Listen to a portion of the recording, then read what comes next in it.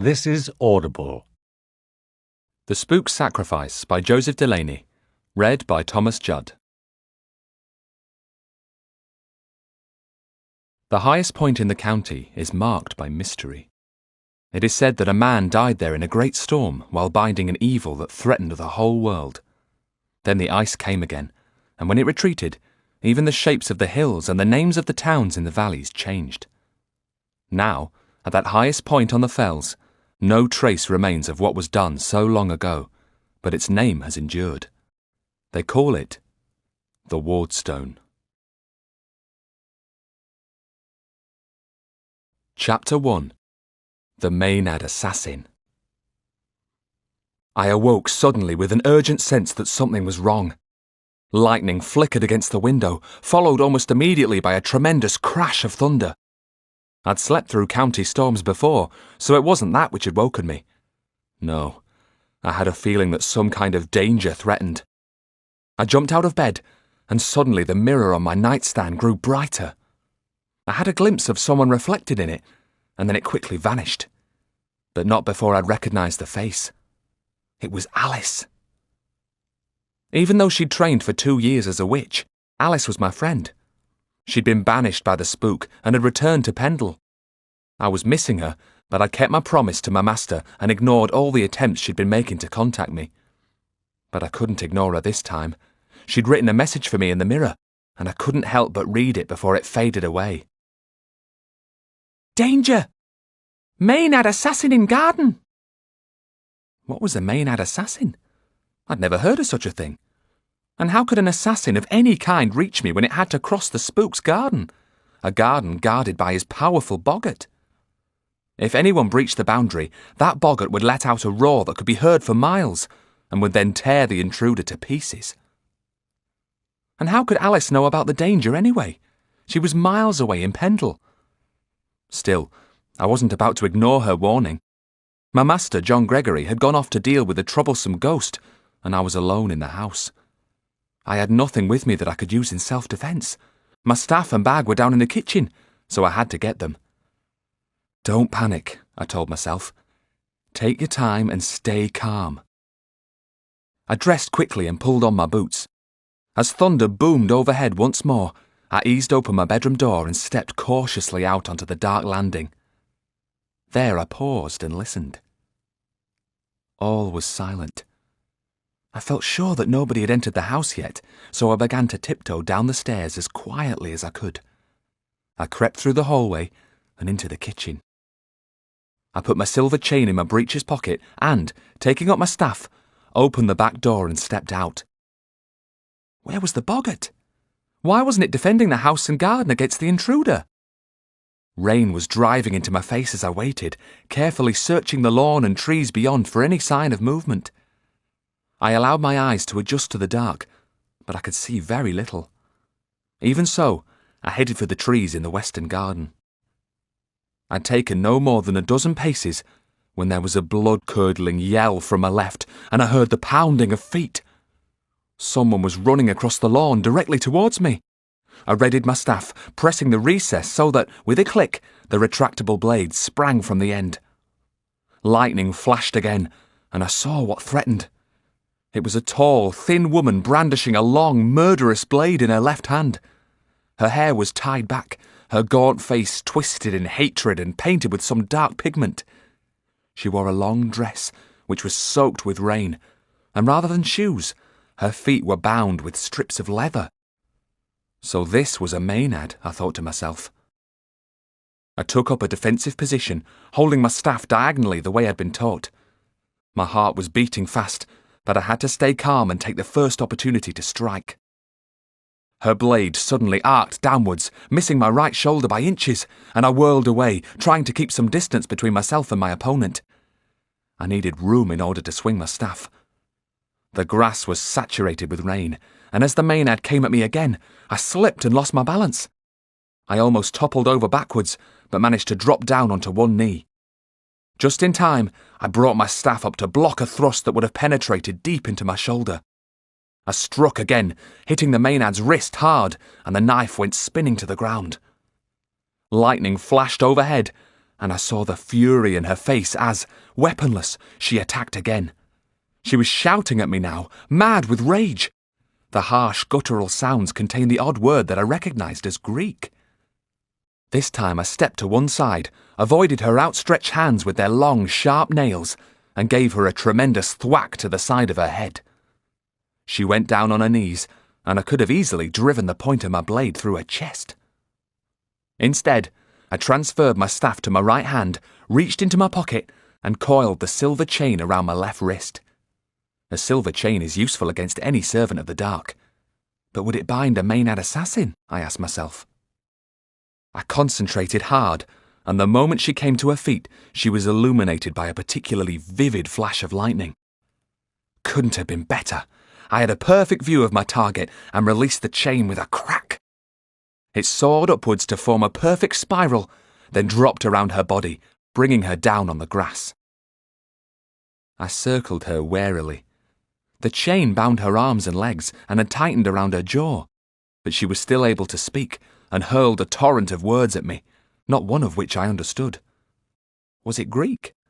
I thought so, but it was some strange dialect. It seemed the chain had worked, though, so wasting no time, I seized her by her left foot and began to drag her across the wet grass towards the house. The spook would want to question her, if he could understand what she was saying. My Greek was at least as good as his, and she made little sense to me. Against one side of the house was a wooden lean-to where we kept logs for the fire, so I dragged her in there out of the rain. Next, I took a lantern down from the shelf in the corner and lit it so that I could get a better look at my captive. As I held it above her head, she spat at me, the pink, viscous glob landing on my breeches. I could smell her now, a mixture of stale sweat and wine. And there was something else, too, a faint stench of rotting meat. When she opened her mouth again, I could see what looked like pieces of flesh between her teeth. Her lips were purple, as was her tongue, signs that she'd been drinking red wine. Her face was streaked with an intricate pattern of whorls and spirals. It looked like reddish mud, but the rain hadn't managed to wash it off.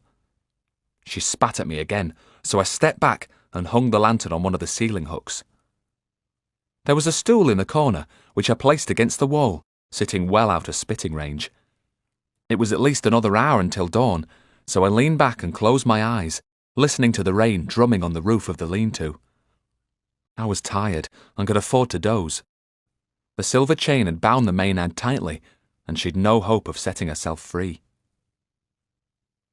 I couldn't have been asleep for more than a few minutes when a loud noise woke me.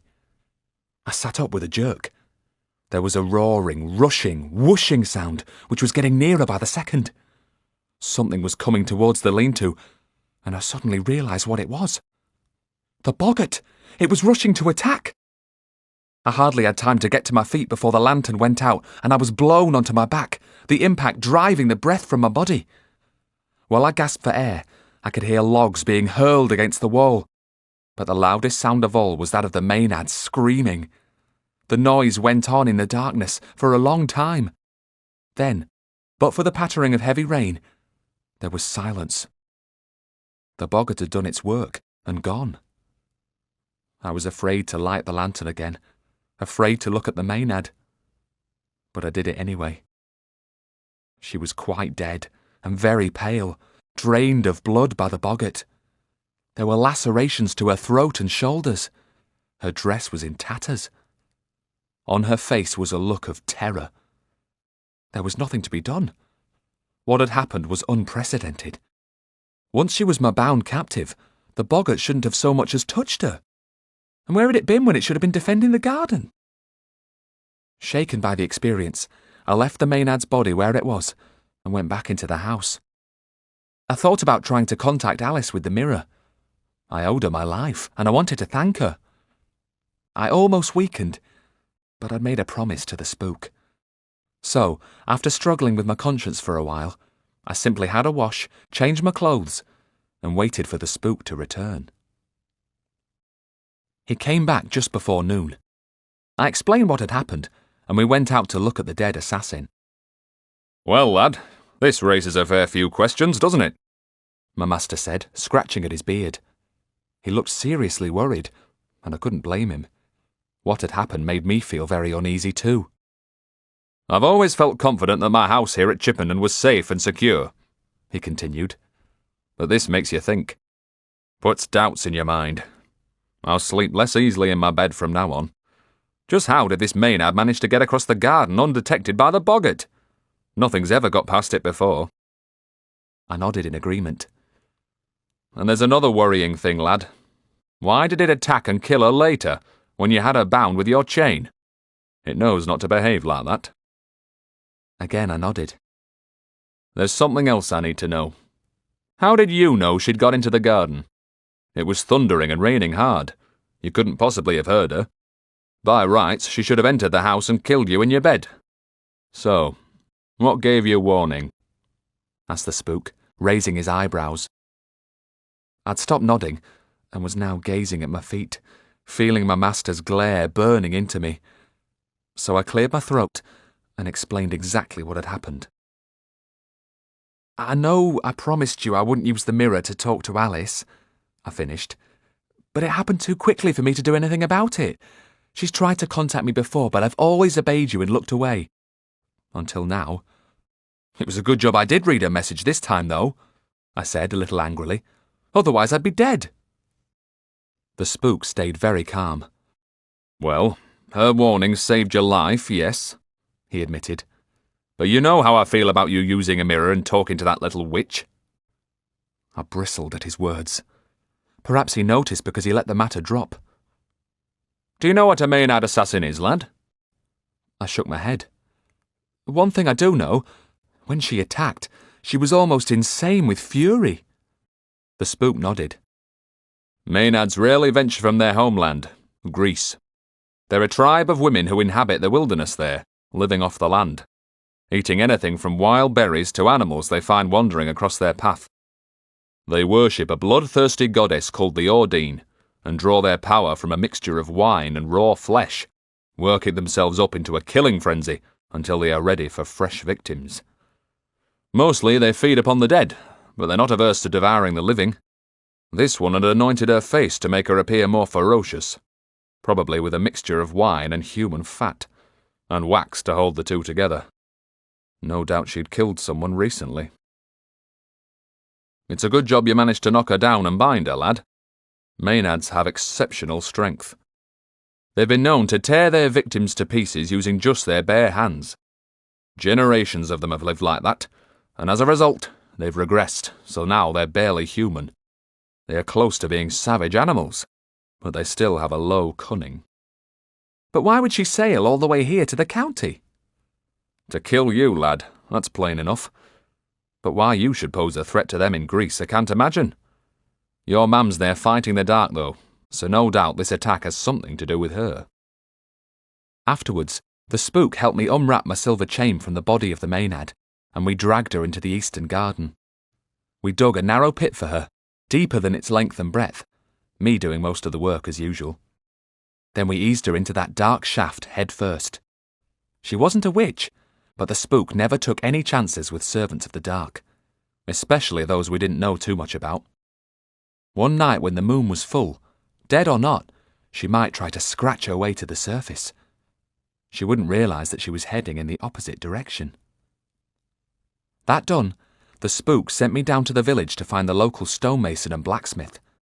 By late evening, they'd fashioned the stones and bars over her grave. It hadn't taken my master long to deduce the answer to his two other questions. He'd found two small wooden blood-stained troughs right at the edge of the garden. Most likely they'd been full of blood before the boggart had drunk its fill. My guess, lad, is that there was something mixed into the blood. Maybe it made the boggart sleep, or confused it. That's why it didn't detect the Maynard entering the garden, and later killed her when it shouldn't have. Pity she died.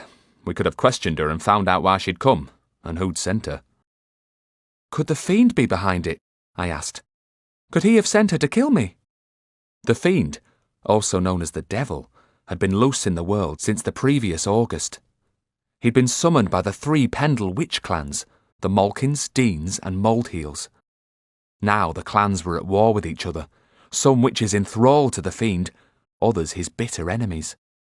I'd encountered him 3 times since then, but although each encounter had left me shaken to my very bones, I knew it was unlikely the devil would try to kill me by his own hand, because he'd been hobbled. Just as a horse can be hobbled, having its legs tied together so it can't wander too far, the fiend had been hobbled by someone in the past, his power limited. If he chose to kill me himself, he would rule the world for only 100 years, a span that he would consider far too short. So, according to the rules of the hobble, he had one choice: get one of his own children to kill me, or try to win me to his side. If he could manage to convert me to the dark, he'd rule the world until its very end. That's what he tried to do the last time we met. Of course, if I died by some other hand, that of the Maenad for example, then the fiend might slowly come to dominate the world anyway. So had he sent her? The spook was looking thoughtful. The fiend? It's a possibility, lad. We must be on our guard. You were lucky to survive that attack. I almost reminded him that it was the intervention of Alice rather than luck, but thought better of it. It had been a hard night, and nothing would be gained by annoying him. The following night, I found it hard to sleep, and after a while I got out of bed, lit my candle, and started to reread Mam's letter, which I'd received in the spring. Dear Tom, the struggle against the dark in my own land has been long and hard, and is approaching a crisis. However, we two have much to discuss, and I do have further things to reveal, and a request to make. I need something from you. That and your help. Were there any way at all to avoid this, I would not ask it of you. But these are words that must be said face to face, not in a letter, and so I intend to return home for a short visit on the eve of midsummer. I have written to Jack to inform him of my arrival, so I look forward to seeing you at the farm at the appointed time. Work hard at your lessons, son, and be optimistic, no matter how dark the future seems. Your strength is greater than you realise. Love, Mam. In less than a week, it would be midsummer, and the spook and I would be travelling south to visit my brother Jack's farm and meet Mam. I had missed her, and I couldn't wait to see her, but I was also anxious to find out what she wanted from me. Chapter 2. The Spook's Bestiary. The following morning, it was lessons as usual. I was in my 3rd year of my apprenticeship to my master, and was studying how to fight the dark. In the 1st year, I'd learned about boggarts. In the 2nd, witches. Now, my topic was the history of the dark. Well, lad, prepare to take notes, commanded the spook, scratching at his beard. I opened my notebook, dipped my pen into the bottle of ink, and waited for him to begin the lesson. I was sitting on the bench in the western garden. It was a sunny summer's morning, and there wasn't a single cloud in the wide blue sky. Directly in front of us were the fells, dotted with sheep, while all around we heard birdsong and the pleasant drowsy hum of insects. As I've already told you, lad, the dark manifests itself in different ways at different times and different places, said the spook, beginning to pace up and down in front of the bench. But, as we know to our cost, the most formidable aspect of the dark in the county and in the wider world beyond is the fiend. My heart lurched, and I had a lump in my throat as I remembered our last encounter. The fiend had revealed a terrible secret to me. He had claimed that Alice was also his daughter, the devil's daughter. It was difficult to imagine, but what if it was true? Alice was my closest friend and had saved my life on more than one occasion. If what the fiend had told me really was true, it would mean that the spook had been right to banish her. We could never be together again. The thought of it was almost impossible to bear. But although the fiend is our biggest concern, continued the spook, there are other denizens of the dark who, with assistance from witches, mages, or other meddling humans, are also able to pass through portals into our world. Numbered amongst them are the old gods, such as Golgoth, whom you'll remember we dealt with on Anglezark Moor. I nodded. That had been a close-run thing, and had nearly cost me my life. We must be grateful that he's sleeping once more," said my master. "But others are very much awake. Take your mam's homeland, Greece. As I told you yesterday, a fierce female deity called the Ordine, who is worshipped by the Maenads, has caused bloodshed there on a vast scale since time immemorial. No doubt she's at the heart of all that your mum's trying to contend with. There's not a lot I know about the Ordine, but apparently she arrives with her followers, who kill everything that moves for miles around. And the Maenads, who are usually scattered across Greece, gather in large numbers to await her arrival. They're like vultures, ready to feast upon the flesh of the dead and the dying. For them it's a harvest, a time of plenty, the reward they receive for their worship of the Ordine and her followers. No doubt your mam will have lots more to tell us. There are blank pages in my bestiary that need to be filled." The Spook's bestiary, one of the biggest and most interesting books in his library, was full of all manner of terrible creatures. But there were gaps where information was scarce, and he updated it whenever he could. "I do know, however, that unlike the other old gods, the Ordine doesn't need human assistance to pass through a portal into this world. Even the Fiend needed the help of the Pendle witches. But it seems that she can pass through a portal at will, and also return when she pleases." "The followers who arrive with her through the portal, what are they like?" I asked. "They are denizens of the dark, demons and elementals. The demons mostly have the appearance of men or women, but possess terrible strength and are very cruel. In addition, there are the Vaingear, flying Lamia witches. So many have now joined her that only a few remain elsewhere. They live alone or in pairs like your mam's sisters. Imagine what it must be like when the Ordine arrives. A host of those creatures swooping down from the sky to rend and tear the flesh of their victims. It doesn't bear thinking about, lad." It certainly didn't. Mam's 2 sisters were flying Lamias. They'd fought on our side during the battle on Pendle Hill, wreaking havoc on the 3 witch clans who opposed us. "Aye, it's a dangerous place, Greece. Your mam has much to contend with. There are also feral Lamia witches, the ones who scuttle about on 4 limbs. They're very common in Greece, especially in the mountains. After this lesson's over, I suggest you go up to the library, look them up in my bestiary, revise your knowledge of them, and enter a summary of what you find in your notebook." "You mentioned that elementals live with the Ordine as well. What kind are they?" I asked. "Fire elementals. Something we don't have in the county, lad. But I'll tell you what I know about them on another day. For now, we'd better continue your study of the old tongue, which is much harder to learn than Latin or Greek." The Spook was right. The rest of the lesson was so difficult it made my head hurt. It was very important that I learn the old tongue, though. It was commonly used by the old gods and their disciples. Also in grimoires, books of dark magic used by necromancers. I was relieved when the lesson came to a close, and I was able to go up to my master's library. I really enjoyed my visits there. It was the Spook's pride and joy, and he'd inherited it, along with the house, from his own master, Henry Horrocks. Some of the books had belonged to previous Spooks and went back many generations. Some had been written by John Gregory himself. They chronicled a lifetime of knowledge acquired practicing his trade and fighting the dark.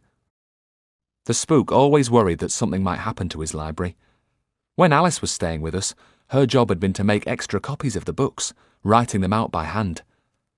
Mr. Gregory believed that one of his main duties was to preserve that library for future Spooks, adding to the fund of knowledge whenever possible. There were racks of shelves containing thousands of books, but are headed straight for the bestiary. It was a list of all sorts of creatures, from boggarts and demons to elementals and witches, along with personal accounts and sketches where the Spook described how he dealt with the dark. I flicked through the pages until I came to Lamia witches. The first Lamia was a powerful enchantress of great beauty. She loved Zeus, the leader of the old gods, who was already married to the goddess Hera. Unwisely, Lamia then bore Zeus's children. On discovering this, in a jealous rage, Hera slew all but one of these unfortunate infants. Driven insane by grief, Lamia began to kill children whenever she found them, so that streams and rivers ran red with their blood, and the air trembled with the cries of distraught parents. At last, the gods punished her by shifting her shape so that her lower body was sinuous and scaled like that of a serpent. Thus changed, she now turned her attentions to young men.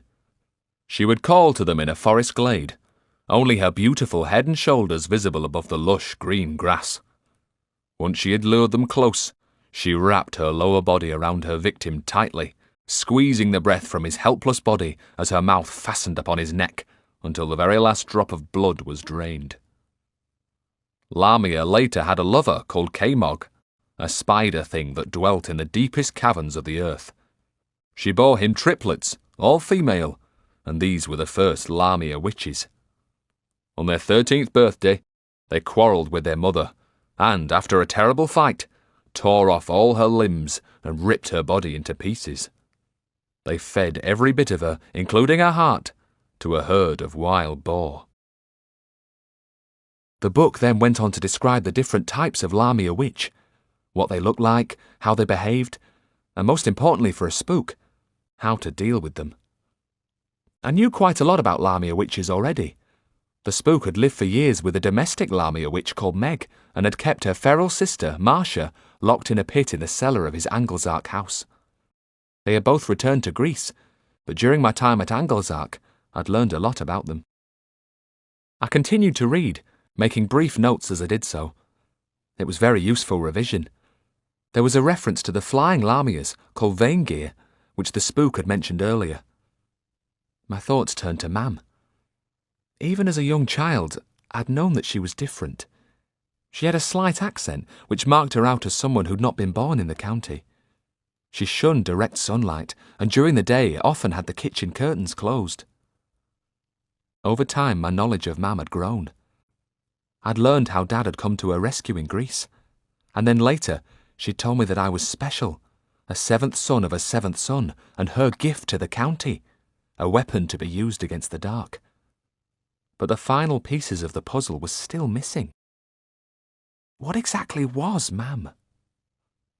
Mam's sisters were Vaingear, flying feral Lamias who, as the spook had just explained, were only rarely found beyond the Ordine's portal. They were now in Malkin Tower, guarding her trunks, which contained money, potions and books. It seemed to me that Mam must also be a Lamia. Probably Vaingear too. That seemed most likely. It was another mystery I needed to solve, though I couldn't just ask her outright. It seemed to me that Mam had to tell me herself, and I might find out the answer very soon. Late in the afternoon, given a few hours off by the spook, I went for a stroll on the fells. I climbed high onto Parlick Pike, watched the shadows of clouds slowly drifting across the valley below, and listened to the lapwing's distinctive pew-eet calls. How I missed Alice. We'd spent many a happy hour strolling up here with the county spread out below. Walking alone just wasn't the same. I was impatient now for the week to pass so the spook and I could set off for Jack's farm. I was really looking forward to seeing Mam and finding out what she wanted from me.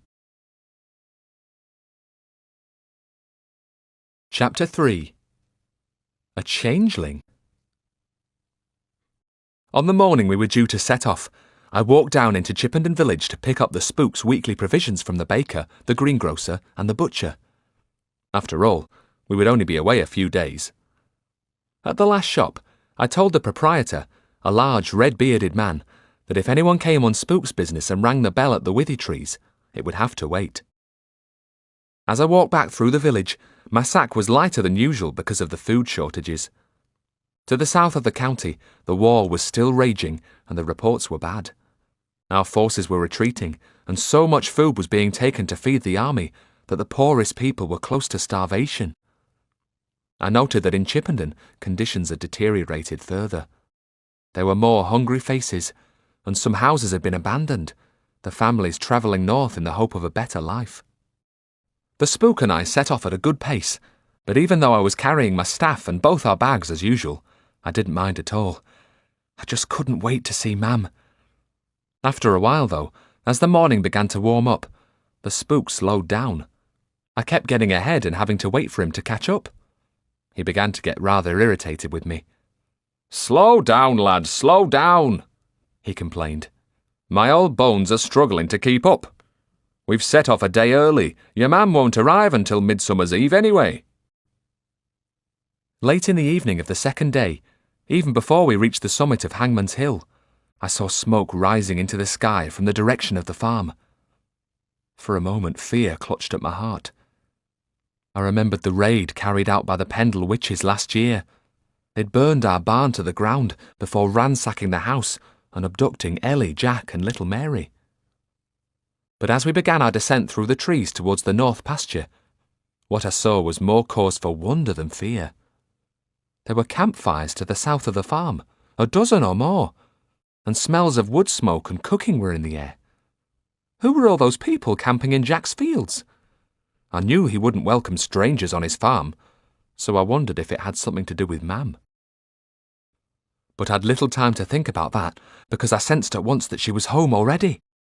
Faint brown smoke was rising from the chimney into the blue sky, and I felt the warmth of her presence. Somehow I just knew that she was back. "Mam's here now, I'm sure of it," I told the spook, my eyes glistening with tears. I'd missed her so much and couldn't wait to see her again. "Aye, lad, maybe you're right. You go down and say hello. You'll have a lot to talk about and be wanting some privacy. I'll wait up here." I smiled, nodded, and ran down the wooded slope towards the new barn. But before I could reach the farmyard, my brother Jack came round the corner into my path. The last time I'd seen him, he'd been seriously ill after being beaten to within an inch of his life by the witches who had raided the farm and stolen Mam's trunks. Now, he was tanned by the sun and looked strong and healthy again, his eyebrows bushier than ever. He gripped me in a bear hug and almost squeezed the breath from my body. "Good to see you, Tom," he exclaimed, holding me at arm's length and smiling broadly. "It's great to see you fit and well, Jack," I told him. "And no little thanks to you. Ellie told me everything. I'd be 6 feet under now if it wasn't for you." Together with Alice, I'd helped to rescue Jack and his family from Malkin Tower. "Mam's back already, isn't she?" I asked excitedly. Jack nodded, but the smile slipped from his face. There was a certain uneasiness, a hint of uncertainty and sadness in his expression. "Yes, she's back, Tom, and she's really looking forward to seeing you again. But I have to warn you that she's changed." "Changed? What do you mean, changed?" "At first I hardly recognised her. She has a wildness about her, especially her eyes, and she looks younger, as if she's cast off the years. I know that doesn't seem possible, but it's true." Although I didn't say anything to Jack, I knew only too well that this might well be the case. Human rules of aging didn't apply to Lamia witches. As the Spook's bestiary had explained, there are 2 forms for a Lamia, and they slowly change from one to the other. Mam was possibly slowly shape-shifting her way back to her feral state. It was a disturbing and scary possibility, not something I wanted to think about too much. "Tom, you know all about these things because of your line of work. Could she be a changeling?" Jack asked anxiously, his face suddenly full of fear and doubt. "Anything could have happened while she's been in Greece. Maybe she's been captured by goblin folk and replaced with one of their own." "No, Jack, of course not," I reassured him. "There's no such thing as goblin folk. It's just a superstition. So don't you worry about that. I'm sure it's just the warm Greek weather agreeing with her. I'll go and see her, and we'll talk later. Where's James?" "James is busy. He's making more money with the forge than I am with the farm at the moment. But I'm sure he'll find time for his youngest brother." James was living here now and helping Jack out with the chores, but by trade he was a blacksmith. It sounded like his new business was shaping up to be a real success. "Who are all those people camping in the South Meadow?" I asked, remembering the fires I'd seen as we descended Hangman's Hill. Jack scowled at me and shook his head angrily. "You'd better ask Mam that question," he retorted. "But I tell you, they have no right to be here. No right at all. Witches from Pendle they are, and to think they're camping in my field after all that happened last year." Witches? If indeed they were, I could hardly blame him for being angry. The Pendle witches had put Jack and his family through hell last year. With that in mind, why would Mam allow them so close to the farm? I shrugged at Jack and set off across the farmyard. Just behind the barn, facing the rear of the house, I saw a new building, and James working at his forge within, his back to me. Just outside in the yard, a farmer was holding the reins of a horse waiting to be shod. I almost called across to James, but I couldn't wait to see Mam. As I approached the house, I was surprised to see Mam's climbing rosebush in flower. Last time I'd been here it had looked dead. The blackened and withered stems had been ripped from the wall when the fiend attacked the house in his attempt to kill me. Now, there were new green shoots climbing up the stones, and a few roses were in bloom, gleaming a bright county red in the sunshine. I paused at the back door and rapped lightly on the wood. I'd been born and brought up in this farmhouse, but it was now no longer my home, and it was polite to knock. "Come in, son," Mam called, and at the sound of her voice, my eyes watered and a lump filled my throat. How I'd missed her. I stepped into the kitchen, and we were suddenly face to face. She was perched on a stool, stirring the big pot of lamb stew that simmered over the fire. As usual, the curtains were drawn to keep out the sunlight, but even in the gloom, when she got to her feet and took a step towards me, I could see what Jack had meant when he said she'd changed. Her smile was warm, but her face was a little gaunt, her cheekbones more prominent than before. Her black hair was no longer streaked with grey, and she really did look younger than when I'd last seen her 18 months earlier. But in her eyes I saw a wildness, an anxious, haunted look. "Ah, son," she said, and she put her arms around me and pulled me close. Her warmth enfolded me, and I sobbed deep in my throat. Holding me at arm's length, she shook her head. "Sit yourself down, son, and be strong. It's good to be together again, but we've lots to say to each other, and we both need clear heads." I nodded and sat down facing her across the hearth, waiting to hear what she had to say. I desperately wanted to ask her about Alice and whether she might be the fiend's daughter, but Mam's business had to come first. It must be important to bring her all the way back to the county for this meeting. "How have you been, Tom? And how's your master?" "Fine, Mam, fine. We're both fit and well. How about you? How did you get on in Greece?" "It's been hard, son." Mam caught her breath, and I saw the emotion in her face. For a moment I thought she was too upset to speak, but then she took a deep breath, and her manner became businesslike. "I'll come directly to the point. I've already visited Malkin Tower in Pendle and collected the bags of money that were in the trunks I gave you. Originally I meant them for you, to help your own cause here in the county, but things have taken a turn for the worse in my own land. Things are critical. I desperately need that money now to finance what must be done to avert a terrible disaster.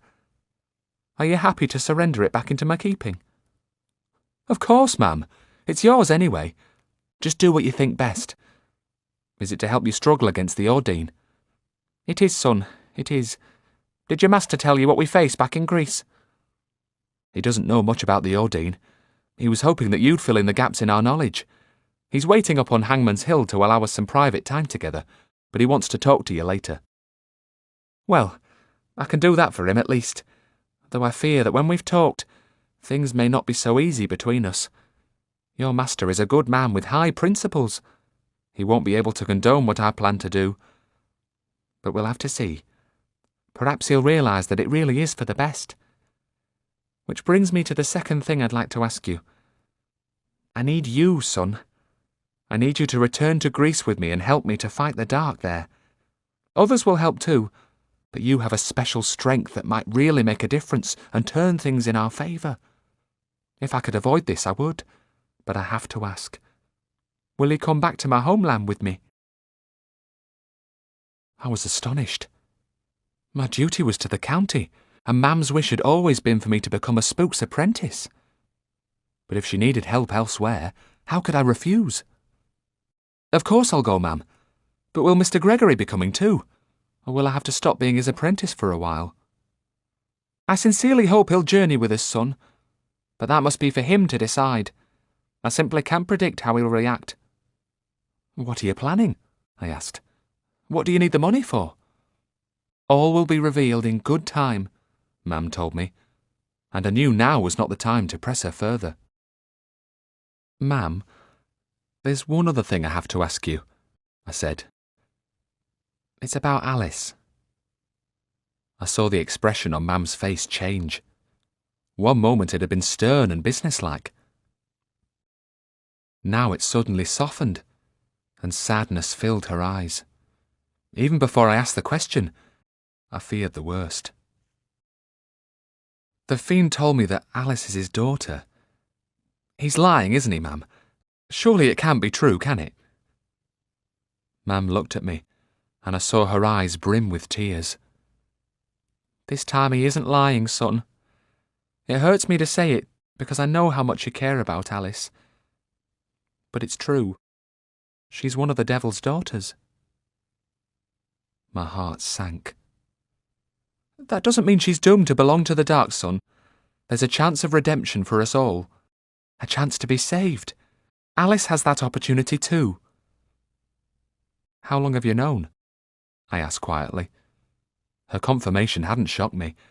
I think that, deep down, I'd known it was true. Since the moment I first saw her, son, when you brought her here to the farm. You knew then, Mam, and yet you kept it from me. She nodded. But there were things you said, things that don't make any sense now. That Alice and I were the future and hope of the county, and that my master would need us both at his side. Why did you say that? Mam got to her feet again, put her hands on my shoulders, and looked straight into my eyes, her expression firm but kind. What I said then, I still stand by.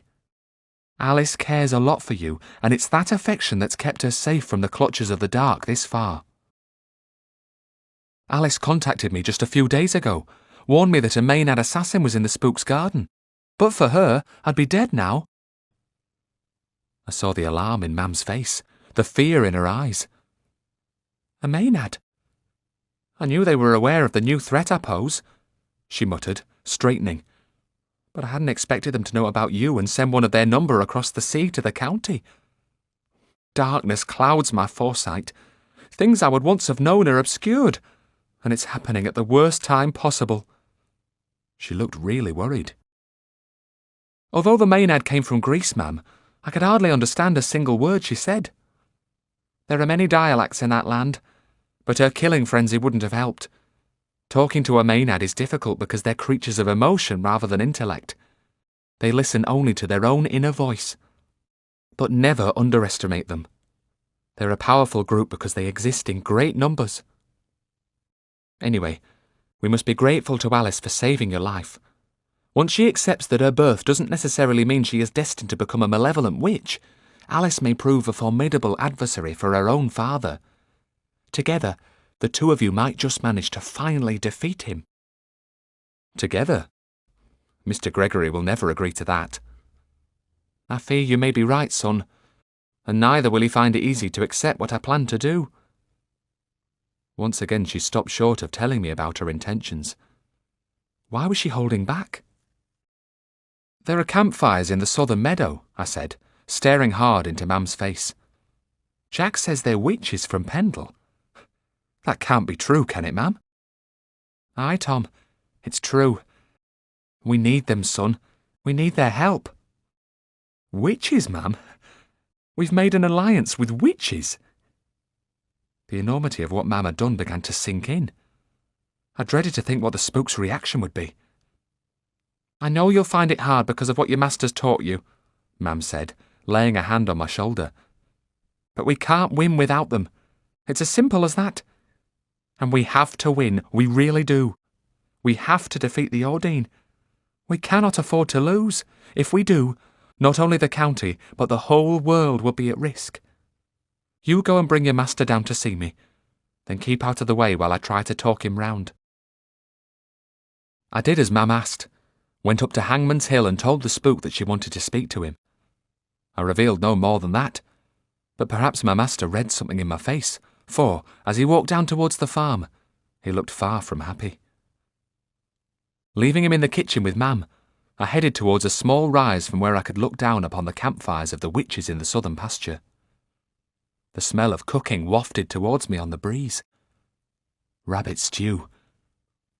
Folk in the county were short of food, and rabbits had been hunted so much that their populations were depleted, and they were now hard to find. But no doubt our visitors from Pendle had their own dark methods. I thought back over my own dealings with witches, and shuddered with horror. I remembered being trapped in a pit while Bony Lizzie sharpened her knives as she prepared to cut the bones from my living body. Then there was that awful moment when Mab Molehill had held a knife to little Mary's throat, clearly prepared to kill her had I not surrendered the keys to Mam's trunks. Malevolent witches were ruthless creatures of the dark who killed innocents to use their blood or bones in their magical rituals. So the ordeal must be terrible indeed, if Mam was prepared to forge an alliance with such evil beings. But could I blame her? I too had been forced to compromise by fighting alongside Gremolkin to defeat Morwena and a host of water witches. My thoughts were interrupted by the sound of the back door slamming, and then I saw the Spook striding across the yard, his face like thunder. I ran towards him, but he scowled and turned north before I reached his side. "Follow me, lad. We need to talk," he snapped over his shoulder as he set off towards Hangman's Hill. After crossing the north pasture, he paused at the border of Jack's farm and turned to face me. "What's wrong?" I asked, by now thoroughly alarmed. I was sure that the discussion with Mam had gone badly. "What's wrong? Everything, lad. Just about everything. You know my feelings about using the dark. It just can't be done. You can't make alliances with witches and such like and hope to avoid being contaminated and drawn towards the dark yourself. Above all, lad, you can't risk it. That's exactly what the Fiend wants, as I've told you often enough. So you've got an important decision to make. Think it over very carefully."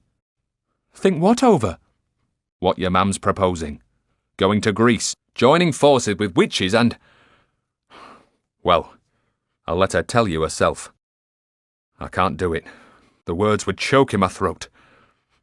I'm going straight back to Chippenden now.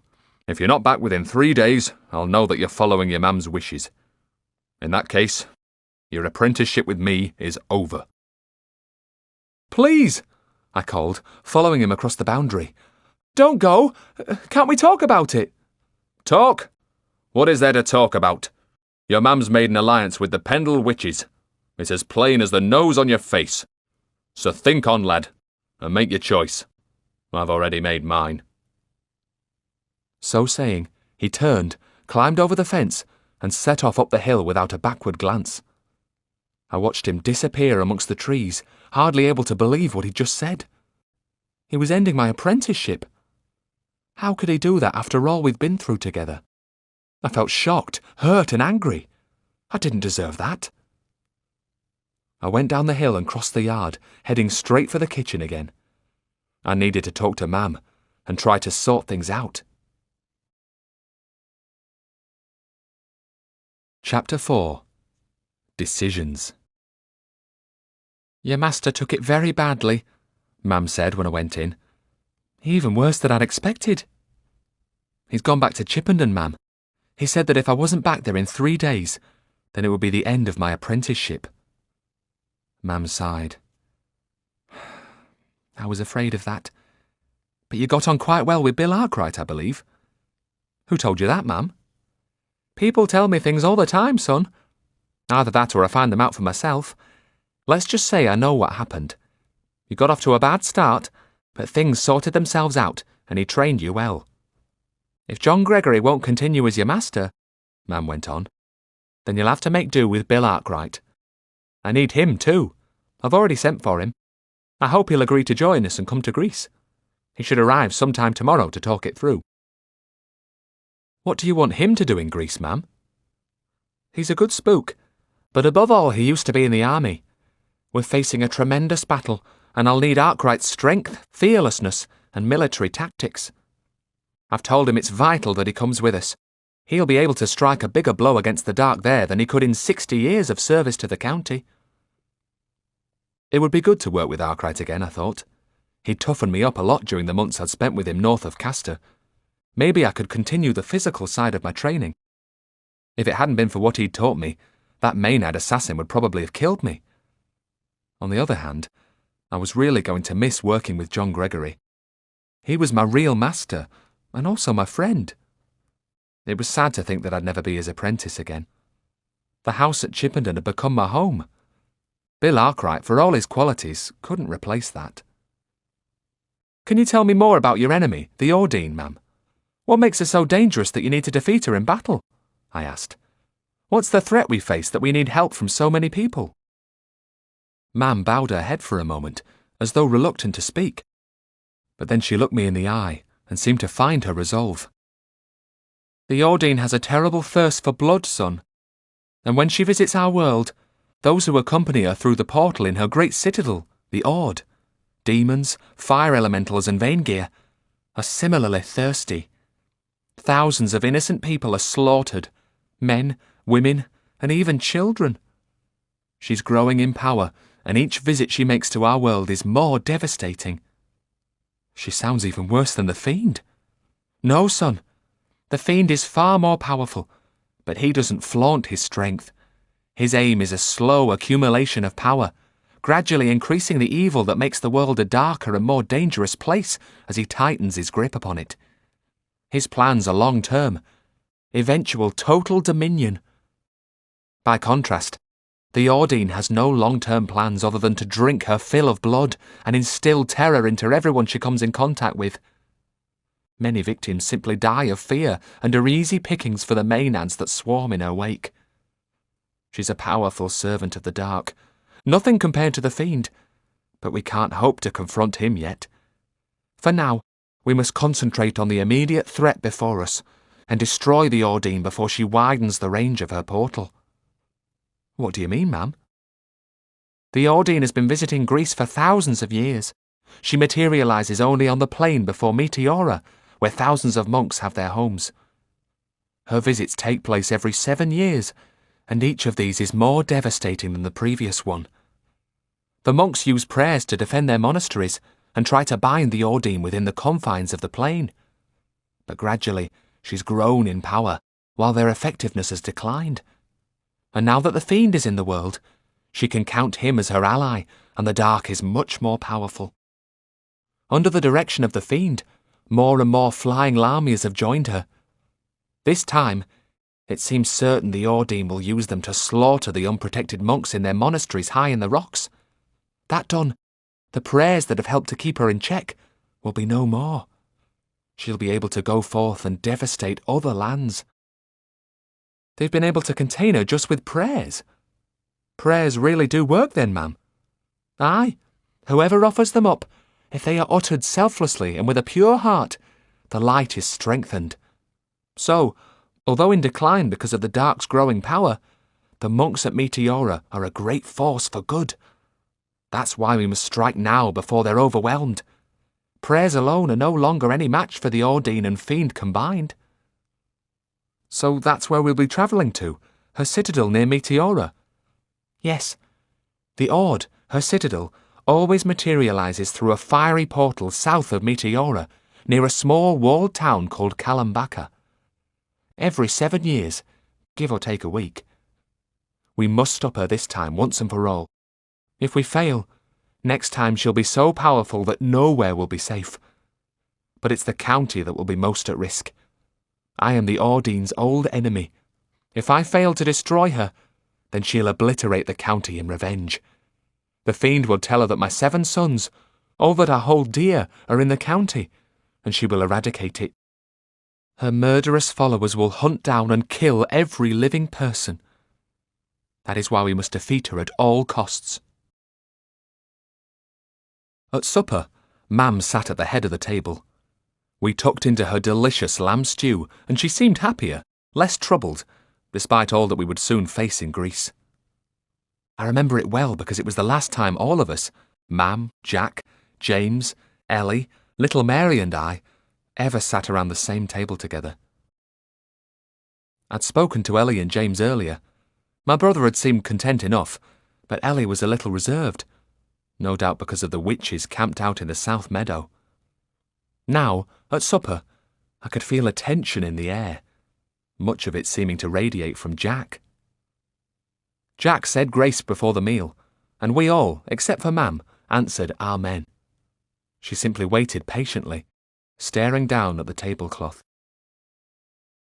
"It's lovely to be back with you all," she said when we'd finished our prayers. "It's sad that your poor dad can't be with us too, but we should remember the happy times." Dad had died during the winter of the first year of my apprenticeship. He'd suffered from congestion of the lungs, and even Mam's skills as a healer had been unable to save him. She'd taken it hard. "I wish that my other sons could have visited too," Mam continued sadly. "But they have lives of their own to lead now, with their own problems. They're in our thoughts, and I'm sure we're in theirs." Despite those sad absences, Mam chatted away cheerily, but the tension in the room was growing, and I could see that Jack and Ellie were uneasy. At one point, through the open window, we heard what sounded like chanting from the direction of the southern meadow. It was the Pendle witches. Mam ignored them and carried on talking, but poor Ellie shuddered and looked close to tears. Jack laid a hand on her shoulder and stood up to close the window. James tried to lighten the atmosphere by telling me about his plans for the brewery he hoped to start the following year. But it remained a tense, uncomfortable meal. Eventually we got through it, and it was time for bed. It was strange to spend the night in my old room again. I went and sat in the wicker chair and stared out through the window across the farmyard and hayfields beyond the north pasture towards Hangman's Hill. The moon was bright, lighting everything to silver, and I tried to pretend that I was back in the days before I'd ever become the Spook's apprentice. I brought all my memory and imagination to bear, and for a few moments managed to convince myself that Dad was still alive, and Mam had never left for Greece. That she was still helping with the farm chores and working as the local healer and midwife. But I couldn't block out the truth. What was done, and things could never be the same again. I climbed into bed with a strong sense of loss and grief that brought a lump to my throat. It was a long time before I managed to fall asleep. Bill Arkwright arrived late the next morning.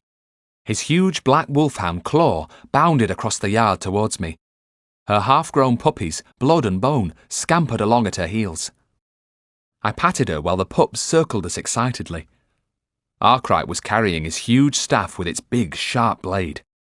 He walked with a swagger, and his closely shaven head glowed in the sun. He looked a lot friendlier than the first time I'd met him, and his face lit up with a warm smile. "Well, Master Ward, it's good to see you again," he said. But something in my expression made his smile fade. "I can tell from your face that something bad has happened," he continued, shaking his head. "Am I right?" "Yes, Mr. Arkwright. My Mam's made an alliance with some of the Pendle witches.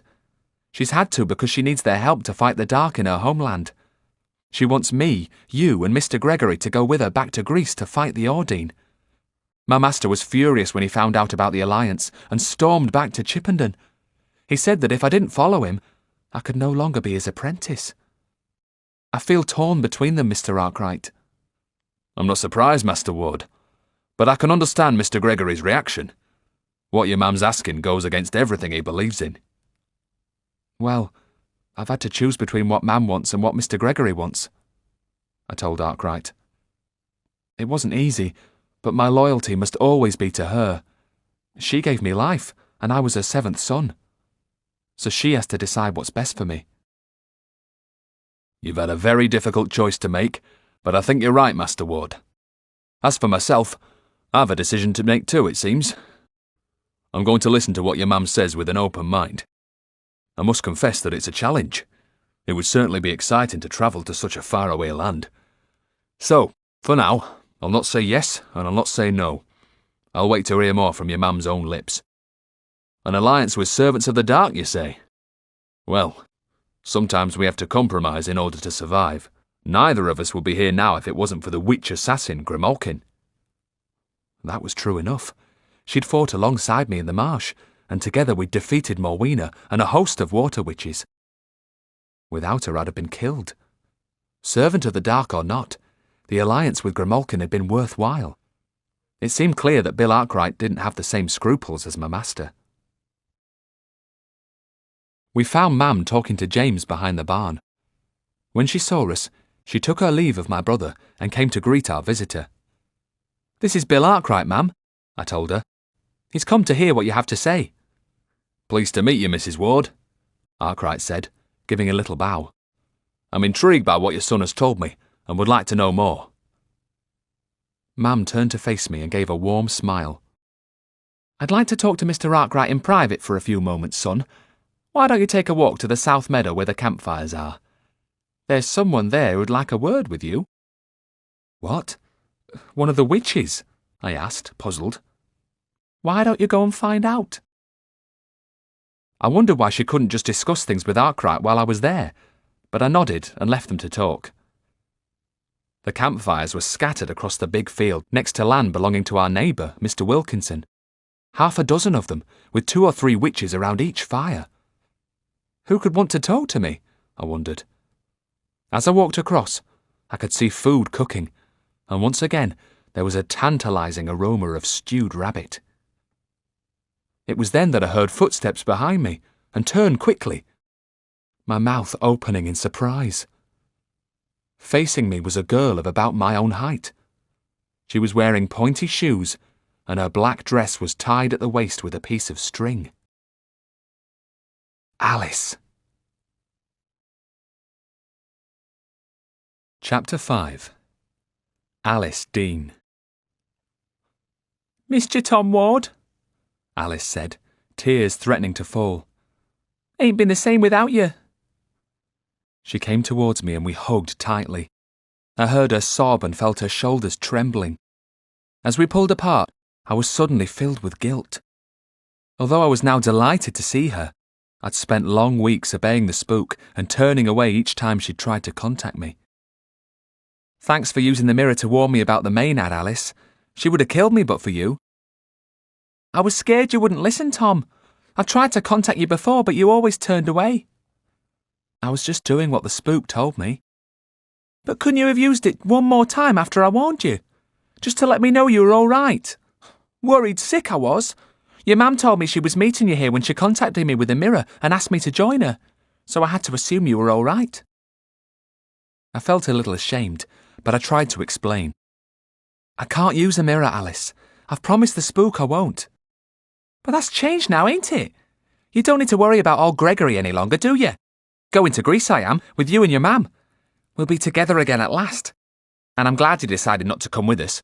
Won't have him looking over our shoulder, will we?" "Don't talk about the spook like that," I snapped angrily. "He's worried about me, worried that I'll be compromised and drawn towards the dark, that the fiend will win me over to his side. That's why he won't let me have any contact with you, Alice. He's trying to protect me." "Anyway," I continued, "how do you know he's not coming? Were you spying on us?" "Oh, Tom, when will you learn that there's not much I don't know?" "So you were spying?" "No, actually. Didn't need to. It wasn't hard to work out what was going on when we all saw him storming back to Chippenden." For a moment, despite my hot words, the thought struck me that if the spook stayed home in Chippenden, then there really was nothing to stop me being with Alice. But I felt another strong pang of guilt and dismissed the idea instantly. "Look, it'll be good on this journey, Tom. Your mam thinks differently to old Gregory. She doesn't mind us being together, and she still stands by what she said last year, that together we can defeat the fiend." "Your own father, Alice," I interrupted. "I found out your dark secret. The fiend is your own father, isn't he?" Alice gasped, and her eyes widened in surprise. "How can you know that?" "He told me himself." She looked shocked. "Well, ain't no use denying it. But it weren't my secret, Tom. I didn't know until he visited me the night before old Gregory sent me away. Terrified I was, to be face to face with old Nick, and it was even worse when he told me I was his daughter. Can you imagine what that was like? Thought I belonged to him, that I was on my way to hell, going to burn there for all eternity. I felt so weak in his presence that I had to do anything he told me. But as soon as I was back in Pendle, your mam contacted me using a mirror. Told me I was stronger than I thought. Gave me new confidence, she did. I've come to terms with it, Tom, so I'm going to fight him. What else can I do but try? A mixture of thoughts and emotions churned within me. Mam and Alice had been in contact using mirrors in the past. Clearly it was still going on, and that made me very uneasy. I still can't believe that Mam's made an alliance with witches, I said, gesturing at the campfires around us. But all of them witches are sworn enemies of the Fiend. 25 or more of them are coming with us. They know it was a big mistake to bring him through the portal, because now he's trying to make them all do his bidding. So they're fighting back. Destroy the Ordine, and it's a big blow against the Fiend. Some from each of the main clans are coming with us. Your Mam's organising everything. It's just exactly as she wants it. Glad to be here again, I am, Tom. Away from Pendle. Only last year the Malkins had abducted Jack and his family, Mam's own flesh and blood. But now here she was, commanding the Malkins and the other Pendle witches, forming an alliance with them to help bring victory. It was hard to take in. And then there was Alice. What had she been up to back in Pendle? Had she moved closer to the dark again? What was it like back there? I asked. Where did you stay? Mostly with Agnes Sourbutt. Tried to keep away from the others, but it ain't been easy. Agnes was her aunt, a dean who lived on the far edge of the clan village and kept herself to herself. She used a mirror to see what was going on in the world, but was a healer and certainly not a malevolent witch. Bad as Pendle was, Alice had stayed at the best possible place. But what did she mean by the others? Who else did you see? Mab Moldheal and her two sisters. What did they want? Mab, although no more than 15 or so, was the leader of the Moldheal clan. She was one of the most powerful scryers in the whole of the Pendle district, able to use a mirror to see clear visions of the future. She was also malevolent and often used human blood. They knew about the journey to Greece and what we were going to do because Mab scryed it. They wanted to come too. But Mab played a big part in bringing the Fiend through the portal, Alice.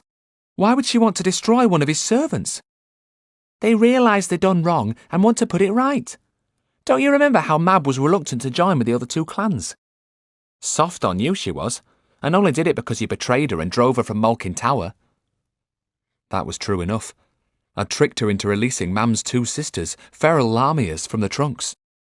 In revenge, she'd led her clan into an alliance with the Deans and Malkins to raise the Fiend. So what happened, Alice? Are they here?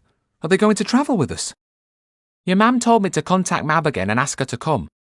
Ain't arrived yet, but they'll be here soon enough. Apart from Mam, do any of the witches know who your father is? Alice shook her head and looked about her furtively. I've told nobody, she whispered.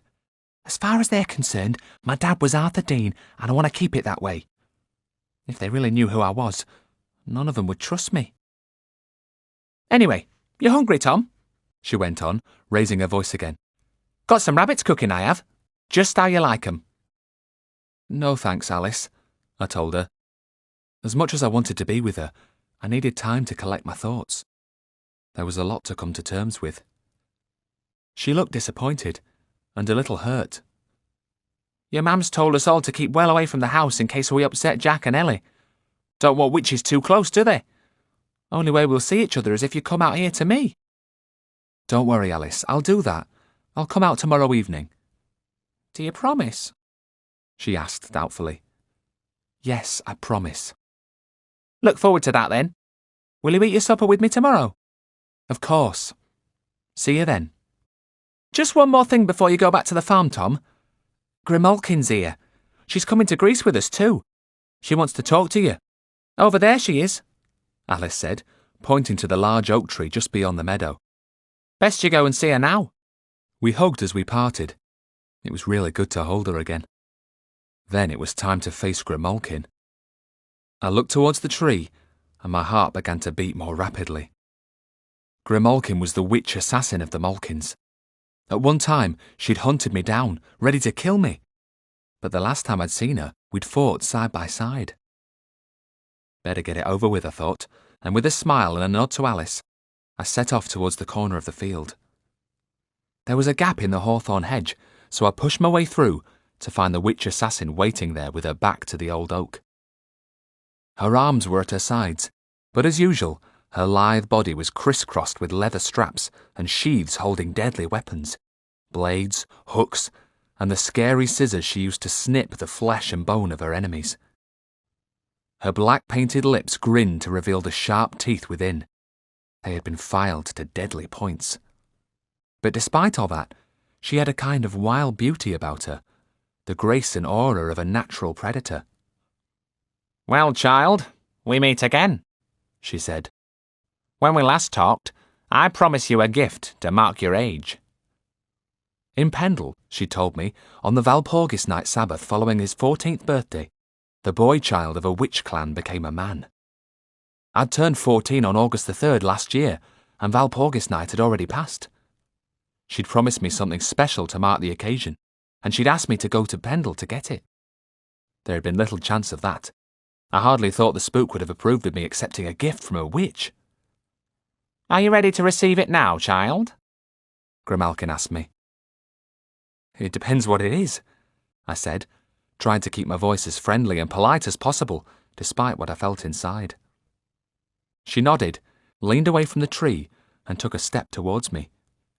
Her eyes stared hard into mine, and I suddenly felt very nervous and vulnerable. She smiled. "It may help if I tell you that your mother agrees that I should do this. If you don't believe me, then ask her." Grimalkin didn't lie. She lived by a strict code of honour. But was my mam in contact with all the witches in Pendle? I wondered. Bit by bit, it seemed, everything I believed in, everything my master had taught me was unravelling. What mam wanted for me seemed to be constantly clashing with the wishes of the spook. I had another decision to make, and whatever I decided, one of the two would be unhappy. But once again, I decided that mam's needs had to take precedence over those of my master, so I gave Grimalkin a brief nod and agreed to accept the gift. "Here, child. It's a blade." She held out a leather pouch. "Take it." While she watched, I unwrapped it to reveal the short dagger within. I saw then that the pouch was actually a sheath and strap. "You wear it diagonally across your shoulder and back," she explained. "The sheath should be positioned at the nape of your neck so that you can reach for it over your right shoulder. The blade is very potent and can damage even very powerful servants of the dark." "Could it destroy the fiend?" I asked. Grimalkin shook her head. "No, child. I only wish that it could. I would have used it long ago. But I also have a second gift for you. Come closer. I won't bite." I took a nervous step forward. Grimalkin spat into her right hand and quickly dipped her left forefinger into the spittle. Next, she leaned forward, traced a wet circle on my forehead, and muttered something under her breath. For a moment, I felt an intense cold inside my head, and then a tingling that ran the length of my spine. "There. It's done, child. It is yours to use now." "What is it?" I asked. "My second gift is a dark wish. Has your master never told you about such things?" I shook my head, feeling sure he'd be furious if he knew I'd received such a thing from a witch. "What is it?" "It is called dark because nobody, even those skilled in scrying, can foretell when and how it will be used or the outcome of using it. It cost me much to create, years of stored power that you can now unleash with a few words. So only use it when you need something badly and all else fails. Begin with the words, 'I wish,' and state what you want clearly. Afterwards, repeat your wish a second time. Then it will be done." I felt uncomfortable even thinking about using such dark power. Grimalkin turned to go. "Remember to use the dark wish with great care. Don't waste it. Don't use it lightly." With that, she pushed her way through the hedge and set off for the nearest campfire without even a backward glance. I went back towards the farmhouse and found Arkwright chaining up his 3 dogs in the barn. "Don't like to do this, Master Ward, but it's for the best. Claw's very territorial. Your farm dogs wouldn't last long if I let her roam free." "Have you decided? Are you coming with us to Greece?" I asked. That I am. My one worry is leaving the north of the county unattended. No doubt there'll be more than one water witch to deal with on my return. But your mum's talked me round. She's a very persuasive woman, so the county will just have to manage. For now, the really important work lies across the sea.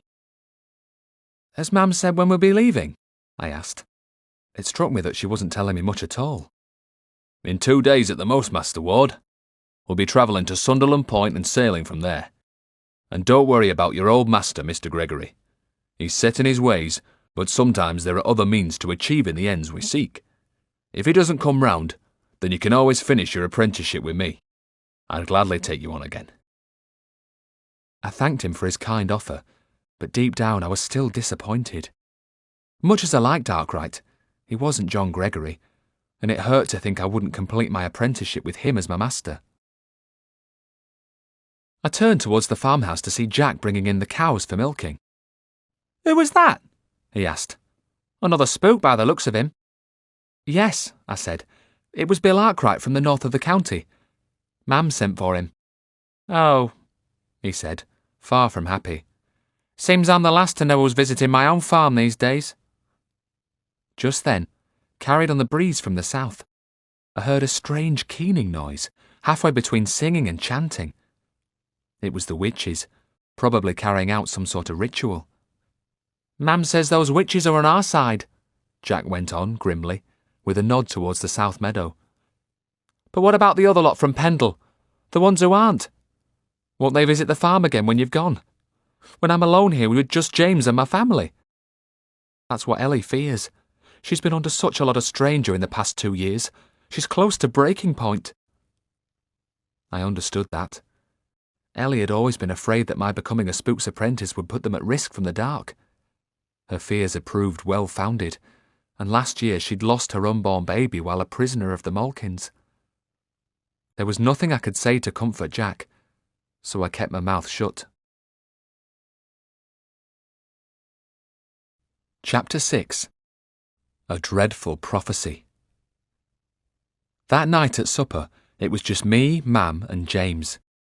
It seemed that little Mary had an upset stomach, so Jack and Ellie had taken her to bed early. But I suspected that my eldest brother wasn't happy with all that was happening at the farm and was staying away. Mam was cheerful and kept the conversation going, but only James really responded much. Finally, he went off to bed, leaving me alone with Mam. What's troubling you, son? She asked. I'm confused, Mam. Confused? Aye. Take the witches. Do we really need them? They're clearly troubling Jack and Ellie, and without them the spook would probably have come with us to Greece. Sorry, son, but we do. For one thing, they're excellent fighters, particularly Grimalkin, and we're going to need all the forces we can muster in the battle that faces us. The Ord is a terrifying place, and the Pendle witches are just about the only creatures I know who won't be too afraid to enter it. They all have their part to play. What about Grimalkin's presence of the Dark Wish and the Blade? She said you'd agree to her giving them to me. How can it be right or safe to use anything that comes from the dark? You sent me off to be Mr. Gregory's apprentice, and now you're making me go against everything he's taught me. I saw a sadness in Mam's eyes. Only you can decide whether or not to use those 2 gifts, son. I'm also doing things I prefer not to. I'm doing them to win a great victory. You may have to do the same at some point. That's all I can say. Are you wearing the blade? No, Mam, it's in my bag. Then wear it, son, for me. Will you do that? Yes, Mam. If that's what you want, then I must do it. Mam took my face in her hands and looked at me intently, willing me to understand the truth of what she was saying. If we fail, the county will suffer terribly. Then the rest of the world will follow. The Ordine will be let loose with the fiend's power behind her. We need everything available to us to stop such evil. This is no time to wonder about where such help comes from. We must grab it with both hands for the greater good. I only wish I could persuade your master to see it the same way. No, son. We have to go to Greece and take the Pendle witches with us. We have no choice. From that day on, I did as Mam asked, wearing the blade under my shirt in a sheath positioned at the nape of my neck. How could I refuse her? But I felt that I was moving into a much darker phase of my life than I had ever experienced as an apprentice to John Gregory. The following day, a couple of hours before sunset, I headed for the South Meadow to keep my promise to Alice. She was bending over a campfire near the hawthorn hedge that enclosed the field, some distance from the others. It seemed that she was keeping herself to herself, away from the other witches. That made me feel better. I didn't want her under their influence. The rabbits were on a spit, their juices dribbling into the flames. "You hungry, Tom?" "Starving, Alice. They smell delicious." We ate the rabbits in silence, but exchanged smiles. When we'd finished, I thanked Alice and complimented her on the meal. She didn't say anything for a while, and I began to feel more and more awkward. In the past, we'd always had plenty to say to each other, but we'd exchanged all our news the day before, and now our conversation seemed to have exhausted itself. There was an uncomfortable distance between us. "Cat got your tongue?" Alice asked finally. "If so, it's got yours too," I retorted. She smiled at me sadly. "Things just ain't the same anymore, are they, Tom?" I shrugged. What she'd said was perfectly true. How could they ever be the same again? "A lot's happened, Alice. Everything seems to be changing." "Changing?" "My apprenticeship to Mr. Gregory is over. Mam's formed an alliance with some of the Pendle witches, and you, my best friend in the whole world, turn out to be the daughter of my enemy." "Don't," she said. "Don't say it." "Sorry." "Look, if we go to Greece and win, then it'll all have been for the best, won't it? I'll have proved to you and Mr. Gregory that I'm nothing like my father. And maybe when old Gregory finally realises that your man made the alliance for the good of the county, he'll take you back on and you can continue your studies." "I suppose so," I said. "But I'm uneasy, uncomfortable. There's a lot to take in." "It's been bad for both of us, Tom. But we'll come through it, won't we? We always have in the past." "Of course we will," I told her warmly. We parted on good terms, but it seemed strange to be leaving Alice in the field with the witches. It was as if we belonged to different worlds. I felt like stretching my legs, so I followed the perimeter of the farm round to the north. The sun was just sinking below the horizon, and as I reached the boundary of Hangman's Hill, I saw 3 figures waiting in the shadows just beyond the fence. I recognised them as I got closer. It was Mab and her sisters, 3 witches from the Moldheel clan. Mab was leaning back against a tree, staring at me. I remembered her as quite a pretty girl, but the Mab who faced me now was positively glowing, with a dazzling smile, sparkling green eyes and golden hair. Just in time, I remembered the 2 dark magic spells, glamour and fascination. The first made a witch appear much more attractive than she really was.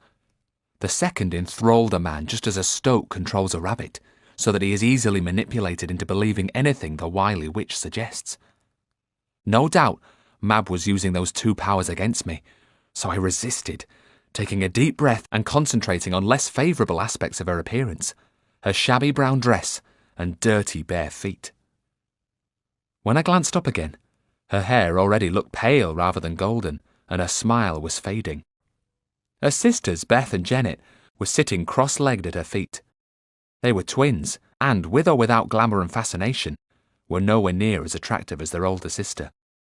They had hooked noses, pinched faces, and hard, staring eyes. "You're not supposed to be here, Mab," I told her with a frown. "Mam wants you all to keep to the South Meadow until we leave." "You don't seem very friendly, Tom," Mab pouted. "We've just come to say hello. After all, we're on the same side now, aren't we? And aren't you going to thank me for saving your life?" I looked at her in puzzlement. What did she mean? "That Maynard would have killed you but for me," she said. "I scried it and told Alice to warn you. Knew you wouldn't be looking at me in a mirror. Just hope we can be friends again now, that's all." We'd never really been friends, and I remembered that Mab could be cruel and dangerous. Back in Pendle, she'd not only threatened little Mary, She'd also intended to murder Alice. This was what repelled me about having to work with malevolent witches. Most used blood or bone magic. They could make do with animals, but they preferred to use people. Tell Tom what else you scried, Mab, Beth said, getting to her feet and standing behind her older sister. Oh yes, tell him. I want to see his face when he knows. Her twin Janet said, jumping up on the other side of Mab. Not sure I would, said Mab. It'll only make poor Tom unhappy. But maybe not as unhappy as it would have done in the past. After all, he's not as close to Alice anymore. They're not that friendly at all now, are they? But I could be your friend, Tom. Closer to you than anyone has ever been. I'd be— What did you scry? I interrupted. Mab had already proved that she really could use a mirror to look into the future. I was concerned. What had she seen regarding Alice? I saw Alice Dean die, Mab said, her eyes smiling with pleasure. A feral Lamia witch had her in its mouth, dragged her down into its dark lair, then sucked out all her blood until her heart stopped. You're lying, I snapped, a fist beginning to squeeze my heart and tighten my throat. Mab's prophecies had come true before. I couldn't bear the thought of that happening to Alice. No need to lie, Tom. It's the truth, as you'll find out soon enough. I scried it 2 weeks ago. I used fresh blood. It was young blood, too. Not often wrong when I do that. It'll happen in Greece on the journey to the Ord. Tell her if you like. Not that it'll make any difference. You're not coming with us to Greece, I said angrily. I'm going to speak to Mam about you. I don't want you anywhere near me or Alice. You can tell her what you like, but she won't send me away. Your Mam needs me. Her foresight is fading, but mine's still strong. I'm needed to find out what the Maenads are up to. No, you won't get rid of me so easily. Without another word, I turned my back on Mab and her sisters and walked back towards the farm. I was seething with anger. She called out to me, her voice shrill and peevish. It'll be a bad summer for you, Tom Ward. Lots of nasty things going to happen. You're going to feel more unhappy than you've ever felt before. Chapter 7. The Journey Begins. At last, it was our time to head for Sunderland Point and begin our long sea voyage to Greece. 5 wagons were hired to carry us and our tools and supplies to the coast, one of them covered with a dark canvas to protect Mam from the sun. The Pendle witches had set off on foot the day before. Mab and her 2 sisters were part of a contingent of 7 moleheels. There were also 9 deans and 11 Malkin representatives, including Grimalkin. Alice went with them. We didn't even get a chance to say goodbye. Brief and sad were the farewells we took of Jack, Ellie and James. Jack hugged Mam tightly, and when they drew apart, there were tears in his eyes. As she climbed up into her wagon, I saw that Mam's cheeks were wet too. I tried hard to put the sight from my mind, but it seemed like a final parting. They might never see each other again. I also thought of my last meeting with the Spook. I was now off to a strange land to face great dangers. I might never see him again. I wished I could have said goodbye to him properly to thank him for all his advice and training. The journey passed without incident, and we arrived at Sunderland Point to find it teeming with activity. The depth of the channel didn't permit large vessels to approach the shore, but out in the river estuary, a large 3-masted ship lay at anchor. It was the Celeste, which had been chartered to carry us across the seas to Greece. It was supposed to be fast too, one of the speediest merchant ships operating from county ports. Now do you see why I needed the money? Mam said. Chartering such vessels doesn't come cheaply, nor does finding a crew willing to take witches as passengers. Between the shore and the ship, smaller craft were sailing back and forth with supplies. The evening sun was shining, but there was a strong breeze, and I looked nervously at the choppy water. I heard a welcoming bark, and Claw bounded towards me with her 2 pups. Bill Arkwright walked close behind them. "Ready for the voyage, Master Ward? Not a bad day for it," he remarked. "But there's a bit of a swell, and it'll be a lot worse further out. Be all right once you get your sea legs, though." I said nothing and glanced across at Alice, who was standing near the group of witches. She was clearly as nervous as I was, but she caught my eye and gave me a little wave. I waved back and looked at the witches, who were all staring down at the turbulent water. The sea wasn't the same barrier to a witch as running water like a river, but the salt was still a serious threat. Immersed in the sea, they would die. Even the spray was toxic to them, so they had put on gloves and leggings, and the normally barefoot molehills were clad in woolen socks. They also wore leather hoods. These were close-fitting and had small holes for eyes, nose, and mouth. Yet in spite of these additional garments, I felt sure that the witches would still spend the journey cowering in the Celeste's hold. Mam told me that the crew had been warned about their passengers, but on the shore, the witches were attracting a few wary glances, and most people kept their distance. 2 large rowing boats were used to ferry us out in groups of 6 or so. Mam went first, escorted by the captain of the Celeste.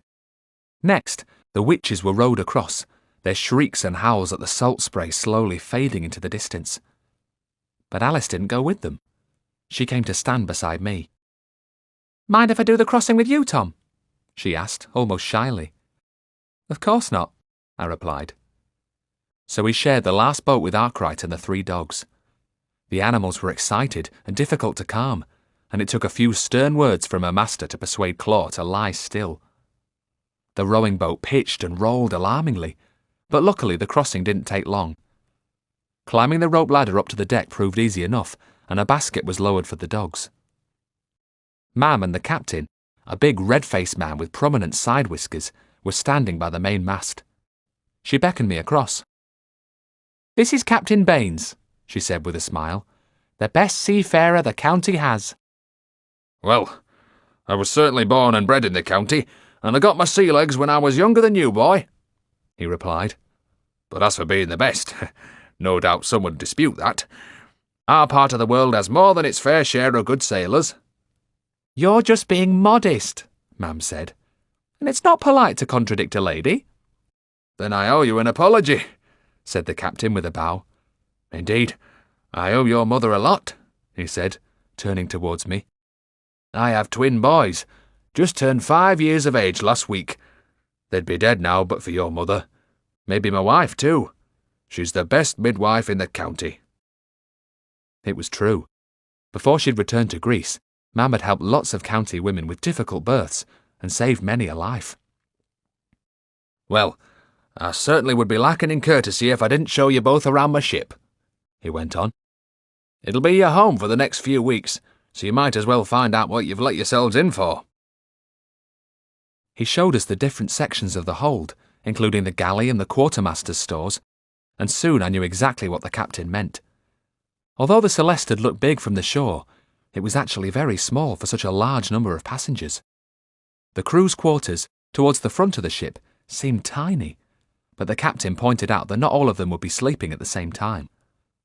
There were 3 watches, so at any one time 1/3 of the crew would be on duty. The witches were to be located aft, to the rear of the Celeste, and there were separate quarters that I would share with Bill Arkwright. Additionally, there were 2 cabins. The first belonged to the captain. The second had been reserved for Mam. Her cabin was small, but very well appointed. In addition to the bed, there was an armchair and a table with 2 straight-backed wooden chairs. All the furniture was bolted to the floor to prevent it from sliding about during storms. The porthole didn't admit much light, so the captain lit a lantern. "I hope you'll be comfortable here, Mrs. Ward," he said. "And now I must get back to my duties. We'll be sailing within the hour."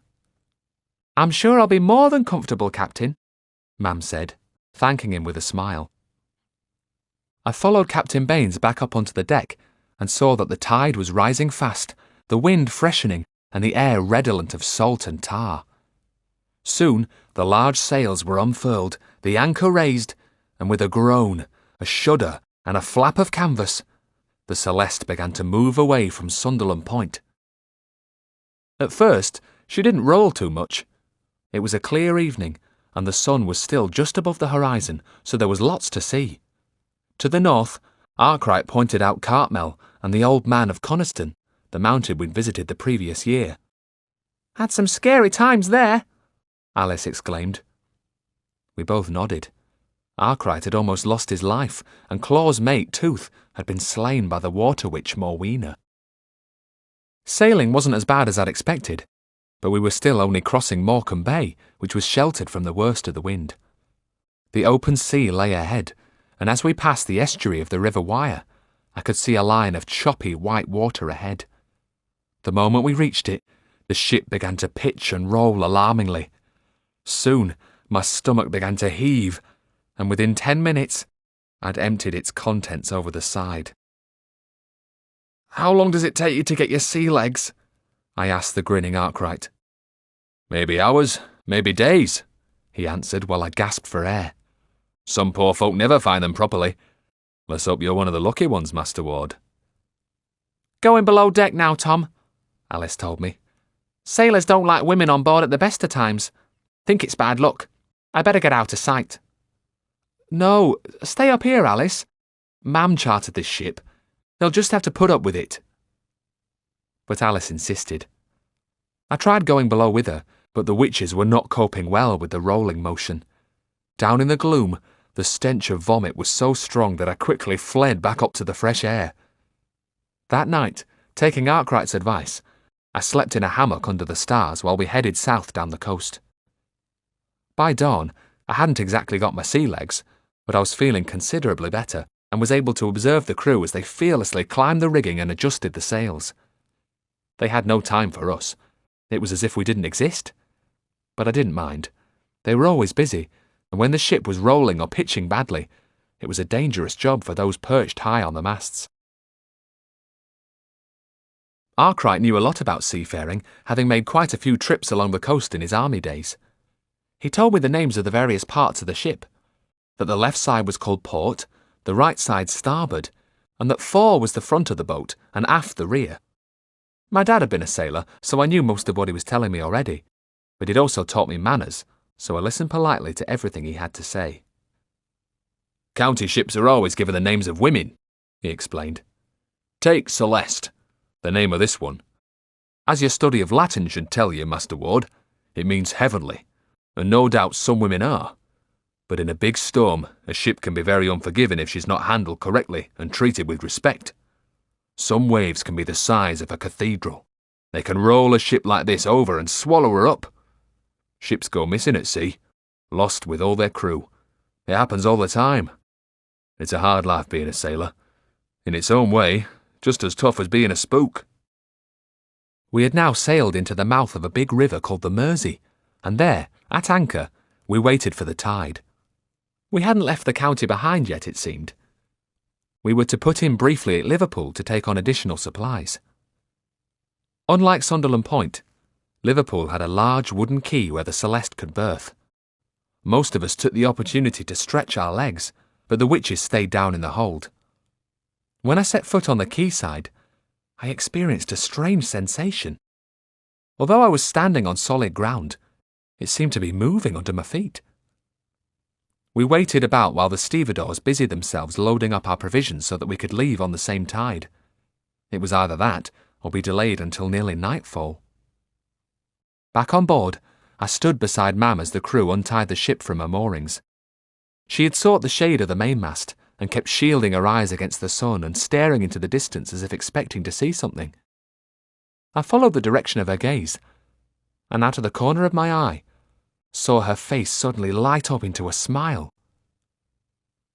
Someone was running towards us, and to my astonishment, I saw that it was my master. He was carrying his bag and staff, and his cloak was billowing out behind him.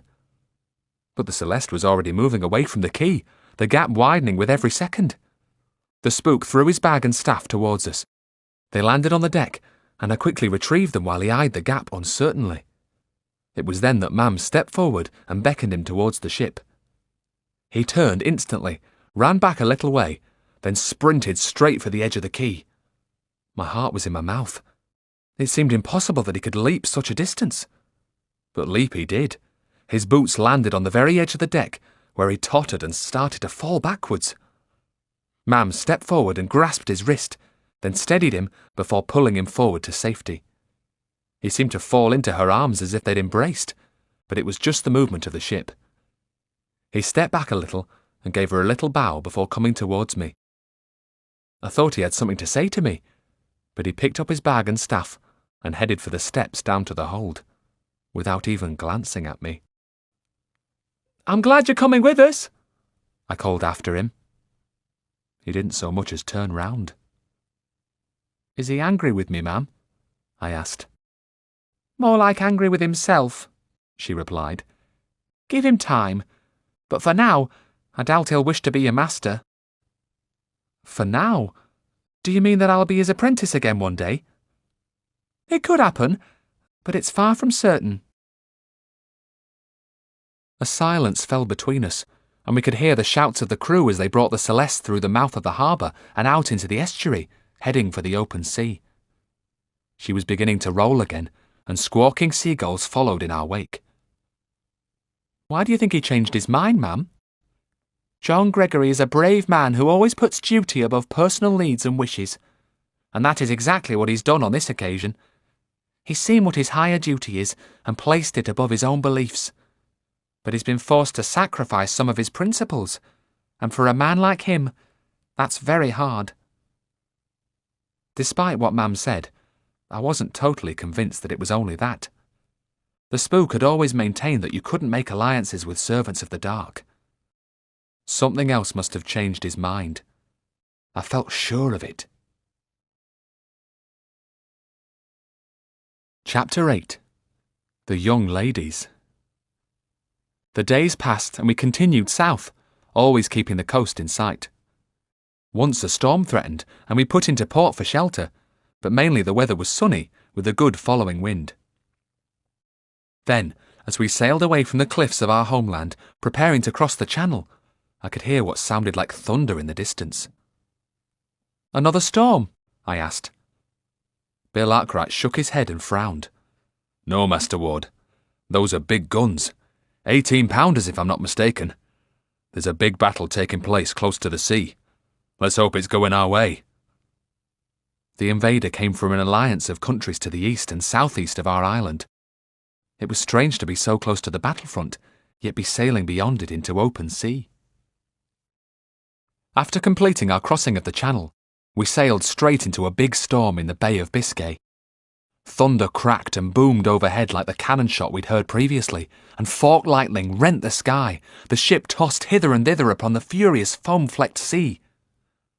I wasn't the only one who feared that we would drown, but the crew took it in their stride, and we sailed on into calmer waters, the air growing warmer by the day.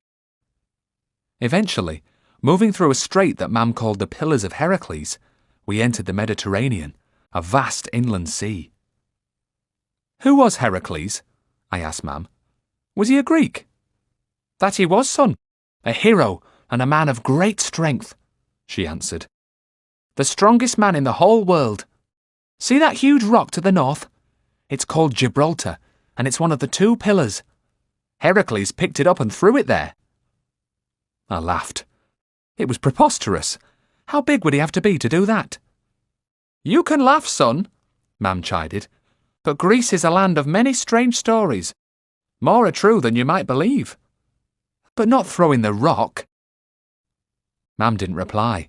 She simply smiled mysteriously and turned away. But before she'd taken 6 paces, she beckoned me, so I followed her down to her cabin. She hadn't invited me in before, so I wondered what she wanted. It had to be something she needed to say to me in private. Mam led the way into the gloom of her cabin, lit a lantern, and placed it in the middle of the table, motioning for me to sit down opposite her. "Now, I think this is the time to tell you a little more of what we face in Greece," Mam said. "Thank you," I replied. "It's been troubling me that I don't know much about it." "I know, son, but I'm afraid there's lots that I don't know either. I'm worried that the Ordine might pass through the portal before we arrive.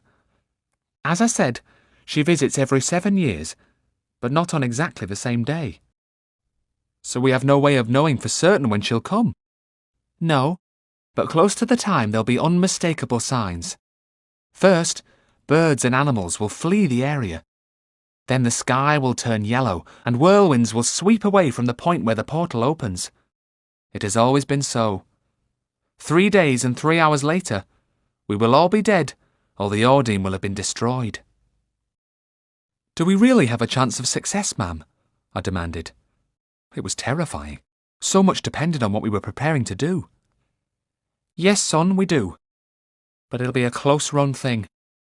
When the Ordine appears on the plain south of Kalambaka, her intention will be to ravage that town, slay its inhabitants and take their blood.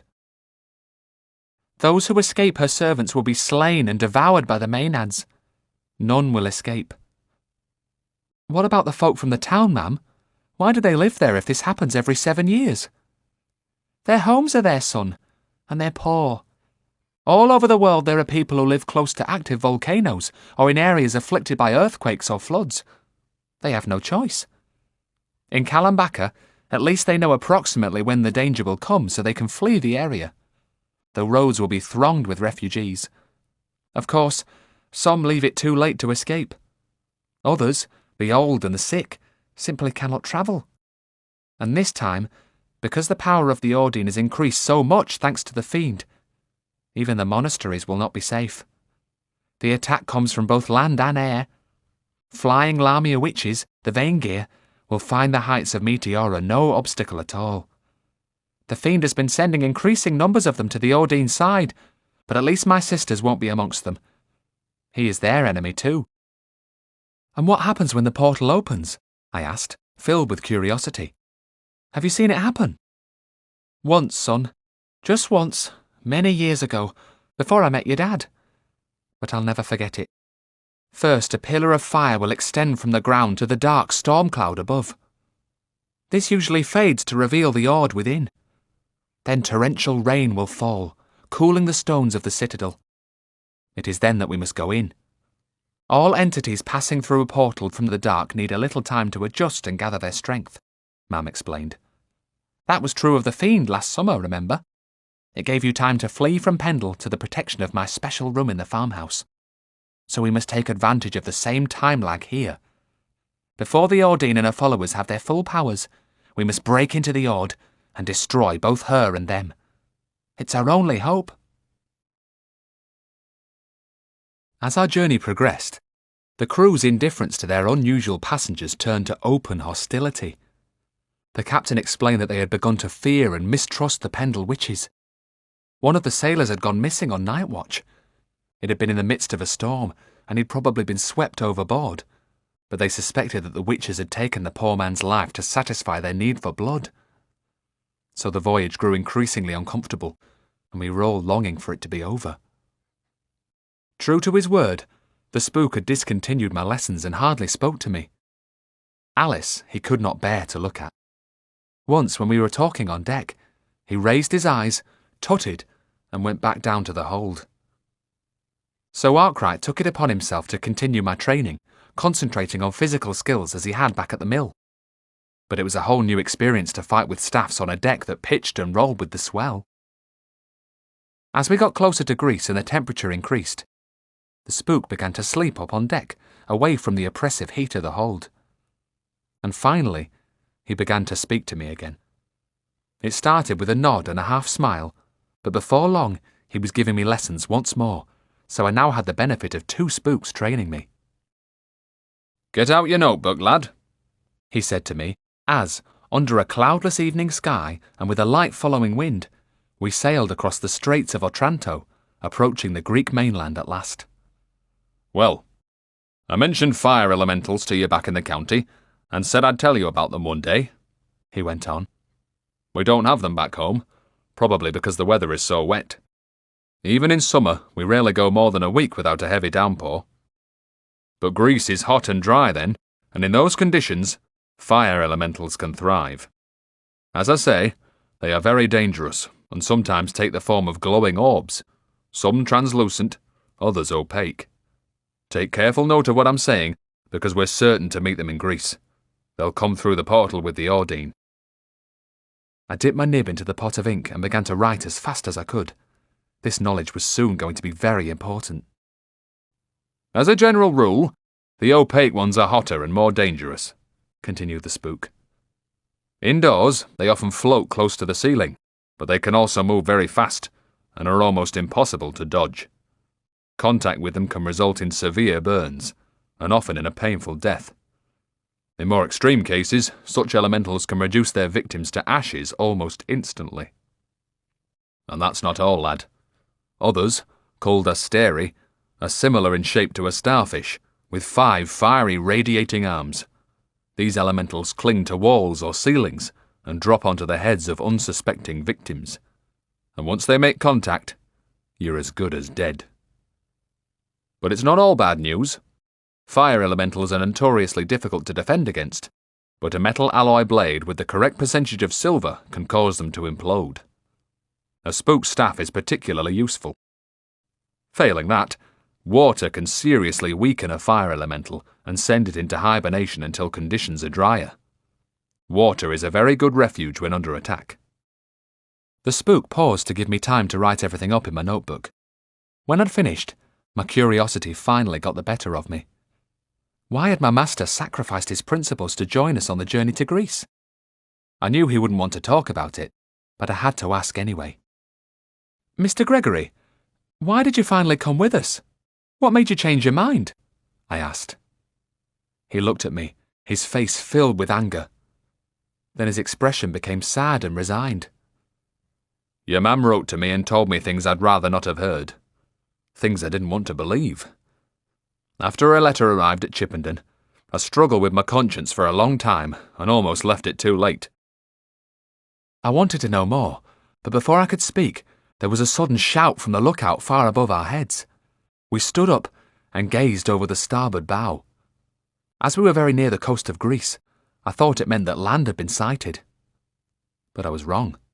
The crew began to scurry up the rigging, unfurling every last inch of available sail. A large ship had been spotted to the west, sailing out of the setting sun.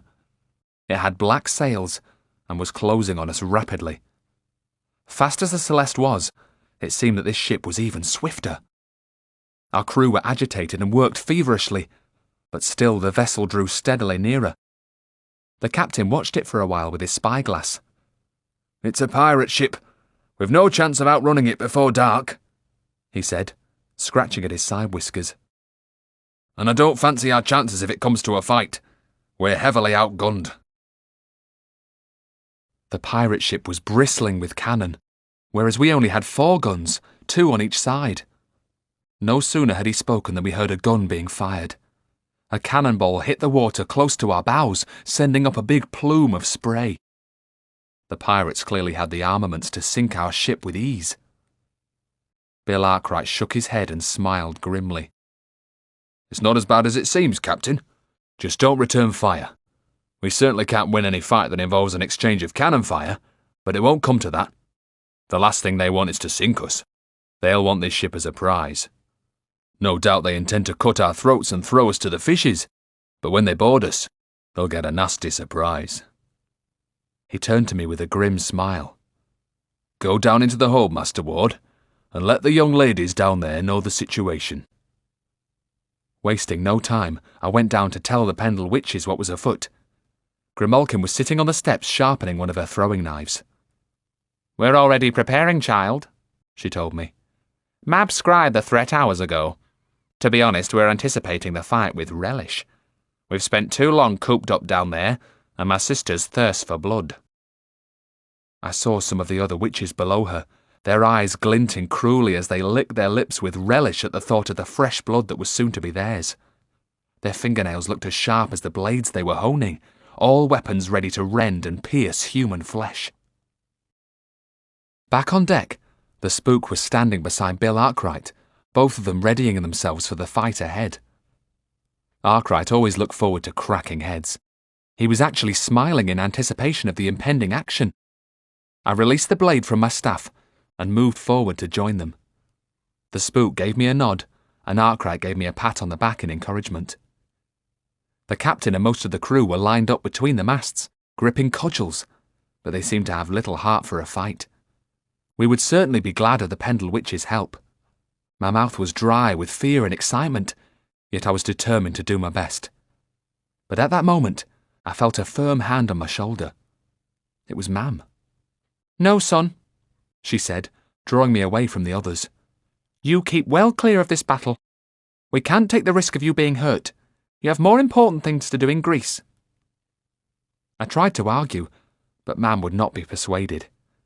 It was frustrating that others were free to take risks, but not me. I resented being mollycoddled, but I had to obey Mam. So I stood at her side, furious that I couldn't take part in the coming battle. We didn't have to wait long for the attack. The pirate ship grew close, and then its crew hurled grappling hooks across the gap and drew the two ships together, their port side crunching hard against our starboard. Some of the pirates paced the deck of the ship with an arrogant swagger. Armed with knives, cutlasses, and big cudgels spiked with nails, they looked pitiless and fierce. Others waited in the rigging, looking down upon us like vultures, considering us nothing more than dead meat. But before the first of the pirates could leap across, the witches came up from the hold, led by Grimalkin. Wearing their hoods and bristling with weapons, they looked like a force to be reckoned with. Some were drooling, the saliva running from their mouths to drip from the bottom of their leather hoods as they anticipated the feast of blood ahead. Others were baying like hunting dogs, their bodies quivering with excitement. They looked fierce and deadly, none more so than Grimalkin, who with a blade in each hand led them close to the rail to form the first line of defence. And Alice stood there too, looking as resolute and determined as the rest. The pirate captain, a huge man brandishing a cutlass, was first to jump down onto the deck of the Celeste. He was also the first to die. Grimalkin slipped a blade out of a shoulder sheath and hurled it straight and true at his throat. He hardly had time to register surprise before the cutlass slipped from his hands and his lifeless body fell to the deck with a heavy thud. The rest of the pirates boarded us immediately, and the battle commenced. The Spook and Arkwright were required to play little part in the proceedings. They waited at the rear, their weapons at the ready. The captain and his crew were also redundant, no doubt relieved that their services were not required. Little of the fight took place on our own deck. After a preliminary fierce skirmish with the witches, those pirates still standing quickly retreated to their own ship. Seeing what they faced and having witnessed the death of their captain, no doubt they would have preferred to withdraw to a distance and blow us to pieces with cannon shot. But the grappling irons now worked against them. Before they could unhook them and separate the two ships, the witches went on the offensive. Shrieking and howling with bloodlust, they boarded the pirate ship and the slaughter began. And Alice went with them. They chased the pirates up the rigging, around the deck, or down into the hold. Those who stood and fought lasted mere seconds before their lifeblood was staining the deck. I strained my eyes to see what part Alice was playing in all this, my stomach churning in anxiety at the thought of the danger she faced. The sun had set by now, and the light was fading fast, so she was lost to my sight. We were spared the worst of the horrors, but we certainly heard the screams of those dying pirates and their unheeded calls for mercy. I walked forward with Mam to rejoin the others. "I find it hard to stand by and let such things happen, lad," the Spook complained, giving me a hard glare. I suspected that his words were also directed at Mam, who'd chosen our witch allies, but if so, she made no reply. "It's a bad business, I'll give you that," I heard Arkwright say. "But how many poor sailors have lost their lives at the hands of those pirates?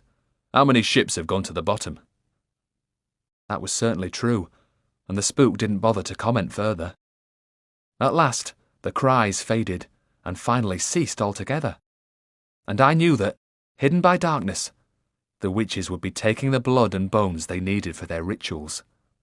I knew Alice well enough to be confident that she would play no part in that.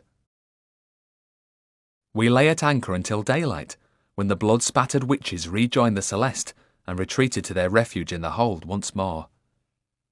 I noted the contrast between Mab and Alice. The former was gloating, clearly revelling in what had just taken place. Alice stood with her arms folded and looked sick at heart. Chapter 9. What I Am. We sailed north, tacking against the wind, with the coast of Greece now always visible on our starboard bow. I could see that this was a very different land to the one I was used to. There was some greenery, yes, with clumps of pine and oak and the odd cypress tree spearing the sky, but it wasn't the lush grassland of the county, with its high rainfall and damp westerly winds.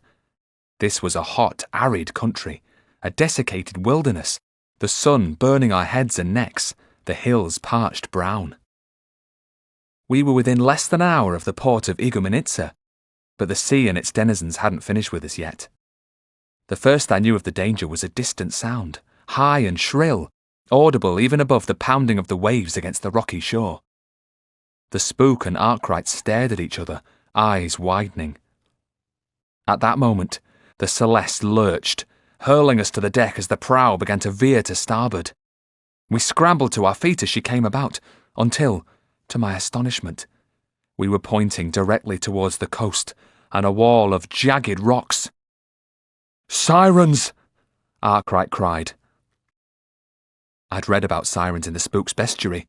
They were creatures of the sea, females who used their strange, melodious cries to lure sailors onto the rocks and destroy their vessels.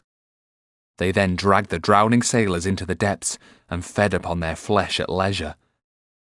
A seventh son of a seventh son had a degree of immunity to their calls, but an ordinary sailor could easily be enthralled by their hypnotic voices. I followed the two Spooks forward to the wheel. The cries of the sirens were much louder now, filled with a shrill intensity that set my teeth on edge. I felt the urge to answer their call, but I fought hard against it, and gradually it diminished. Most of the crew were in the prow, staring towards the source of that powerful siren song.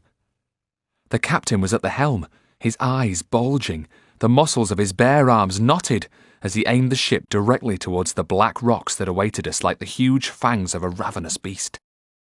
He gripped the wheel like a madman, his eyes fixed upon the awaiting shore.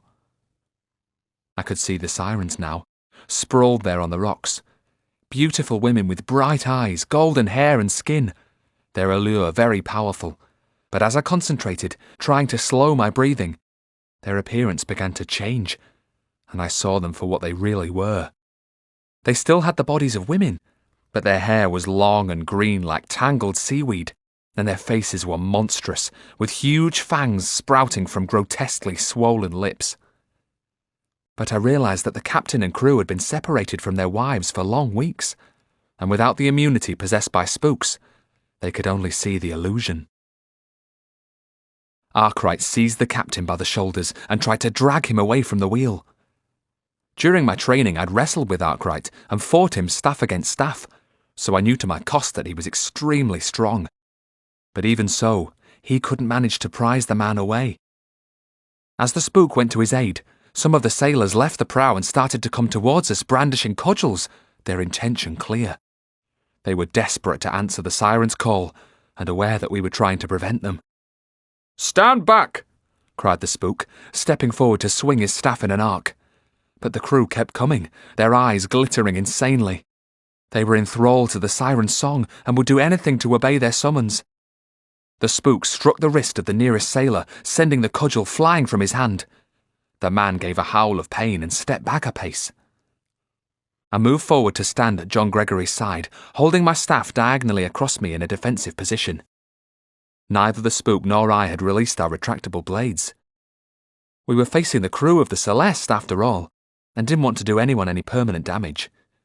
It was for that reason, too, that Arkwright was still wrestling with the helmsman rather than cracking his skull to bring him to his knees. Suddenly, Mam was at Arkwright's side. I glanced back to see her roll something in the palm of her hand and insert it into the left ear of Captain Baines. Arkwright twisted the captain's head, and she did the same to his other ear. "Now release him!" she cried, shouting above the roar of the waves pounding the rocks, which were dangerously close now. Whatever Mam had done, the change in the captain was sudden and dramatic. He gave a cry of fear, his eyes filled with loathing as the sirens on the rocks now appeared to him in their true shapes, and he began to spin the wheel. In response, the boat came slowly about and began to veer away from the sirens. At that moment the crew rushed us, but the Spook and I used our staffs to good effect, bringing two of them down hard on the deck. The next moment, Arkwright was at our side, pointing his staff towards them, clearly prepared to use it if necessary.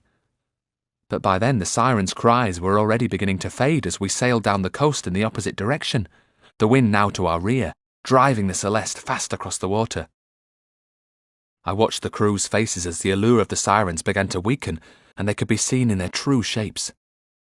By now the hideous creatures were hissing with anger, showing their fangs as they began to slip off the jagged rocks into the sea. "I put wax in the captain's ears," Mam explained. "If he can't hear the siren song, then it has no power. It's a simple but effective method and has been used many times by my people. Sirens are always a risk on our shores, but I thought this stretch of coastline was safe. The power of the dark is certainly increasing." Within a few minutes, the siren cries could be heard no more. Once the captain had pulled the wax plugs from his ears, Mam explained to the bewildered crew of the Celeste what had happened. The ship was brought about, and we continued our journey northwards, this time keeping considerably more distance between ourselves and that dangerous shore.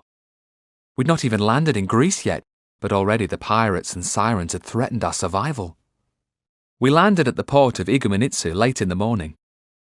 While our provisions were unloaded, we all stayed on board, as if reluctant to leave the safety of the ship. An alien land awaited us, the hot, spice-laden air heavy with the promise of unknown danger.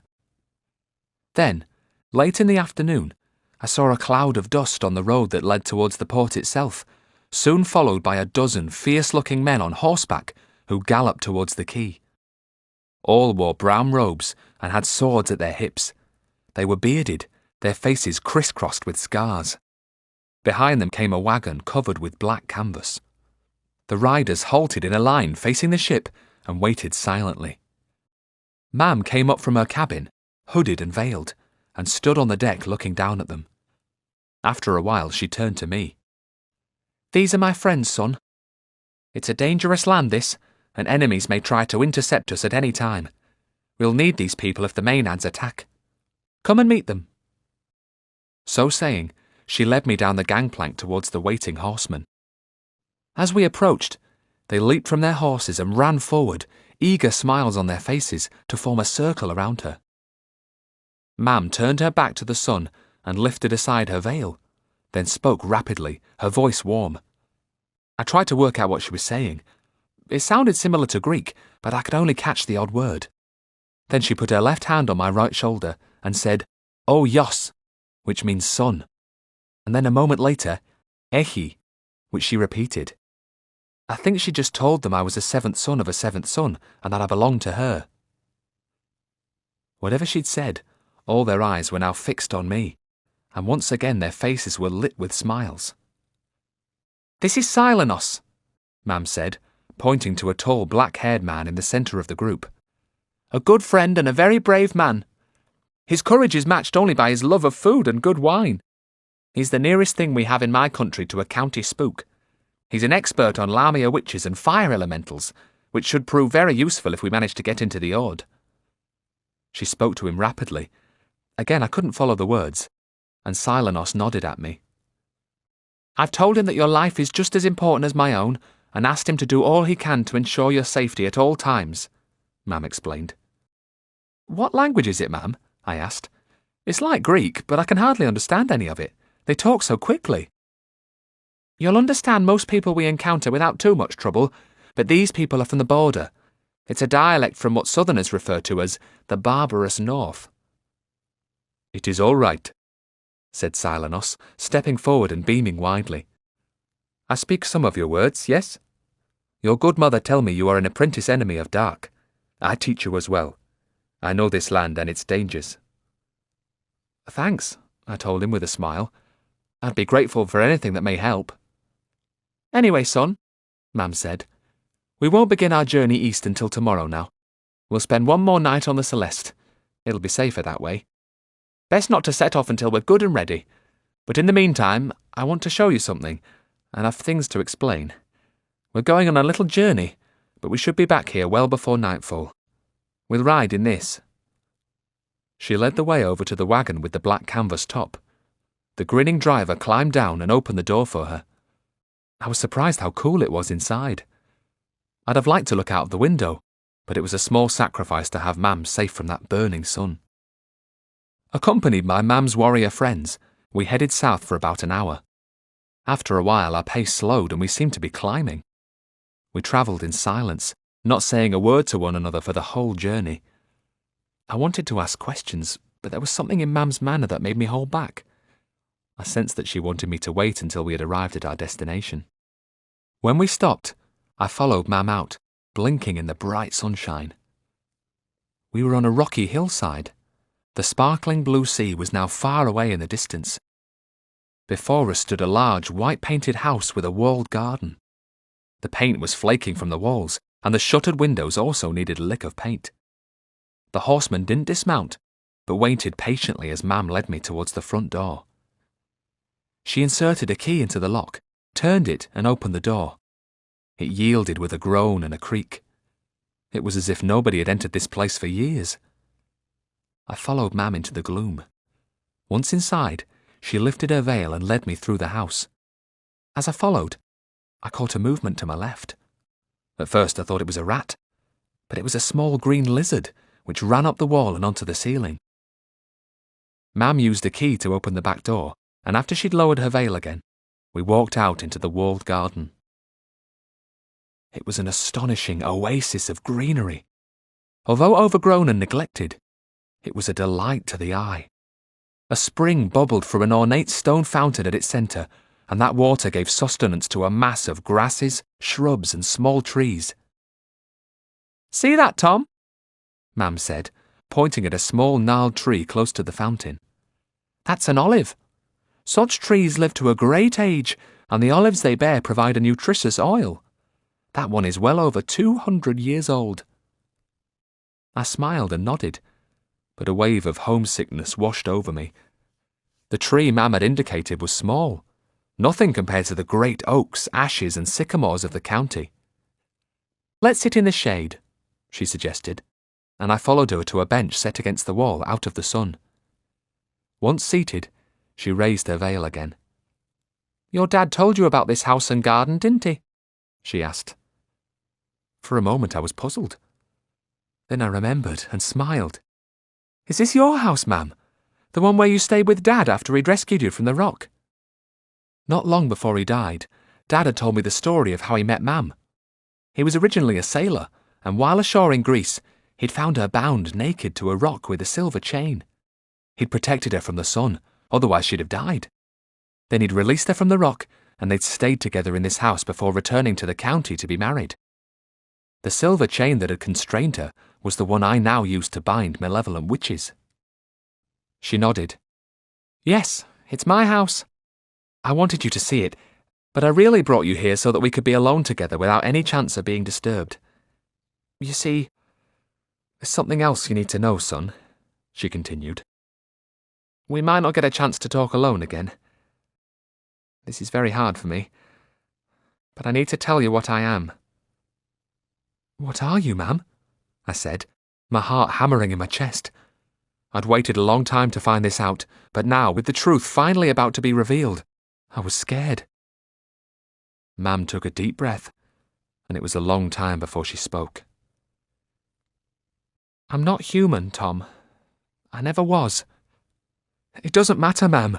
I know what you are. I worked it out ages ago. You're a Lamia witch, like your sisters. One of the Vaingir, those who fly. But you've been domestic for a long time, and you're benign. Well, I suppose I expected you to put two and two together and come up with that. But unfortunately, you're mistaken. I only wish you were right. Then you must be a hybrid, I interrupted. No, Tom, I'm not a hybrid. What I am is far worse than anything you can possibly have imagined. Mam halted and turned to face me, her eyes glistening with tears. My heart pounded even faster. I couldn't imagine what she was going to say. Whatever it was, it had to be bad. You see, son, she continued, I am Lamia. The very first. I caught my breath, my head spinning. I'd heard her words, but they didn't make any sense. What do you mean, Mam? I know you're a Lamia. You're domestic and benign. Listen carefully to what I'm saying, son. I am the Lamia, the mother of them all. My chest began to hurt as what Mam had just told me began to sink in. "No, Mam. No, that can't be true," I exclaimed, remembering what had been written in the Spook's bestiary. That Lamia's first children had been killed by the goddess Hera, and that her revenge had been terrible. She'd killed children, then young men, taken lives beyond counting. "I can tell by your face that you know what I've done. You know my crimes, don't you? All I can say in mitigation is that I was driven mad by the loss of my own children. I murdered innocents, and for that I can never forgive myself. But I turned to the light at last, and have spent my long life trying to compensate in some way for what I did. But you can't be Lamia, Mam. It says in the Spook's bestiary that she was killed by 3 of her own children, the first Lamia witches. They tore her to pieces and fed her to a herd of wild boar. So you can't be her. She's dead." "Don't believe everything you read in books, son," Mam said. "Much history is passed down by word of mouth and only written up many years later, when the truth has been distorted and embellished. It's certainly true that I later gave birth to triplets, the first Lamia witches. It is also true that we quarrelled, but we never fought physically. Although their words cut me to the quick, they never raised a finger against me. It pained me, but our family couldn't stay together. They are dead now, but their feral children live on to infest the land of Greece and make its mountain passes more dangerous than anywhere else on earth. That is the truth." A thought struck me. "But you have feral Lamia sisters, Mam, and Lamia didn't have sisters. She was the first, the very first Lamia. As you said, the mother of them all." "I call them sisters, Tom, and that's what they are to me because we were companions and joint enemies of the Ordine and the Fiend for many years, long before I journeyed to the county with your dad. But they are really my descendants, children of my children's children many times removed. In spirit, though, they are my sisters. That's how I see them." I couldn't think straight, didn't know what to say. Suddenly the tears were streaming down my cheeks. Embarrassed, I tried to brush them away. Mam leaned across and put her arm around my shoulders. "It happened a long time ago, son. Anyone who lives that long is no longer the same being. You evolve and change, become someone else. That's a truth well worth knowing, for it is exactly what has happened to me. I've little in common with the Lamia who slew so many. I have now served the light for many years. I married your father so that I could bear him 7 sons. I bore you as my gift to the county. More than that, my gift to the world. For it is in you to destroy the Fiend and begin a new age of light. When you do that, my penance will be completed. I will have made full restitution for my terrible crimes. I know this is really hard for you to take in, but try to be brave, and remember that you're more than just a weapon to use against the dark. You're my son, and I love you, Tom. Believe that, whatever happens." I couldn't think of anything to say, and we walked back into the house in silence. Mam locked the door and we strode out towards the wagon. She paused briefly and looked back. "I won't come here again," she said sadly. "The memories of your dad are so sharp that it's like being bereaved for a second time." During the ride back to the ship, I tried to digest what Mam had said. I had been told a terrible truth, one that was almost impossible to bear. Chapter 10. A Delegation of 13. When I climbed out of my hammock at dawn, there were 5 more wagons waiting on the quay. Alice was down there on the edge of a group of Pendle witches, those from the Dean clan. She looked lost and unhappy, but when I walked down the gangplank, her face brightened and she hastened towards me. "What's up, Tom?" she asked. "Where did you go with your mam yesterday? Had bad news? You don't look happy at all." "Then that's 2 of us that look unhappy," I told her. Without another word, we began to walk away from the boat and out of earshot of the others. Alice stood and waited expectantly, but I couldn't bring myself to tell her who Mam was. It was bad enough knowing it myself. I felt hurt and ashamed of what she'd once been. Mam took me to the house she once shared with Dad, I told Alice. That's all. But what did she tell you, Tom? Must have said something to make you look so low. It was sad, that's all. Going back there made her feel like she'd lost Dad all over again, but she wanted me to see it. Alice wasn't entirely satisfied with my answer, and as we walked back towards the Celeste, I saw Mab Molehill staring at us. She could tell that neither of us was happy, and she had a big smirk on her face. It took an hour to load our provisions, and by then the sun was climbing high into the sky. The witches finally disembarked. A few of them managed to find space enough to ride in a wagon, but the majority walked. We set off eastwards. Mam's wagon, surrounded on all sides by her escort, led the way. Next came the supply wagons, and then the witches, led by Grimalkin, Alice at her side. I walked behind with Bill Arkwright and the Spook. Whereas I'd put my bag in Mam's wagon, John Gregory was still carrying his, despite the heat. I wondered again what Mam had written to him to make him join us so late, leaping onto the boat at the very last moment. What exactly had changed his mind? Did he know the truth about who she was? No, I felt sure that if he'd known my true parentage, he would have nothing more to do with me. I'd be banished forever, just like Alice. We travelled all day under the fierce heat of the sun, following the Calamos River valley towards the town of Yanena. My spirits were really low. I couldn't stop thinking about Mam's true identity. No one was talkative, though. The sun was intense, and it took all our strength to keep up with the wagons. We passed through villages with white-painted stone houses and groves of olive trees, and attracted a few curious stares. I wondered if there were spies out there, reporting our progress to the Maenads. We were here to do battle with the Ordine, and were therefore their enemies. At some point, they were certain to attack. And as our party and the Maenads were both heading towards the Ord, it seemed inevitable that our paths would cross at some point.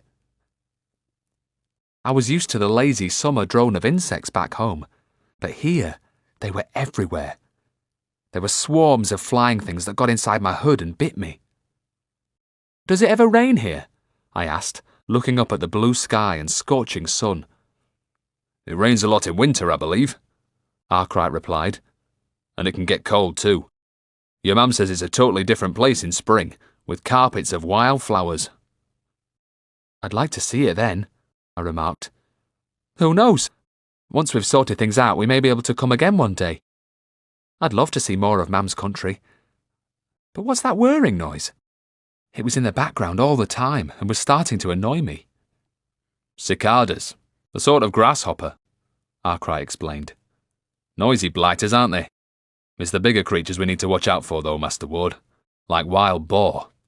Tasty to eat, but painful if you get in the way of their tusks. And then there are wolves, and even bears." "Aye, it's a different land to our own," said the Spook. "Greece is far wilder and more dangerous, and that's before we consider the power of the dark. In addition to the Maenads, there are Lamia witches up in the mountains. Lots of them. Not to mention the Ordine herself, and the host of fire elementals that will come through the portal with her." His words made us fall silent, each locked in our own thoughts. Great danger lay ahead, and it had to be dealt with before we could return to the county. I wondered if we'd ever see its green shores again. We halted a couple of hours before sunset after passing through the village of Cretapolio, which means butcher. It did have numerous butcher shops, with the carcasses of lambs hanging outside, and we took the opportunity to buy fresh meat. Mam's friends erected 3 tents, the largest for her. A guard kept watch outside all night. Some of the witches used the other tents, but most of us slept under the stars. I was tired and fell asleep the moment I closed my eyes. Although we needed to reach our destination as soon as possible, Mam had decided that we should rest here for a day before heading on. She feared the Maenads. Scouts would go out the following morning to see if there was any immediate danger. We rose early and ate just before the sun came up. Breakfast was simple, just some white goat's cheese called feta and a couple of slices of bread without butter. I could murder a plate of bacon and eggs. I complained to Arkwright. So could I, Master Ward, he replied, but I believe some of the lads not needed for scouting are off hunting wild boar this morning, so perhaps we'll eat better later. If not, there's always the lamb we bought yesterday. After breakfast, the Spook, Arkwright and I walked a little way from the camp and found a clump of olive trees under which to shelter from the fierce morning sun. But the Spook seemed agitated and couldn't keep still. He soon got to his feet. We're not being told enough, he complained. I'm going to talk to your mam, lad. He was away about an hour. When he returned, his expression was grim. Well? Bill Arkwright asked. Did you get any answers? The Spook laid down his staff and hunkered down between us in the shade of an olive tree. He took a long time to reply. It seems that once the Ordine arrives through the portal, a delegation from the local area enters the citadel of the Ord, said the Spook. It's a ritual that never changes. The delegates hope to appease her and mitigate the effects of her visitation. But the truth is, nothing they do ever makes any real difference. Then why do they bother? I asked. What's the point of it if they achieve nothing? It's because they're human, lad. Human beings have hope. No matter how desperate things are, they convince themselves that they can change things for the better, that this time their visit will alter the outcome. The Ordine needs human blood to wake her from her deep sleep on the far side of the portal. Few of the delegates return, and those who do rant and rave in a delirium. The horror of the experience deranges their minds. Callum Backer is planning to send a delegation of 13 people, the usual number, but your mam has other ideas. 13 of us will be going in their place. Arkwright whistled through his teeth. Did she say which of us? The Spook stared hard at me. She just named one so far, lad. You. You'll be part of that delegation. The thought scared me, but I tried not to show it. I hoped the Spook, Arkwright or Mam would be with me. Then at least I wouldn't be alone. No doubt it's some sort of trick. A way to get inside and take the enemy by surprise, Arkwright asked. Aye, that's the idea. She's not thought it through yet, but she's hoping to create some sort of diversion. The main attack would be launched while the delegation pretends to go about its business. She's going to hire mercenaries, and a lot of them. Savage warriors from the north. Arkwright soon went off with the dogs, and I was left alone with the Spook. He looked ill at ease, and kept muttering to himself and shaking his head. What's wrong? I asked. Wrong? Too much is wrong. This is just about the most dangerous situation I've ever walked into with both eyes open, lad. If we survive a likely attack by the Maenads, we have to cross the Pindos Mountains, and they're likely to be crawling with feral Lamia witches, and all before we've even set eyes on the Ordine. His reference to Lamias made me think of Meg, the love of my master's life, and her sister, the feral Marcia. They'd both sailed back to Greece the previous year. Maybe our route would take us close to where they were staying. I wondered if he was still missing Meg. Will you go and see Meg while we're here? I asked. The Spook bowed his head, and for a moment I thought he wasn't going to answer, or would tell me in no uncertain terms to mind my own business. But then he looked up, and I saw sadness in his eyes. Even before he began to speak, I knew that he had been considering it. I've thought about it, lad, but decided against it. You see, she told me where she was heading. By now she'll be living in a remote farmhouse far to the south. Because she's kept her distance from people, she'll have changed back to her feral form. I'd hardly recognise her now. A year or so and she'll be no different to her sister Marcia. She's lost to me now. She might as well be dead. The woman I knew and loved is certainly gone, so I'd like to keep my last memories of her just as they were. He shook his head sadly, and I could think of nothing to say that might make him feel better. But to my surprise, he was smiling as he got to his feet. Do you know, lad, my old bones have never felt better. It must be the heat and the dry air. No doubt they'll soon start aching again once we get back to the county. But for all that, I'll be glad to be home. Late that afternoon, Silenos and 3 of his men returned after a successful boar hunt. The other warriors had been out scouting or guarding the perimeter of the camp. That night we dined under the stars on wild boar and lamb. "All's well for now," Mam said. "There's plentiful game in the area, and the men report that there's no sign of enemy activity. Tomorrow, we press on towards Meteora." Silenos looked across at the spook, who was merely picking at his food. "Eat up, Mr. Gregory," he said with a smile. "We have dark to fight soon. Need to build up strength." The spook looked back at him dubiously. I could tell he didn't really approve of Silenos. "Back home in the county, we spooks don't eat much when the dark threatens," he replied, his manner cool. "When things become critical, we fast, denying ourselves food so that our minds and spirits are better prepared to face our enemies." The Greek spook shook his head. "That I cannot understand," he cried, throwing up his hands in bewilderment. "You weaken yourself by such foolish practices. Food and wine give strength. Is that not so? You will need your strength to face the salamander." "What's a salamander?" I asked. "Highest and most powerful form of fire elemental is this salamander. More powerful even than an asteri. A big lizard it is, basking at the heart of fierce flames. It spits fire too. Also blows scalding steam from its nostrils. Need lots of food inside you to fight such a formidable thing. Eat up, young spook. You will need all your strength soon." "Do your wives not feed you well at home?" Silenos asked, looking at Arkwright and the spook in turn. "I have no wife," Arkwright growled. "We county spooks don't marry," John Gregory explained. "A wife and children would distract us from our vocation, which is to fight the dark." "A pretty wife could be a distraction, yes," Silenos agreed. "Fortunate it is that my wife is ugly and has a sharp tongue," he went on, giving me a wink. "I've 5 little ones to bring up too. That's why I travel with you.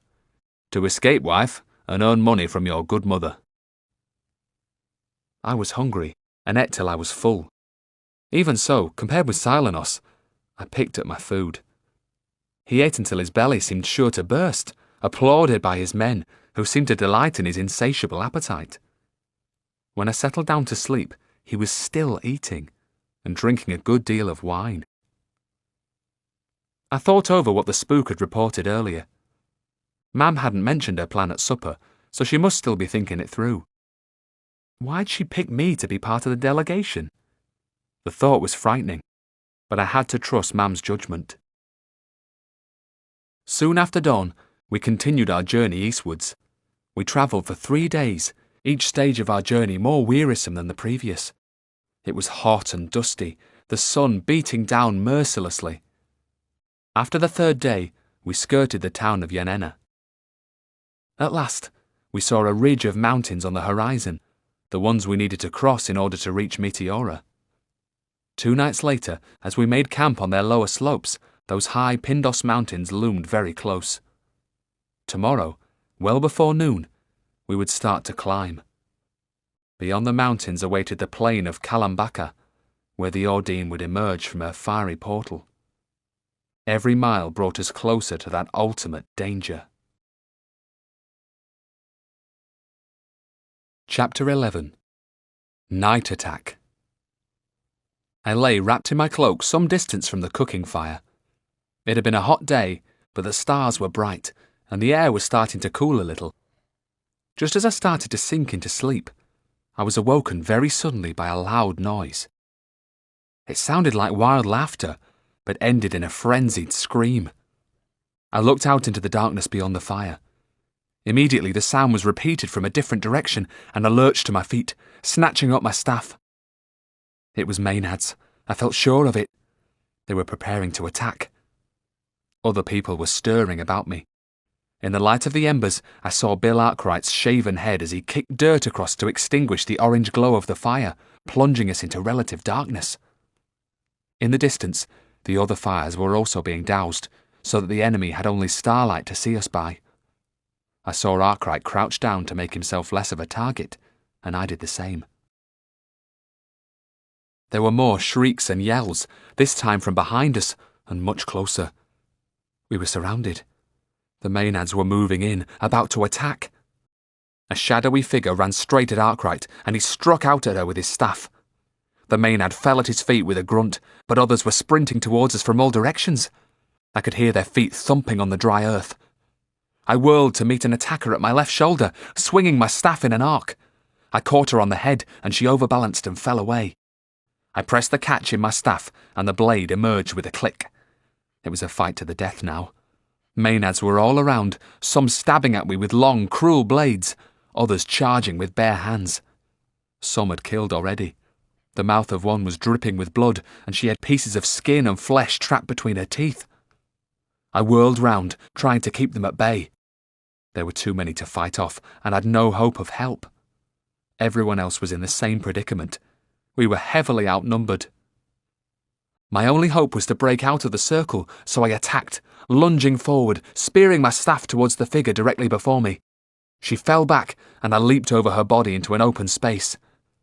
The Maenads were still shrieking behind me. I needed to link up with some of the others, Bill Arkwright and the Spook, or even the Pendle Witches, and fight alongside them.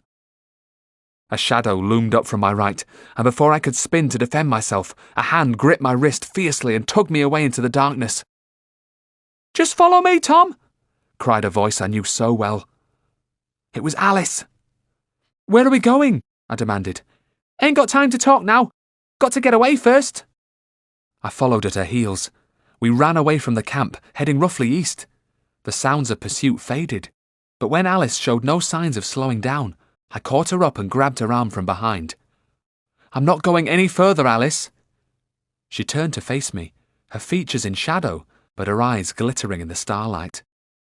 "We've got to go back, Alice. They'll need all the help they can get. We can't just leave like this. We can't abandon them and think only of ourselves. Your mam said that at the first sign of trouble I had to get you away, especially if the Maenads attacked. Get Tom to safety, she said. If anything happens to him, it's all for nothing anyway. Made me promise that she did." "But why would it be all for nothing? I don't understand." "Whatever your mam's plan is for defeating the Ordine, you're an important part of it, Tom. So we've got to keep you safe. We need to keep heading east. We'll be up in the mountains before dawn. They won't find us there." Alice sometimes hid things from me, but had never told me a direct lie. I knew that she was following Mam's instructions, so reluctantly I continued east. I was still worried about the attack on the camp. There had been so many Maenads down there, but I knew the defenders would put up a good fight. There was Mam's warrior guard, but also the witches from Pendle, the Spook, and Bill Arkwright. He would certainly do his best to break a few skulls. "Why didn't you or the Pendle witches sniff out the attack?" I demanded accusingly. "And surely Mam or Mab would have known what was coming and raised the alarm too. What went wrong, Alice?" Alice shrugged. "Don't know the answer to that, Tom." I felt uneasy, but said nothing more, keeping my worries to myself. Mam had already told me that her foresight was waning. I felt sure that the fiend was weakening all our powers, making our mission more and more impossible. "Come on, Tom, let's move!" Alice cried, an urgency in her voice. "More than likely they'll still be following."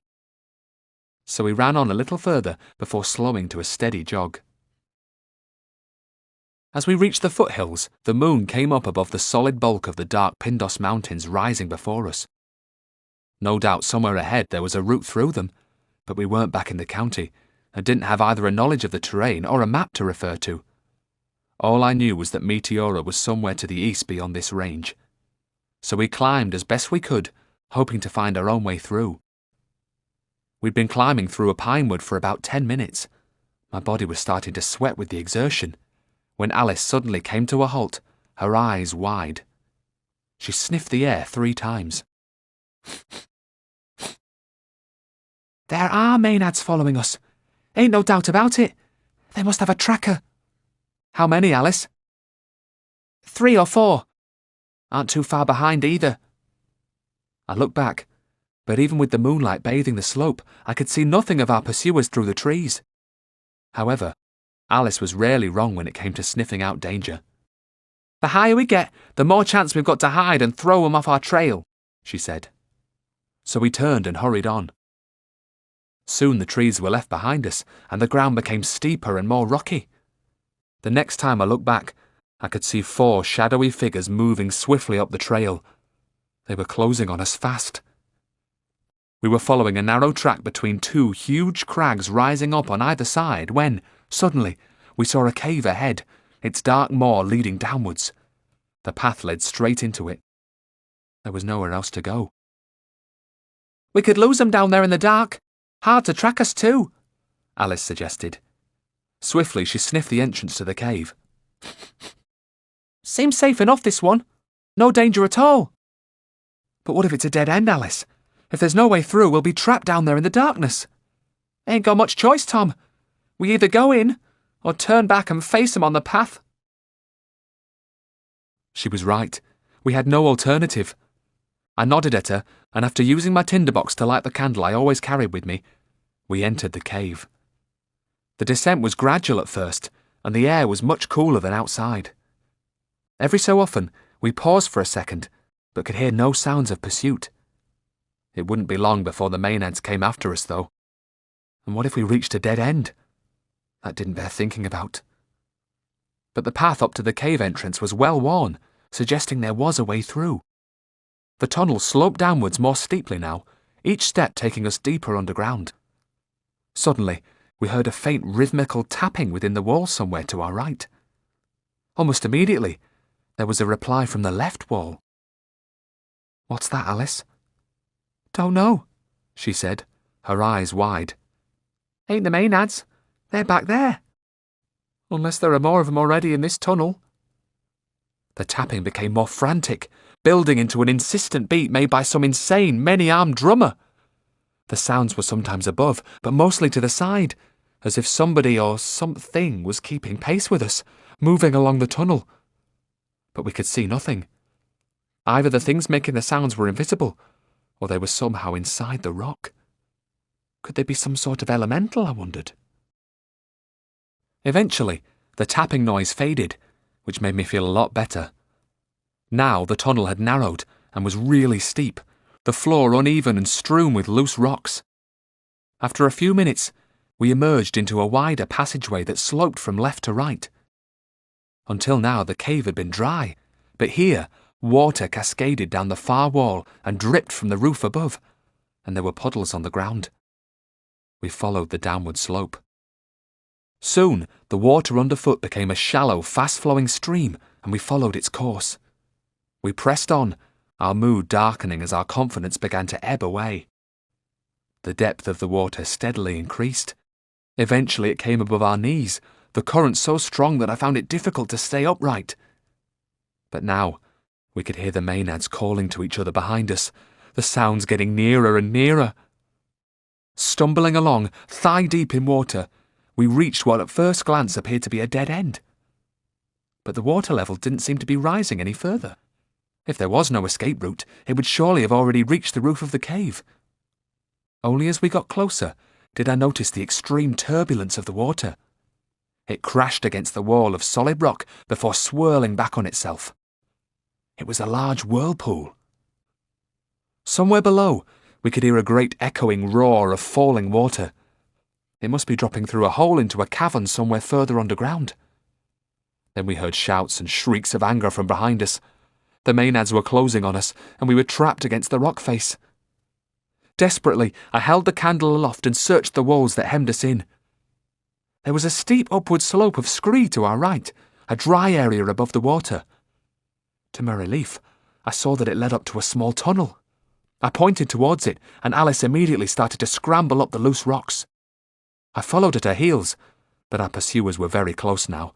I could hear their feet scrunching up the scree, then pounding along the tunnel behind us. They'd catch us in moments, I thought. Was it better to turn and face them now? The tunnel was very narrow. Only one could confront me at a time. That lessened the odds against us. I decided that it was indeed time to turn and fight. I handed the candle to Alice. Then, holding my staff before me at 45 degrees, I released the blade, remembering all that Arkwright had taught me. Breathe slowly and deeply. Spread your weight evenly. Let the enemy come to you and make the first move. Be ready with the counter-strike. The Maenads were getting ready to attack, working themselves up into a frenzy, issuing a torrent of words in Greek. I couldn't understand it all, but I got the general meaning. They were telling me what they intended to do to me. We'll rip out your heart, drink your blood, eat your flesh, grind your bones. The first Maenad ran straight at me, brandishing a knife and a murderous wooden spike. Her face was twisted into something beyond anger. She lunged. I stepped back and felled her with a hard blow to the temple. The one behind her moved towards me more cautiously. She had insane eyes but a cunning face, and was waiting for me to make the first move. She wielded no weapon. Her hands were stretched out in front of her. If she managed to get a grip on me, she would immediately start to tear my body to pieces. The others would rush in to help, and that would be the end of me. She opened her swollen lips to reveal the sharp fangs within, and a nauseating stench wafted over me, far worse than the breath of a witch who used blood or bone magic. The Maenads fed on carrion as well as fresh meat, and she had strips of putrefying flesh between her teeth. Suddenly, I heard a loud tap somewhere above. Nothing to do with the Maenads. Almost immediately, it was answered by another, much louder and closer. The sounds began to build towards a deafening crescendo. Within seconds, it was all around us, a cacophony of rhythmical tapping on the rock. It was getting louder and louder, an insistent, threatening thunder. The Maenad lost patience and ran at me. I used my staff like a spear, jabbing it into her shoulder. She shrieked and staggered back. All at once, perhaps loosened by the thunderous noise, rocks began to fall around us, and there was an ominous rumble overhead. Something struck me a glancing blow on the head, and I fell backwards, half stunned. I struggled up onto my knees and caught a quick glimpse of Alice's terrified face. Then the tunnel came down with a grating, grinding, rumbling roar, and everything went black. I opened my eyes to see Alice bending over me. The candle had burned very low and was now little more than a stub. There was a bitter taste in my mouth. A piece of leaf lay under my tongue, some healing herb from Alice's leather pouch. "Getting really worried I was," she remarked. "You've been unconscious ages." She helped me to my feet. I had a bad headache and a lump the size of an egg on the crown of my head. But of our attackers there was no sign. "The Maenads are buried under that pile of rubble, Tom, so we're safe for now." "Let's hope so, Alice. They're really strong, and any who've survived will start to move those rocks to get at us." Alice nodded and glanced at the rockfall. "I wonder what those sounds were." "I don't like to think about it, but whatever caused them probably brought down the tunnel." "Need to find a way out of here quickly, Tom. That candle ain't going to last long." That's if there was another way out. If not, it was all over for us. We'd never be able to shift that rockfall. Some of the slabs were too big even for the two of us to lift. We continued down the tunnel as quickly as we could. The candle was starting to gutter. Soon we'd be in darkness, maybe never see daylight again. It was then that I realised it wasn't flickering just because it was burning low. There was fresh air blowing towards us. But how big would the gap in the rock be, I wondered? Would we be able to get out? Gradually, as we climbed, the breeze became stronger. My hopes soared. And yes, within moments there was light ahead. There was a way out. Minutes later, grateful to be free of what might have been our tomb, we emerged onto a high path. The mountainside was lit by the moon, which had become paler with the approach of dawn. I took the candle stub from Alice, blew it out, and thrust it into my breeches pocket in case I needed it further. Then, without a word, we continued east along a path that was taking us deeper into the mountains. We had to press on and find a way through to the plain on the other side. I just hoped that Mam and the others had survived the Maenad attack. If they had, they'd continue on towards Meteora, and that's where we'd find them. Chapter 12. Lamias. Eventually, we reached a fork in the path. Both tracks led roughly eastwards towards the plain, but which one should we take? "Which path, Alice?" I asked. She sniffed each in turn. "Ain't much choice," she said with a frown. "Neither one's safe. A dangerous place, this." "What sort of danger?" Lamias. Lots of them. Lamias lurked in mountain passes such as this, preying on travellers. The thought of them made me very nervous indeed. I remembered what Mab said she'd scried, Alice being killed by a feral lamia on the journey towards the Ord. I was torn between telling her about it and keeping it quiet. But why tell her, I asked myself. She was alert to the danger from lamias anyway, and knowing would only make her more worried. But I was still fearful that Mab would be proved right. Perhaps we should stay here for a while, Alice, I suggested, looking up at the sky, which was already brightening. The sun will be up soon. It can't be much more than half an hour or so before dawn. Lamias couldn't stand sunlight. We'd be safe then. But Alice shook her head. Reckon they'll have sniffed us out already. They'll know we're here, Tom. Stay in one spot and they'll come at us from all sides. They might arrive before the sun comes up. Best keep moving. What she said made sense, so, on impulse, I chose the left-hand path. It rose steeply for a while before descending towards a small valley where sheer cliffs reared up towards the sky on both sides. Even when the sun came up, this area would remain in shadow. As we scrambled down, the pale moon was lost to view, and I began to grow nervous. To our right was the dark entrance to a small cave. Then I began to notice the feathers scattered around us. I'd seen that before back in the county. It was a sign that feral lamia witches were close. When human prey wasn't available, they made do with smaller creatures such as mice and birds, using dark magic to place them in thrall, while they ripped them to pieces and drank their blood. Soon, to our horror, we saw more signs of danger. A second cave, fragments of dead birds, their wings, beaks, heads and legs, littering the blood-stained rocks outside it. But I noticed that the remains were old, not fresh kills. We've taken the wrong track, Alice. We need to go back. Either that or move forward a lot faster, she argued. But it was already too late. We heard a chilling hiss and turned to find something big scuttling along the rocky path behind us. It was a feral lamia. The creature, at least 1.5 times the length of my own body, was crouched on 4 thin limbs with large, splayed hands, each elongated finger ending in a sharp, deadly talon.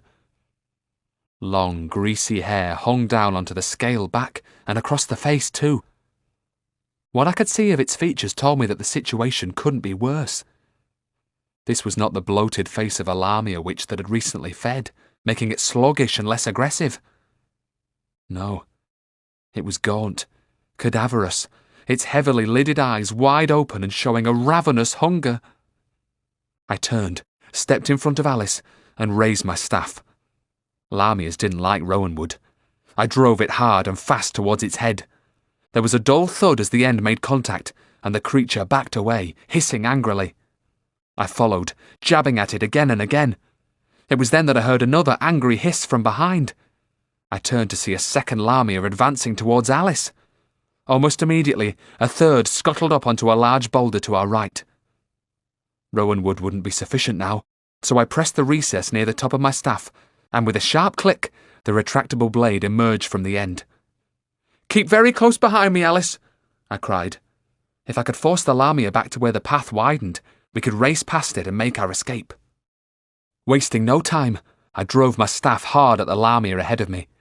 My aim was true, and the blade pierced its right shoulder, sending up a spray of black blood.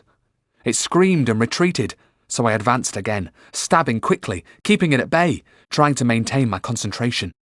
Lamias are incredibly fast, and this slow retreat could at any moment turn into a rapid, frenzied attack. The lamia could be on me in a second, its talons pinning me down, ravenous teeth biting into my flesh. So I had to focus and await my chance to drive my blade through its heart. Step by step, I continued to advance. Concentrate, I told myself. Watch. Focus. Get ready for the first hint of a surge towards me. There was a sudden scream from behind. Alice! I risked a quick glance over my shoulder. She was nowhere to be seen. Turning away from the wounded lamia, I began to run back along the track in the direction of that scream. There was no sign of her, and I halted on the path. Had I gone too far, I wondered? Desperate, with my heart hammering with fear for Alice, I quickly retraced my steps until I came to a cleft in the rock. There were feathers and bird fragments on the ground in front of it. Had she been dragged inside? A shout from within confirmed that she had, but her voice sounded distant and somehow muffled. I eased myself through the gap and moved forward into the increasing gloom. I came to another cave, far smaller than the others, just a dark hole descending steeply into the ground. Suddenly, I saw Alice looking back towards me. Her eyes locked with mine, and I saw her fear, pain, and desperation. The Lamia's jaws were gripping her right shoulder, and there was blood at her throat. It was dragging her downwards, head first, deeper into its lair. The last thing I saw was Alice's left ankle and pointy shoe disappearing from view. It happened so quickly. Before I could even move, she was gone. I rushed over to the opening, threw down my staff, fell to my knees and thrust my left hand downwards in a desperate attempt to grasp Alice's ankle. But she'd already been dragged down too far. I reached into my pockets for the candle stub and my tinderbox. I'd need some light to follow her down into the darkness. There was a lump in my throat. The Lamia's teeth were in deep, and it might already be starting to drain her blood, I thought. It was exactly what Mab had predicted, and she'd said that Alice would die down there in the darkness.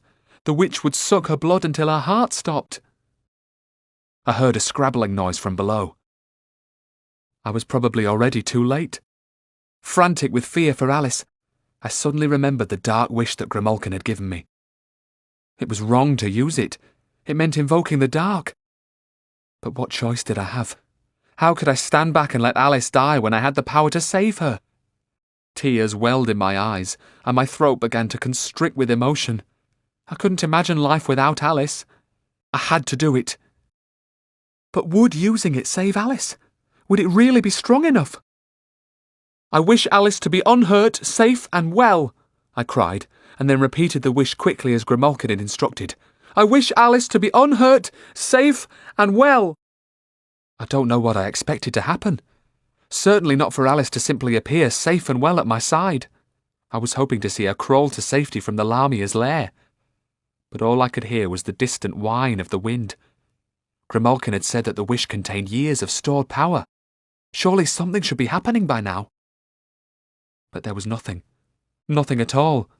And my heart sank into my boots. The wish hadn't worked. Had I done something wrong? I looked down into the dark maw of the Lamia's lair, and regret began to gnaw at my stomach. Why had I wasted my time using the wish? Why had I been so stupid? I should have lit my candle and crawled after her right away. I opened my tinderbox, and it was then that I sensed something right behind me, and remembered the third Lamia. In my haste to save Alice, I'd forgotten all about it. I turned round. But it wasn't a Lamia. No. It was something far worse. Standing there and smiling down at me was the fiend himself. He was in the shape of Matthew Gilbert, the murdered bargeman. Matthew had been an easy-going, burly man with large hands and a warm smile. The top two buttons of his shirt were open, revealing the brown hair on his broad chest. He looked every inch the genial fellow who had once plied his trade along the Castor to Kendal Canal. But the fiend had visited me in that form before, so I knew exactly whom I was facing. Well, Tom, isn't this a special day? One I've waited a long time to arrive. You finally used the dark. I stepped back in alarm at his words and shook my head, though I knew I was lying even to myself. How could I deny it? The spook had warned that the fiend would try to win me to his side, corrupting me bit by bit until my soul was no longer my own and I belonged to him. And he'd suggested that Alice was the most likely means to achieving this end. And now it had happened. I'd used the dark to save Alice. Don't try and pretend that you haven't. After all, you've just used a dark wish. Do you think I don't know that? Your use of dark magic alerted me to what was happening, so I came right away. The wish has already saved Alice. She'll be with you soon. Just as soon as I leave and allow time to return to normal. You are already free to move, but nothing else is. Look about you. Maybe then you'll believe me. The fiend could distort the flow of time, sometimes stop it altogether. I looked up through the cleft in the rock and saw a bird, some kind of hawk, high in the air near the crag above. But it wasn't moving. It was still and frozen against the pale sky. You were lucky to escape and reach those mountains, the fiend continued. The attack took you all by surprise. The Pendle witches who opposed me didn't detect the threat. Not even that clever little mole-deal scryer. Your mother's power came to nothing because I darkened her foresight. I've been doing it for many months now. How can she hope to prevail against an enemy who has my support? Tell me that. I said nothing. It was bad enough facing something as terrible and powerful as the Ordine. But behind her, ready with his even greater strength, stood the fiend. Mam couldn't hope to beat him. The whole enterprise seemed doomed to failure. You've fallen silent, Tom. You know I'm right. So now I'll tell you more. I'll explain just how bad things really are. It's your birthday soon. You'll be 15, won't you? I didn't reply, but he was correct. I'd be 15 on the 3rd of August, which was now less than a week away. Your mother is relying on you to carry through her doomed scheme, he continued. Do you want to know what part you're to play in this foolishness? I trust Mam, I told him. I'm her son, and I'll do whatever she wants. Whatever? That's generous, Tom. Very generous indeed. But you'll need to be generous. Extremely generous. Because she needs a lot from you. Your life, no less. On your 15th birthday, you are to be sacrificed in order to fulfill her desperate need for victory. You're lying! I shouted, shaking with anger. Mam loves me. She loves all her children. She wouldn't do that. Wouldn't she, Tom? Not even for the greater good. Individuals are expendable. She believes in the light and is prepared to do anything to defeat the dark, even to sacrifice the thing she loves most. That's you, Tom. That's what she's going to do. She wouldn't do that. She just wouldn't. No? Are you so sure? A special blood sacrifice might just give her a chance. And your blood is very special, Tom. The blood of a 7th son of a 7th son. I didn't answer. I'd said enough already. The fiend was enjoying my discomfort. Not only that, he continued, you are your mother's son as well, and she is not human. Do you know what she is? He smiled. She's told you already. I can see that. You're so easy to read, Tom, like an open book. So you know what she's done in the past. How cruel and bloodthirsty she once was, a true servant of the dark. And despite her conversion to the light, she's reverting back to her original form. Think how easy it will be for a murderous creature like that to sacrifice you for a cause she believes in. Everything grew dark, and I felt as if I was falling through space, and about to experience some terrible impact. It was as if I'd been thrown off a cliff and was hurtling down towards the rocks below. I was terrified, expecting to be smashed to pieces at any second. Chapter 13. My blood. My whole body suddenly jerked, but I felt no pain. I opened my eyes and squinted up into bright sunlight. It was late morning. I sat up and looked about me. My staff lay at my side. Suddenly, memory came flooding back. Alice! The cave! I sprang to my feet. I was on a mountain path with steep crags on both sides. Whether or not it was the same track I'd been following the night before was impossible to say, but there was no sign of the cleft in the rock with its Lamia cave, nor the evidence of their feeding. Tom! I turned and saw Alice walking along the path towards me, tears streaming down her face. I'd thought she was dead, so without thinking, I ran forward and wrapped my arms about her. All my doubts had disappeared. What did it matter what the spook thought? At that moment, after all we'd been through, I didn't care. Alice returned my embrace, and for a long time we didn't move. But then she stepped back and held me at arm's length, her hands resting lightly on my shoulders. "Oh, Tom, did last night really happen? It was dark, and the Lamia's teeth were tearing at me. I was growing faint with loss of blood, and I thought it was all over. I was dying. Then, the next moment, the sun was shining, and there isn't a single mark on my body. Was it just a nightmare?" "It did happen," I told her. "But you see, Grimalkin gave me 2 gifts, a blade and a dark wish. So when the Lamia dragged you into her lair, I used the wish to save you. Then your father appeared."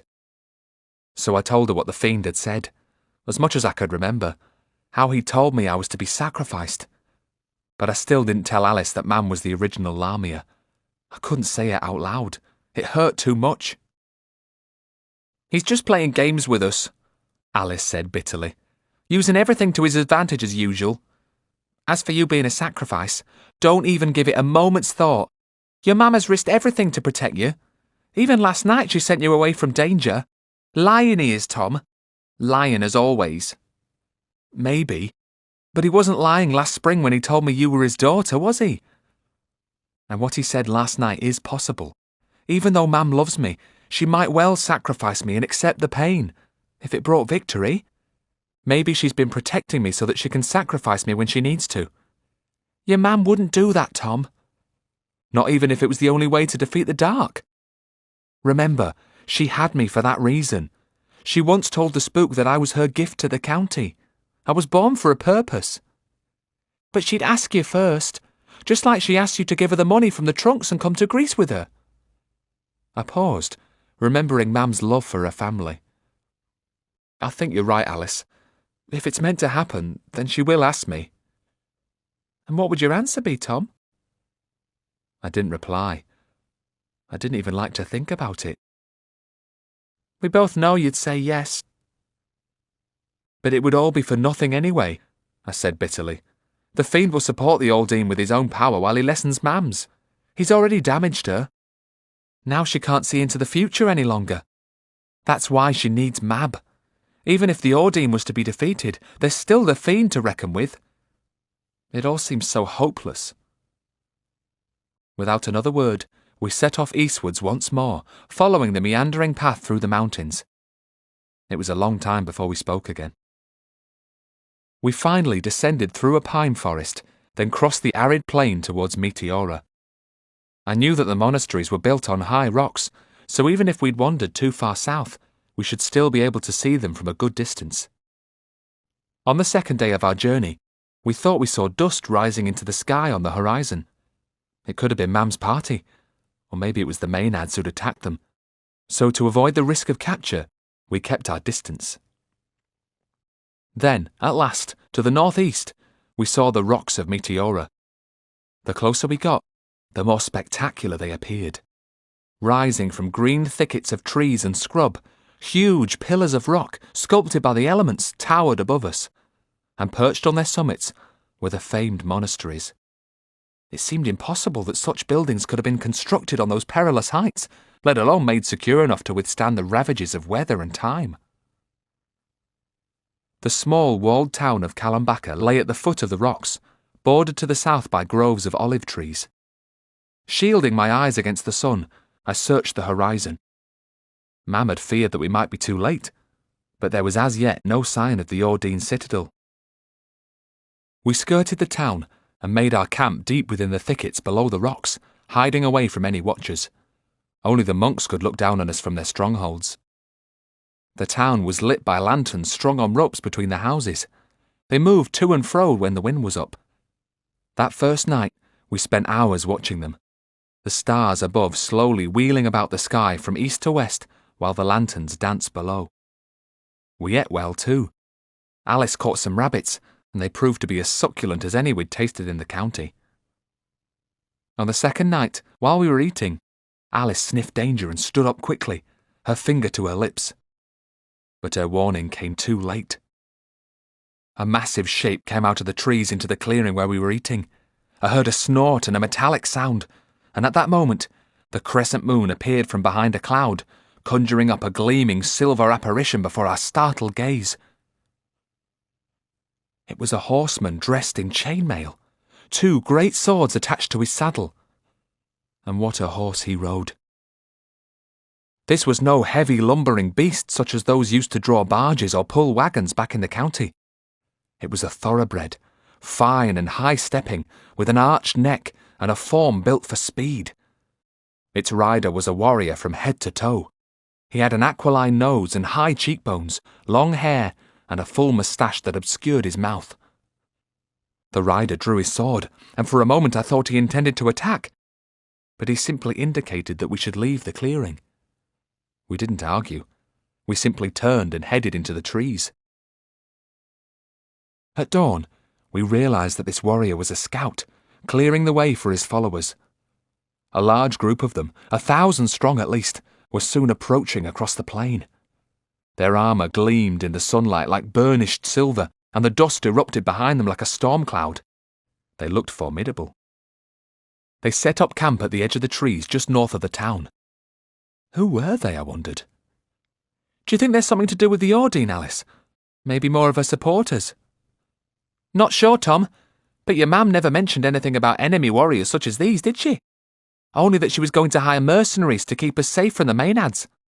That could well be them, in which case they're on our side.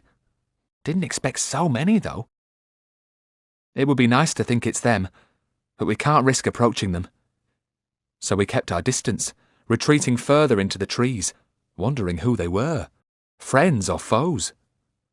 As we waited, Alice turned to me, reached into the pocket of her dress, and held up a small earthen jar. It was the blood jar she'd once showed me back in the county. I've been thinking about the fiend a lot recently, she said. We could make him keep his distance, from you at least, by using this. There were 2 methods that witches employed to keep the fiend at bay. One was to bear him a child. Grimalkin had done just that, and as a consequence, he was forced to keep away from her. The other was to use a blood jar. Alice claimed that this one contained a few drops of blood from the dead water witch Morwena, who'd been the fiend's daughter. If this was mixed with my blood and carried by me, it would mean that he could have no contact with me. I shook my head firmly. I'd used the dark already, with the wish, and that was bad enough. Bit by bit it was happening. The spook's fears were coming true. I was being compromised. Then a thought struck me. I remembered what my master had said months ago after I told him that Alice might be the fiend's daughter. He'd suggested that she couldn't have taken any of Morwena's blood. She'd probably simply used her own. The blood from any of the fiend's offspring would do. It's your blood in that jar, isn't it, Alice? For a moment, she seemed about to protest. Then her expression changed to one of defiance.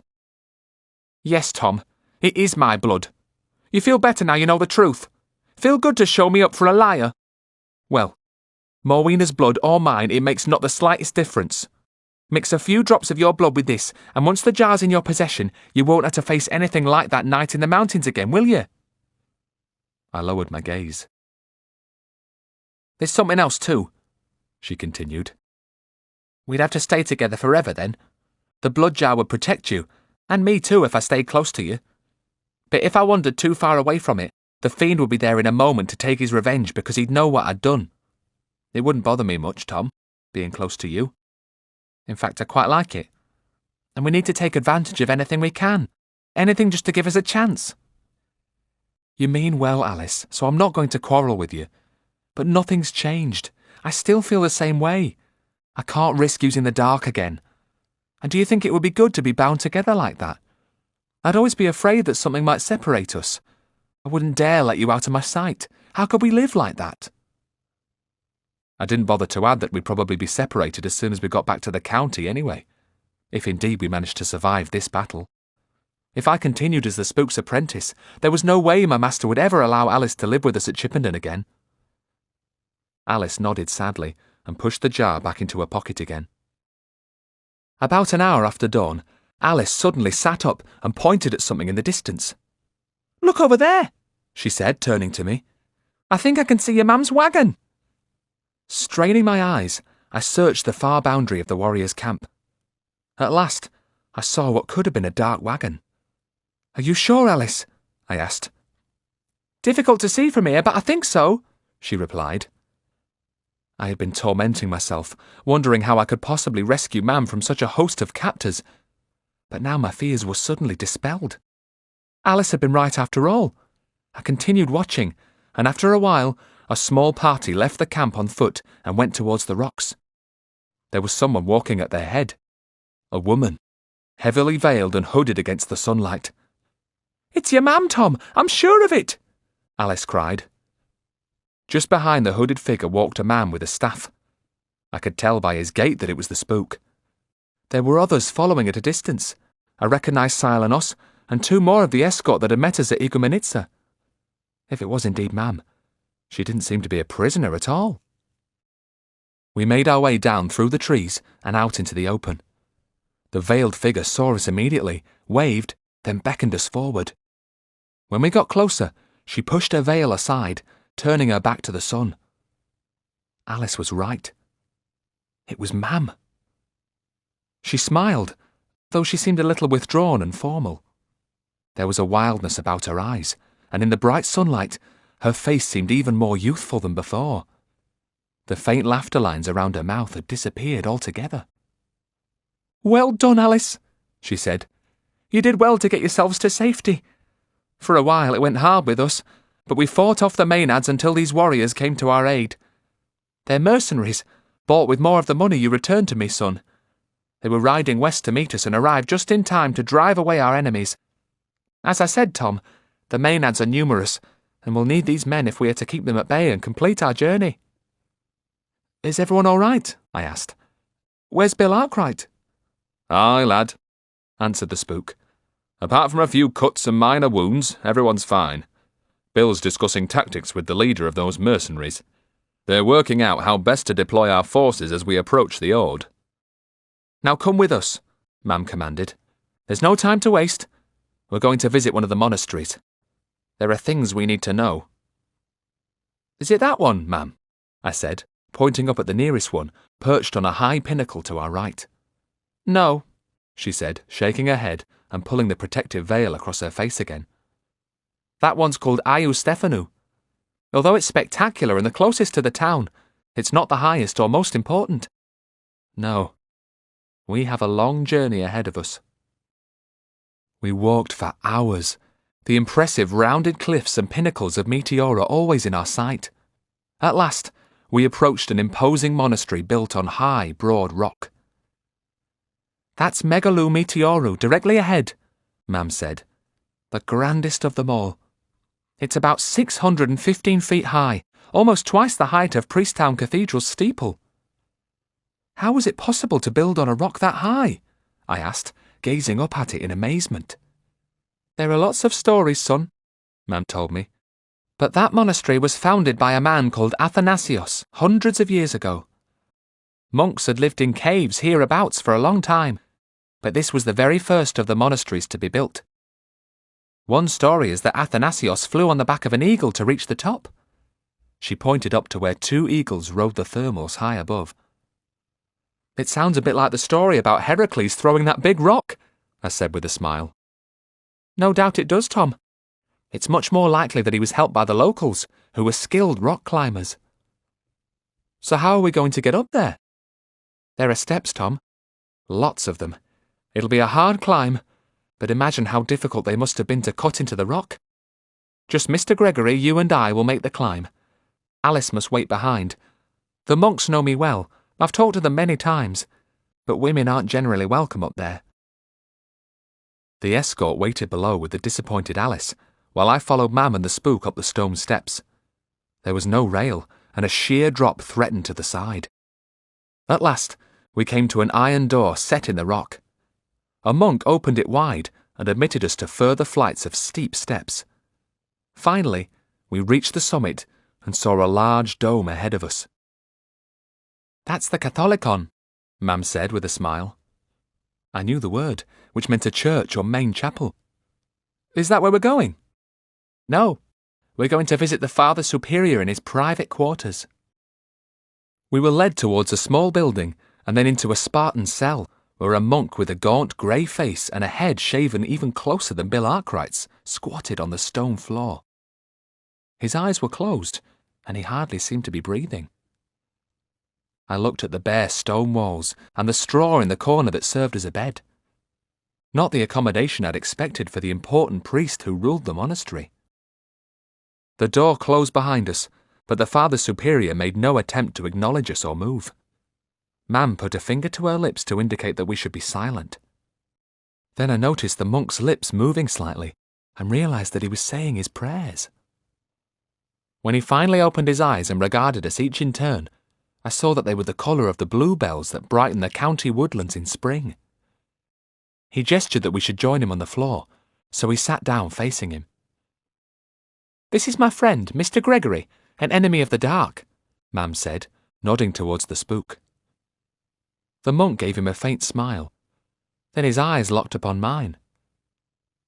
"Is this your son?" he asked. He spoke in Greek, in a dialect I found easy to understand.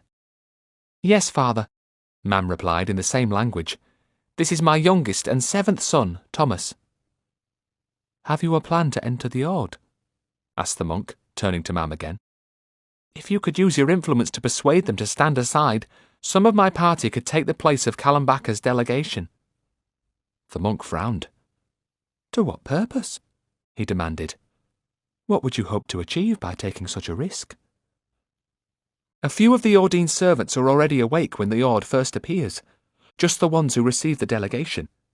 We will distract them, and while they are diverted, a larger attack will be mounted. We are hoping to reach the Ordine and destroy her before she is fully awake." "Will you take part in the sacrificial blood ritual? Would you go that far?" "There is more than one way to breach a citadel's defences. I will employ the same device used by the ancients. A wooden horse," Mam added mysteriously. I hadn't a clue what she meant, but the monk's eyes suddenly lit up in understanding. Then he fixed his gaze upon me once more. "Does the boy know what is required of him?" he asked. Mam shook her head. "I will tell him when the time is right, but he's a loyal and obedient son and will do what is necessary." At those words my heart sank. I remembered what the fiend had told me. Had he been telling the truth? The Father Superior had used the term sacrificial blood ritual. Was I to be sacrificed in order to gain victory? The spook now spoke for the first time. "It seems to me that there's a great deal we haven't yet been told. No doubt we'll be finding out the worst soon enough," he said, giving Mam a withering glance. "But what can you tell me, Father?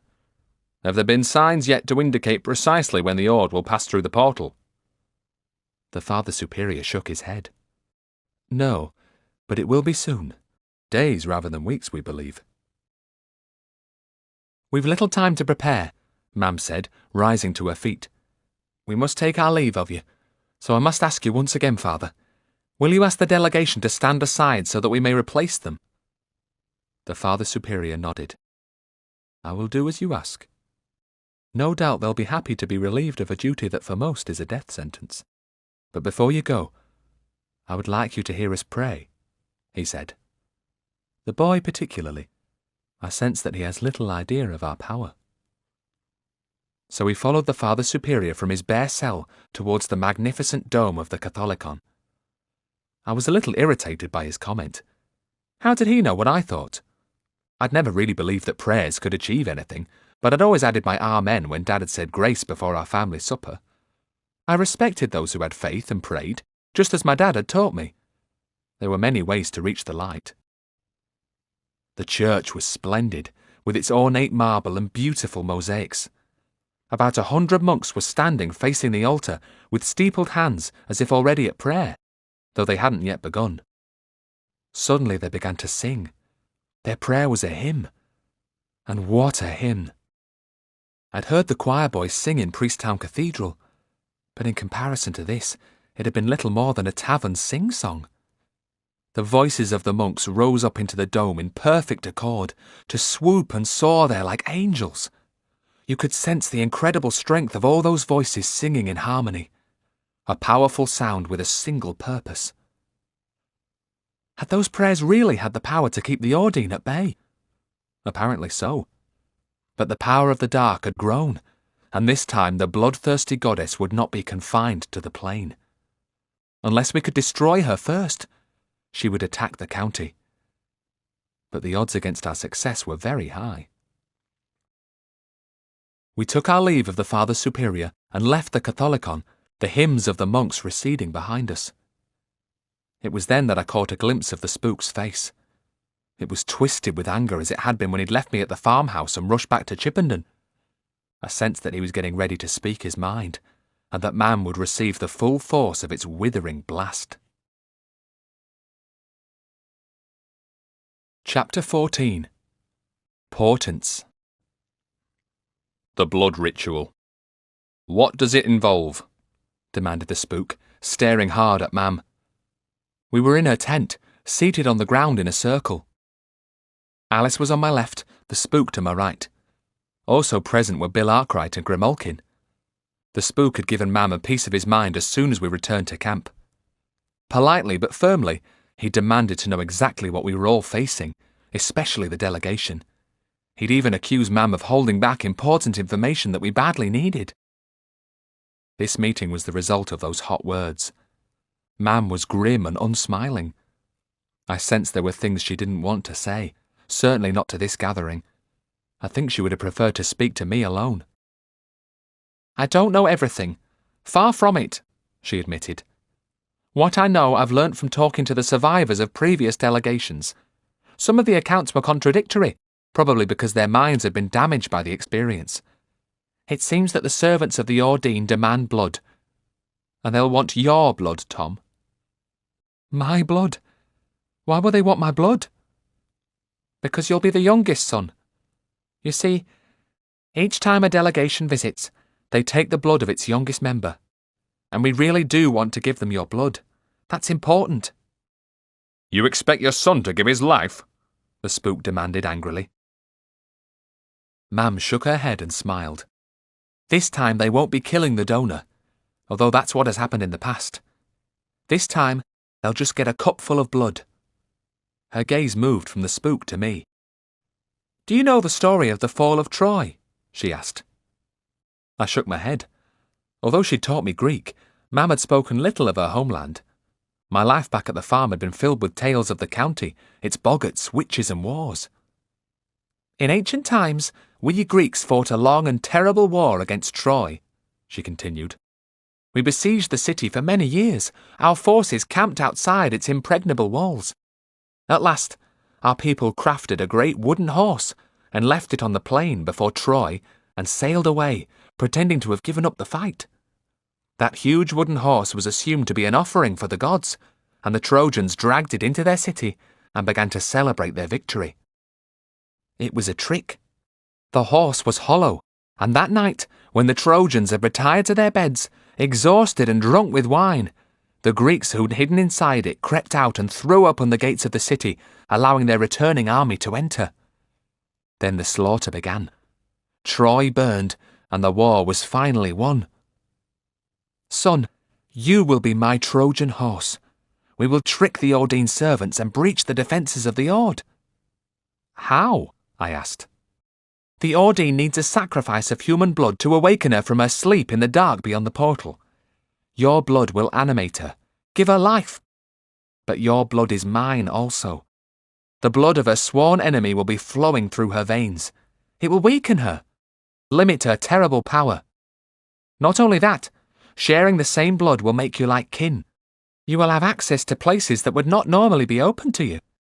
And so will I. The Ordine's defences, traps, snares, and other dark entities will be weakened. Those who guard her have senses that are attuned to blood. They may not all see you, or me, as a threat. That is what I hope to achieve. You say just a cupful of Tom's blood, said the spook. Previously a life's been taken. Why should it be different this time? Tell me that. There's an invitation for one of the delegation to come forward in combat, said Mam. The rules aren't completely clear, but victory for the delegation's champion means that the life of the donor is no longer forfeit. Has the delegation's champion ever won? The spook persisted. Usually there's nobody brave and strong enough to volunteer. This time our champion will be Grimalkin." And what if she loses? Arkwright asked, speaking up for the first time. "I will win," said Grimalkin calmly, "so the question needn't be answered."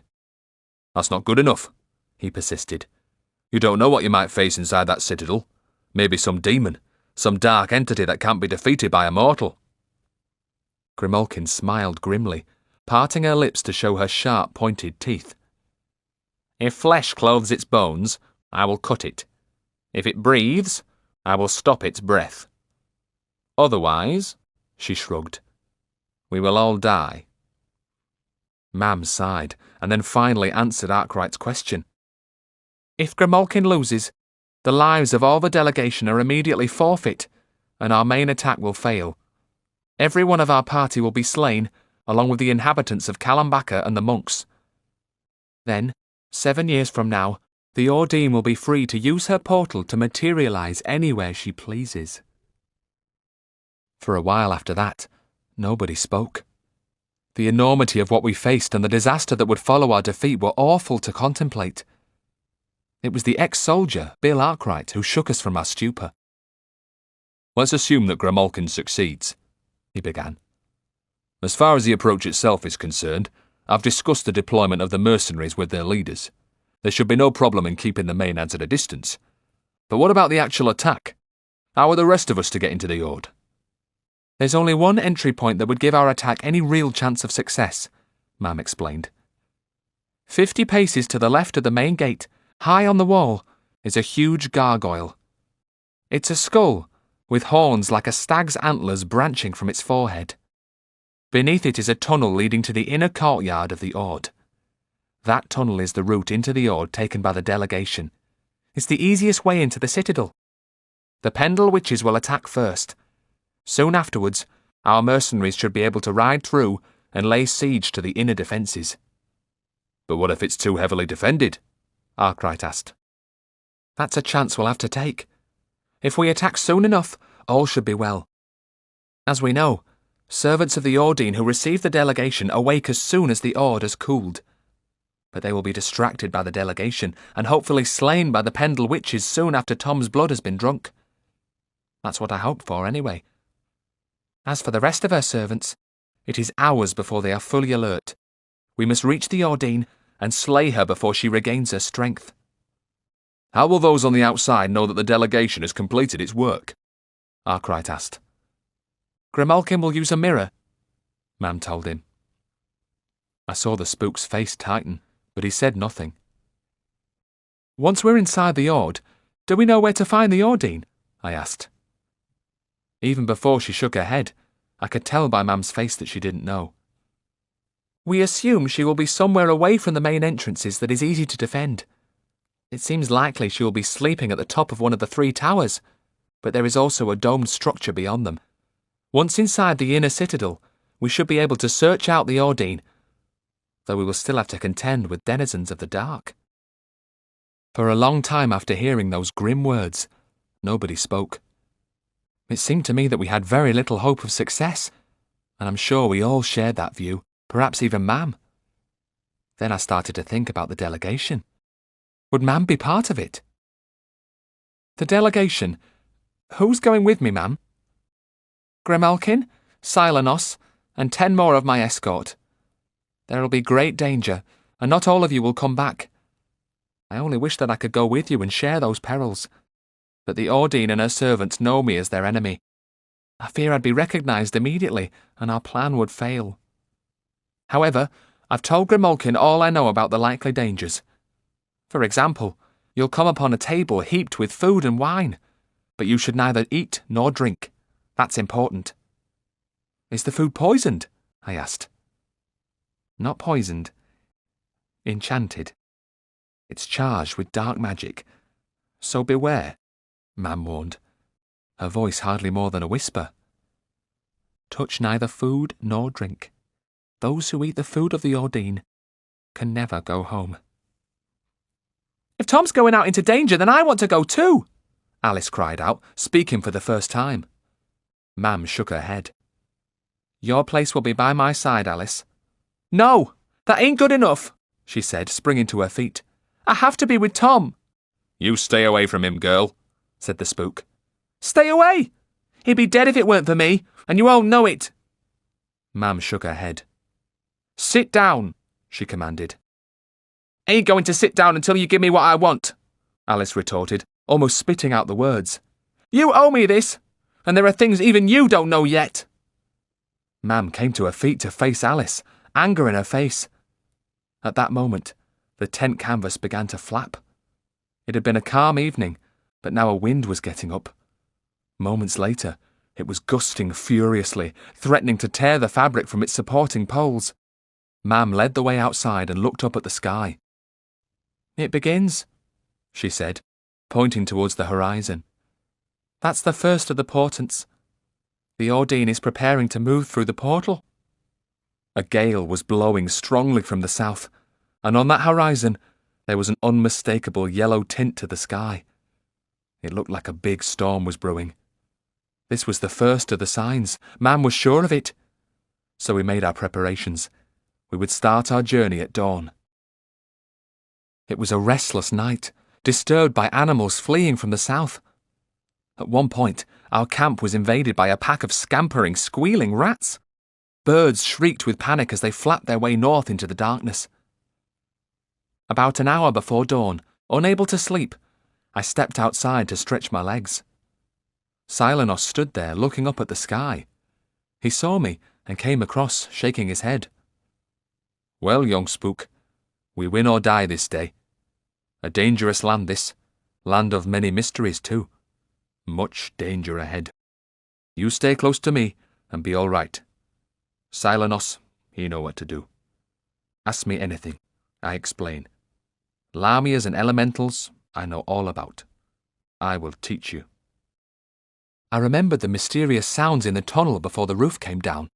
I was curious to know what had been responsible.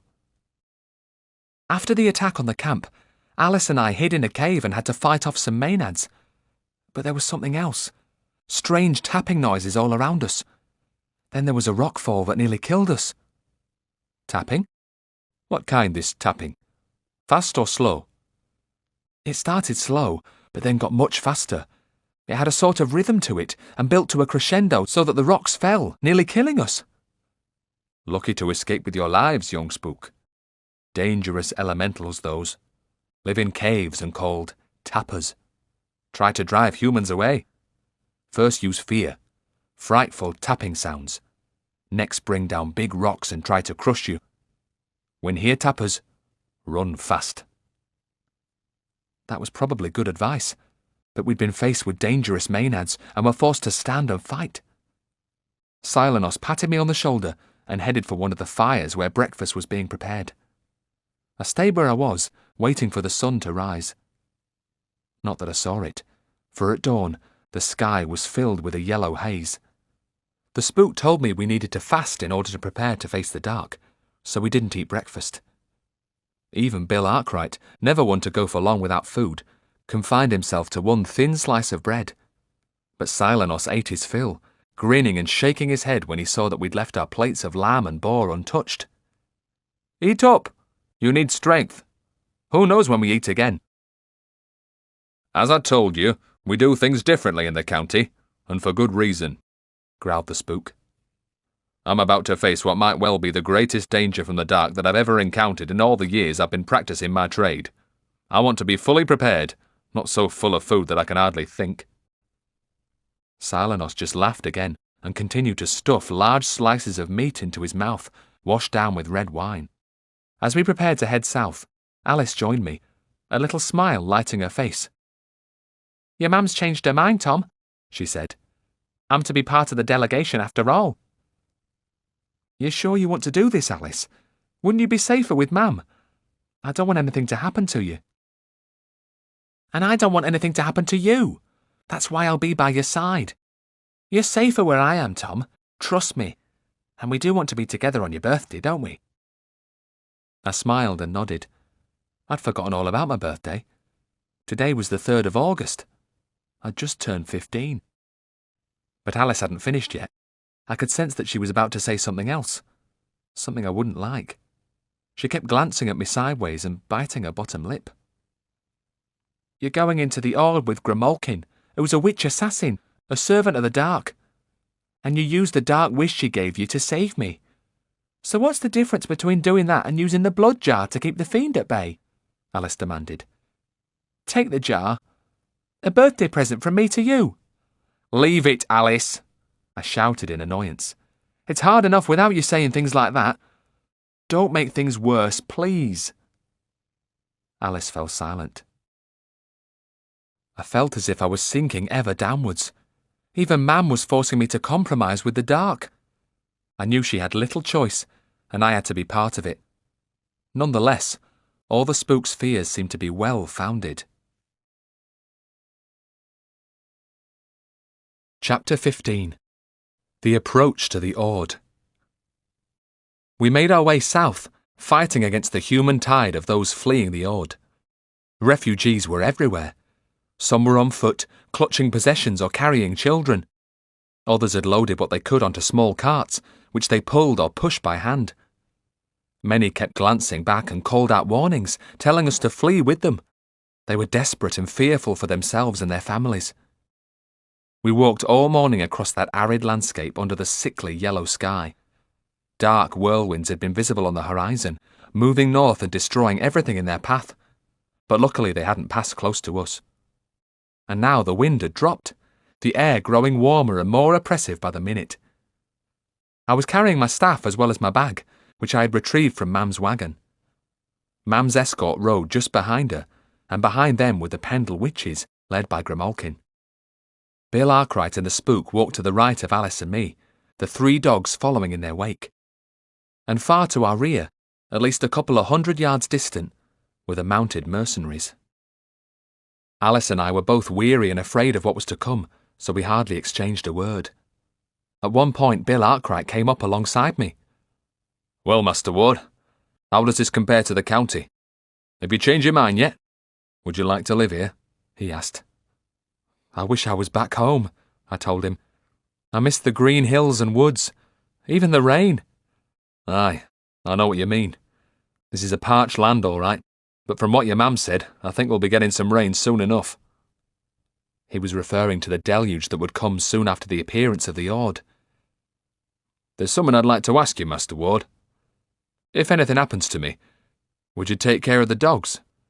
No doubt Mr. Gregory wouldn't want them at Chippenden. A boggart and dogs don't mix too well. But you'd be able to find them a good home somewhere, I'm sure. Of course I will. Well, let's hope it won't come to that. Let's hope we're all safely back home in the county before too long. There's danger ahead, worse than we've ever faced before, I fear. So just in case we don't meet again, here's my hand in friendship. Arkwright held out his hand and I shook it. With a nod and a smile towards Alice, he left my side. I felt sad. It was as if we were saying goodbye forever. But there was another goodbye to face, this one from the Spook. A while later, he too moved across to walk beside me. As he approached, I noticed Alice fall back to join Grimalkin, who was now behind us. Are you nervous, lad? My master asked me. Nervous and scared, I told him. I keep taking slow, deep breaths, but it doesn't seem to help much. Well, it will, lad. It will. So just keep at it and remember all I've tried to teach you. And once we get inside that citadel, stay close to me. Who knows what dangers we'll find there. He patted me on the shoulder, then moved away again. I wondered if that was because he didn't like walking too close to Alice. Soon afterwards, we paused for a short rest, and I wrote down what Silenos had told me about tappers in my notebook. It helped to calm me down. No matter what danger threatened, I had to keep up with my training. When we set off again, I had one more visit. One that both Alice and I could well have done without. Mab and her 2 hook-nosed sisters approached us. "What have you been up to, Tom?" Mab asked, looking sideways at me. "That's no dead girl walking beside you. She should be dead by rights, that Alice Dean. Saw it happen. Saw that Lamia witch sucking her blood and tearing her with its teeth. Only something from the dark could have saved her. That's the only thing I couldn't have seen coming." "What you been up to, Tom?" Must have meddled with the dark, I think. That's the only thing that could have done it. What does Mr. Gregory think about that, eh? Alice ran and pushed Mab backwards so that she almost overbalanced and fell. Things are bad enough without having to listen to you talk rubbish. Get you gone. Leave Tom alone. Mab turned to Alice and stretched out her hands in front of her, clearly intending to scratch her face, but I quickly stepped between them. Mab shrugged and backed off. We'll be on our way, she said, her mouth twisting into a smile. Leave you to think over what's been done and what's been said. You're close to the dark now, Tom. Closer than you've ever been before. With that, Mab and her sisters moved away, leaving me with my thoughts. I continued to walk with Alice, but neither of us spoke. What was there to say? We both knew that I'd been compromised by the dark. I was just glad that the spook hadn't overheard what Mab had said. Late that morning, the weather began to change. The wind got up again, blustering into a gale that screamed about our ears. We journeyed on through the heat, but we were now very uncomfortable. Soon, Alice pointed directly ahead. Look at that, Tom. I ain't never seen anything like that before. At first I could see nothing. Then a menacing shape loomed up on the horizon. What is it? A cliff? Or a black ridge of hills? I asked. Alice shook her head. It's a cloud, Tom. And a strange, dark one for sure. Ain't natural, that. Don't like the look of it one little bit. In normal circumstances, such a fearsome cloud would have heralded a violent storm with a heavy downpour to come. But as we drew nearer, I could see that it was curved at its rim like a great black plate or shield. The wind ceased again, and the temperature began to drop alarmingly. Whereas before we'd been scorched by the heat, now we began to shiver with cold and fear. We were suddenly plunged into a twilight world, our faces deep in shadow. I looked about me.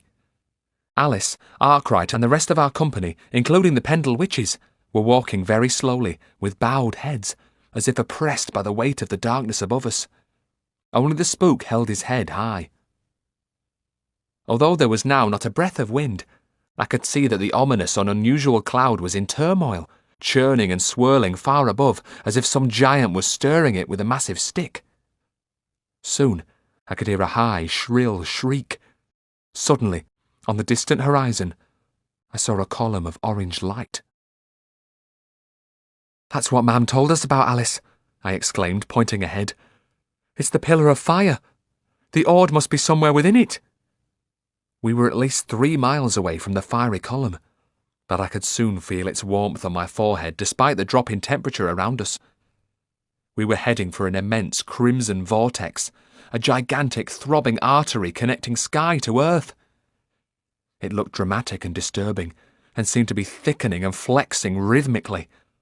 I was afraid that it might suddenly explode outwards to engulf us all. Lightning forked upwards from its base, bifurcations of white and blue like the jagged branches of trees reaching out into the black cloud above. Although fixed in the same spot, the column was rotating rapidly in a Widdershins direction, against the clock. Swirling dust formed a mushroom at its base, and at its apex combined with the substance of the swirling cloud. The shrill whine grew to a raucous screech, and there was now a sharp smell, at first difficult to name. It bit high into my nostrils, and I could taste it on the back of my tongue.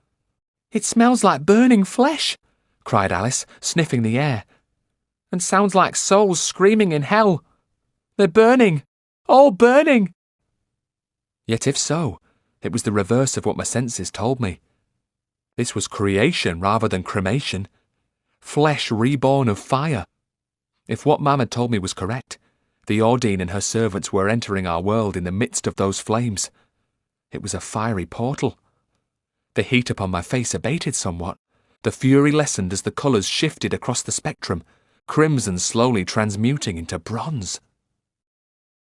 "There's a huge building," cried Alice, pointing fearfully ahead. "Look, inside. You can see it inside the flames. That's the Ord." Alice was right. I could see the vortex slowing and shrinking, but the process was one of definition rather than collapse.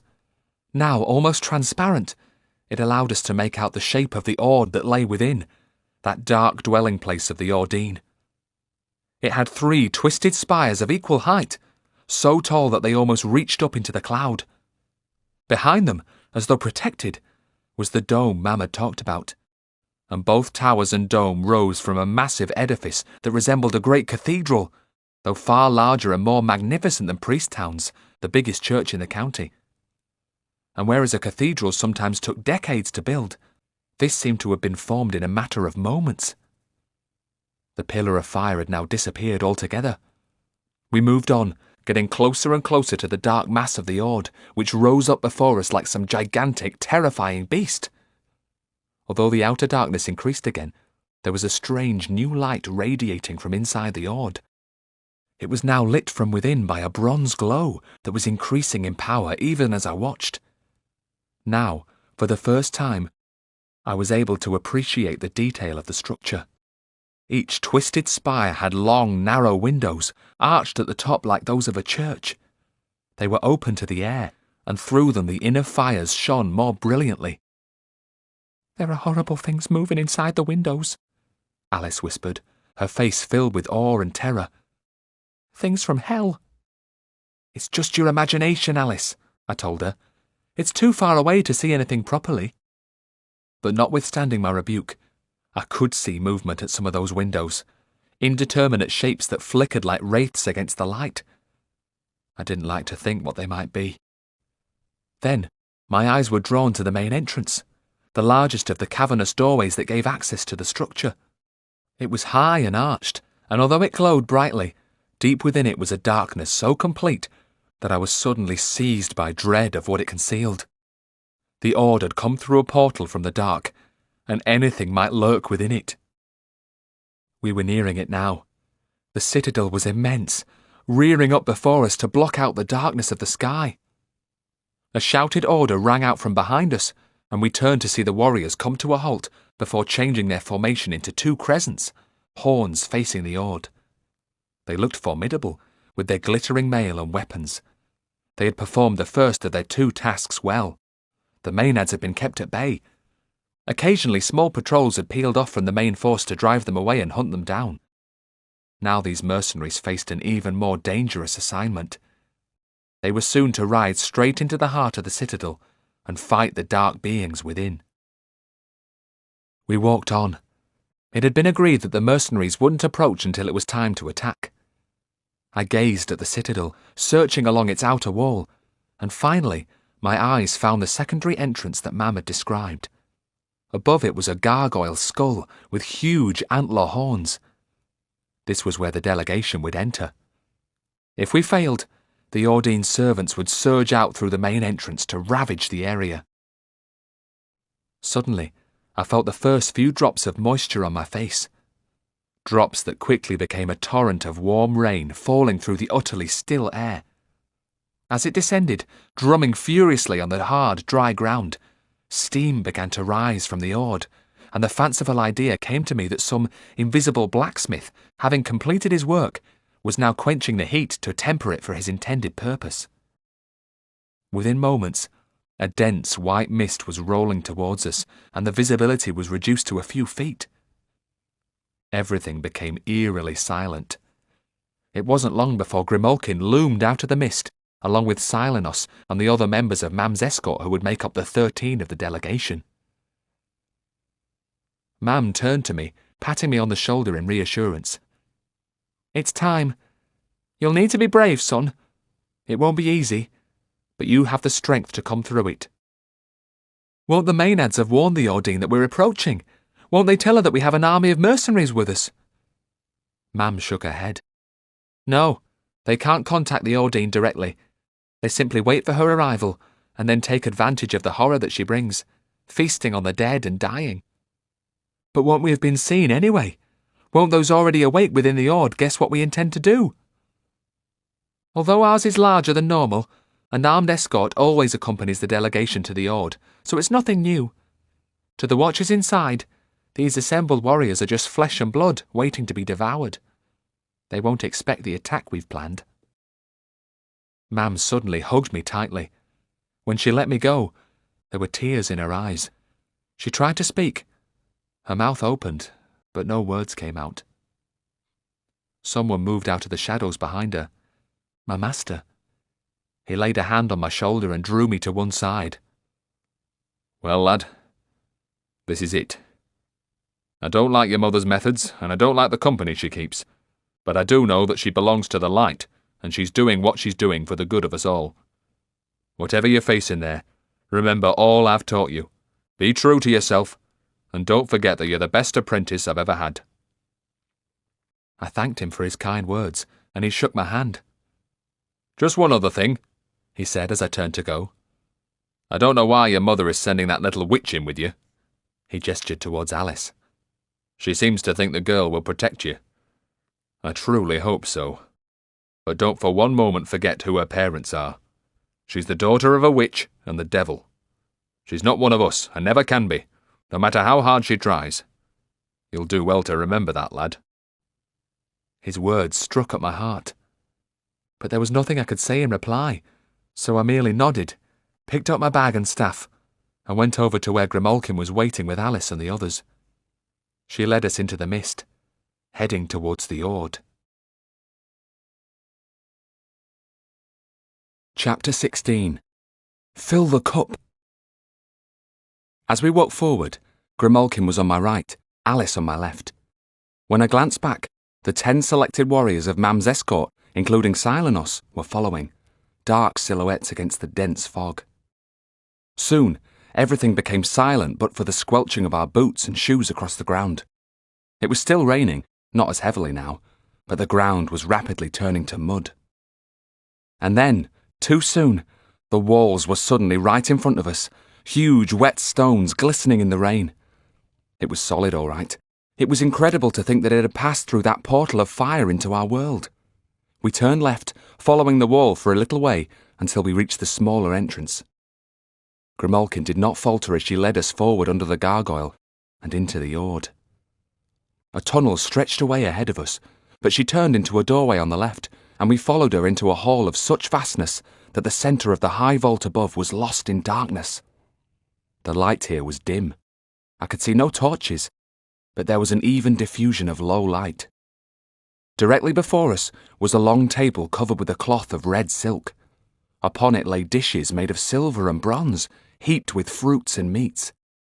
There were 13 ornate high-backed chairs carved from the whitest ivory and upholstered in rich black silk. And on the table before each chair was a golden goblet, exquisitely wrought and filled to the brim with red wine. As the light increased, so the colonnades to our right and left came into view, and I could now see that the floor between the rows of pillars was a fine mosaic depicting great serpents entwined about each other.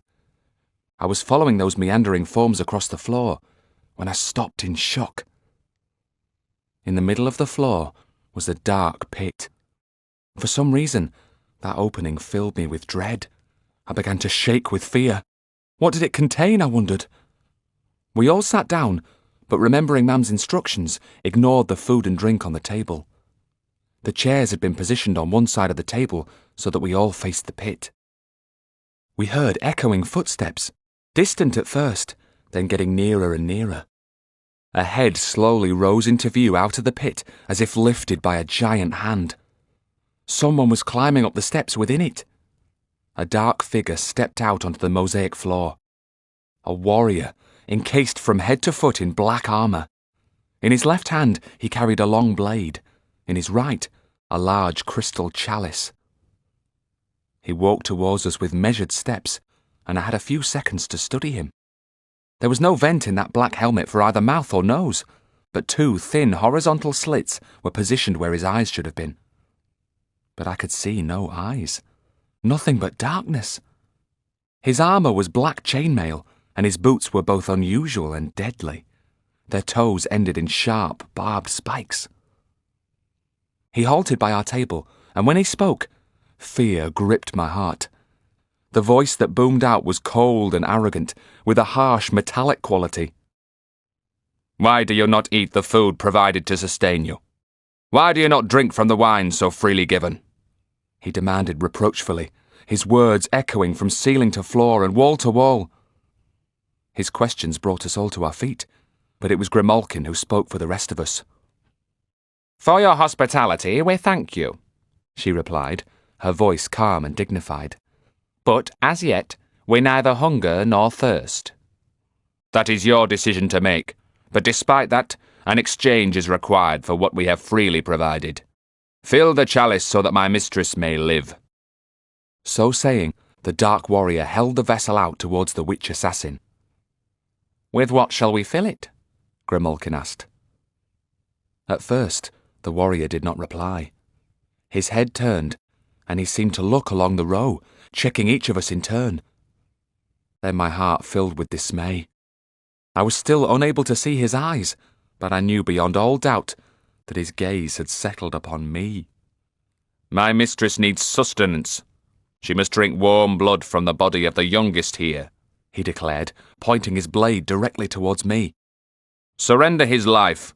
Fill the cup from his heart's blood. I began to tremble again. Despite everything I had been told, even though I knew that Grimalkin would fight for my life, I was afraid. All sorts of doubts began to whirl through my head, and a cold fear clutched at my heart. Was I going to die here? Had the fiend spoken the truth after all? Had this been Mam's intent all along? To make a sacrifice of me? Perhaps her slow reversion towards the feral state had leached away any human love she might have had for her son. Grimalkin shook her head. You ask too much, she cried in a loud, commanding voice. We demand the right of combat. The warrior inclined his head. That is your right, but do not undertake such a challenge lightly. If I win, all your lives are immediately forfeit. Do you still wish to proceed?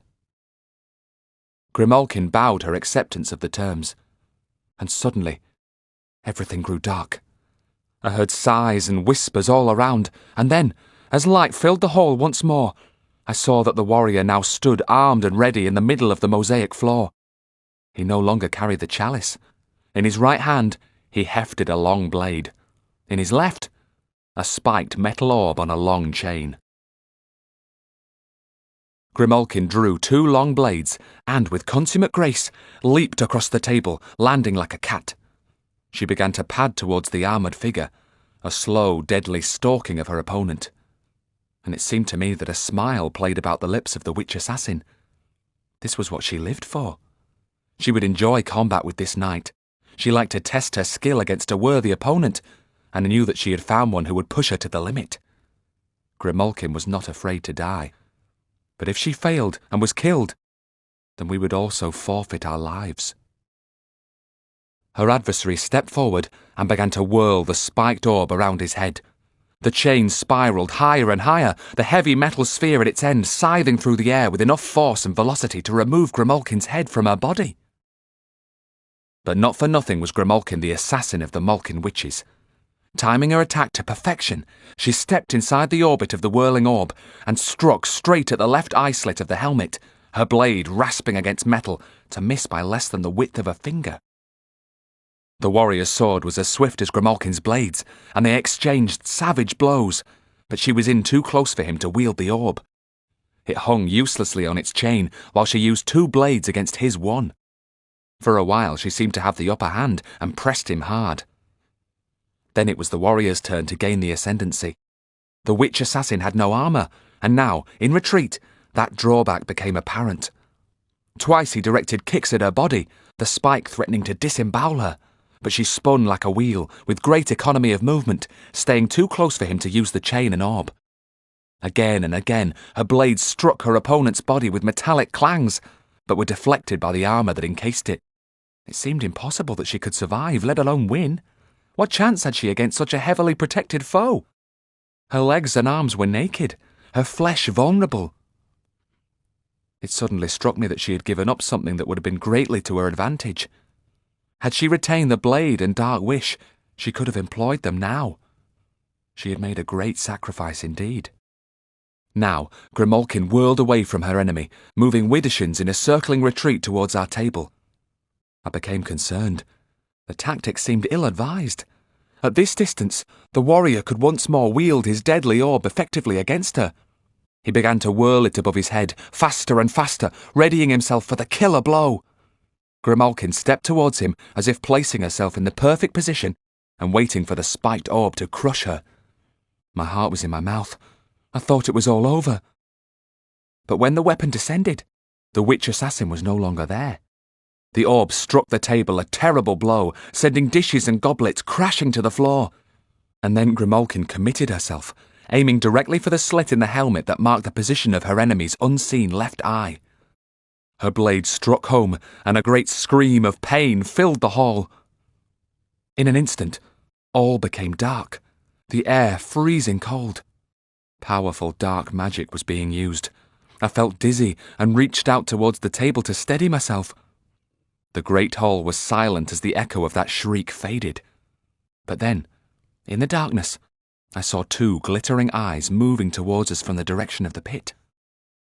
Again the light steadily increased, and we were all seated at the table, although I couldn't remember having sat down. The goblets and dishes that a moment ago littered the floor had been returned to their proper places. Grimalkin was back in her original position at the table. The dark warrior was once more standing directly before us, carrying the crystal chalice and his long blade. Was it the same man? Had he been returned to life by dark magic?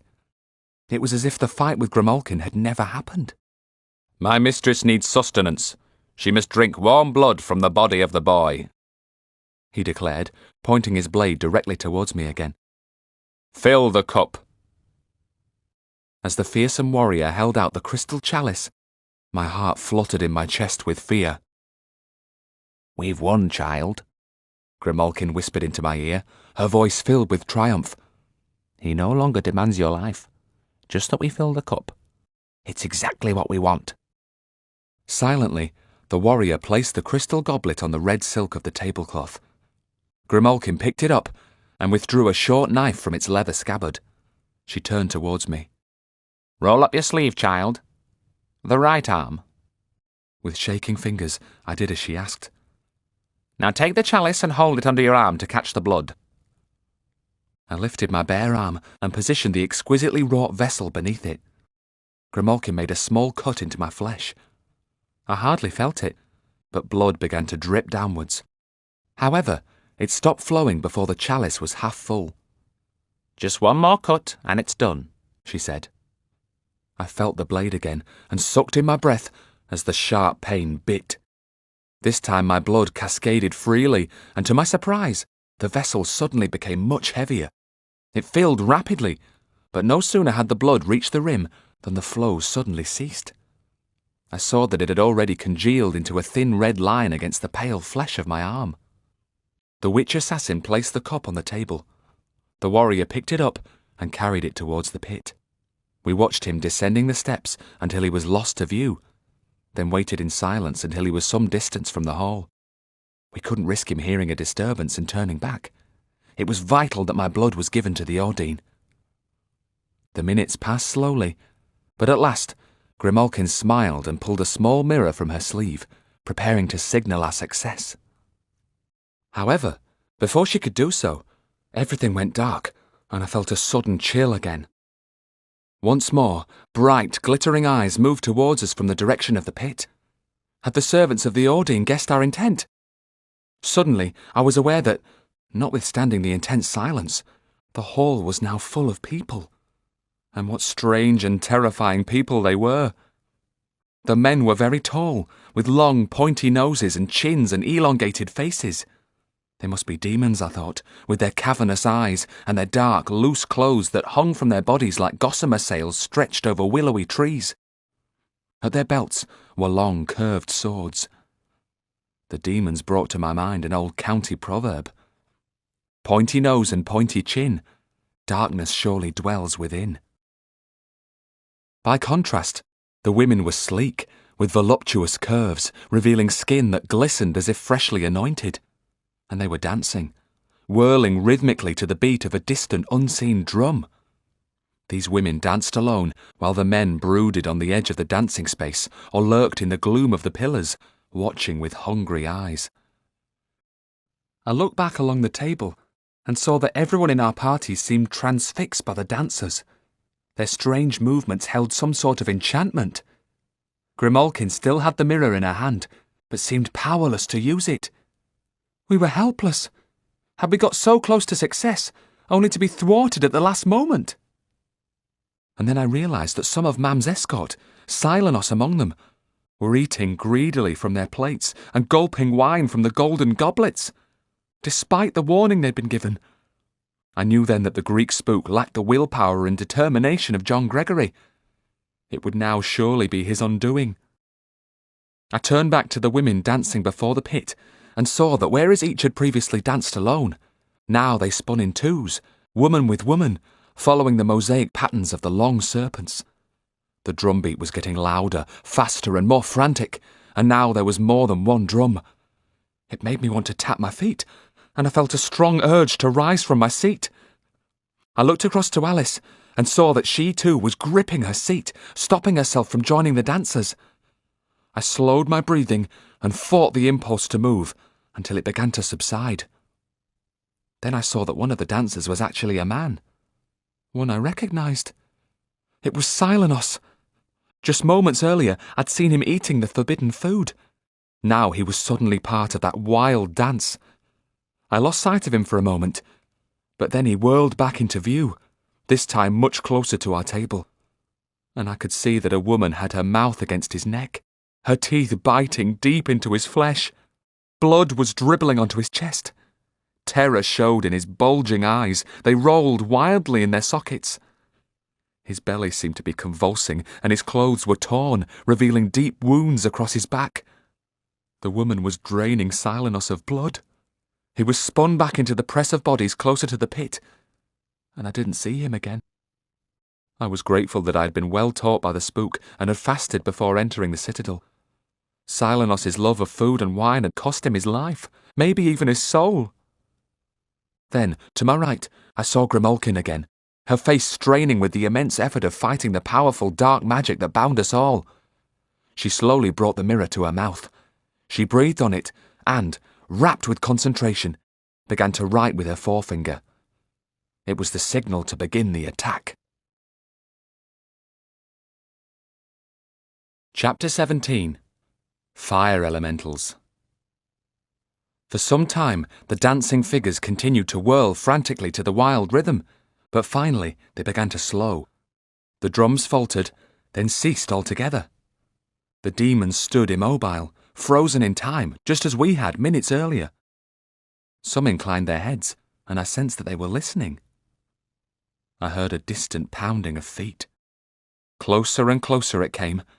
The doors were flung back with a crash, and the Pendle witches burst into the hall, long knives at the ready, their faces savage and eager for battle.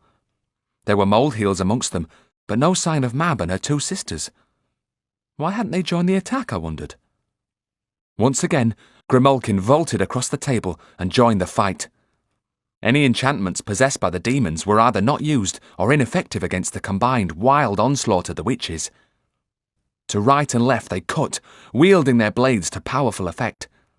Their enemies resisted, drawing their swords and fighting back, but within moments, several of them lay dead, their red blood pooling on the floor.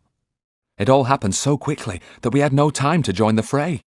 One moment there was ferocious fighting, the next the demons were retreating down the steps into the pit. But it was an orderly retreat. Some fought a rearguard action while the women escaped. Soon only the witches remained, gazing down the steps into the darkness. Alice gripped my arm tightly as we moved to join them, but already they were turning their backs upon the pit. "It's too dangerous to follow them," Grimalkin said, turning towards me. "I expect that's exactly what they want. They gave up and retreated far too easily. No doubt they want to lure us down into the darkness and ambush us. We'll take the route advised by your mother, child. I suggest you wait here until the mercenaries have launched their attack. They're on their way now, so we'll go ahead and press on deeper into the citadel." With that, she led the blood-spattered witches out into the tunnel, towards the inner courtyard.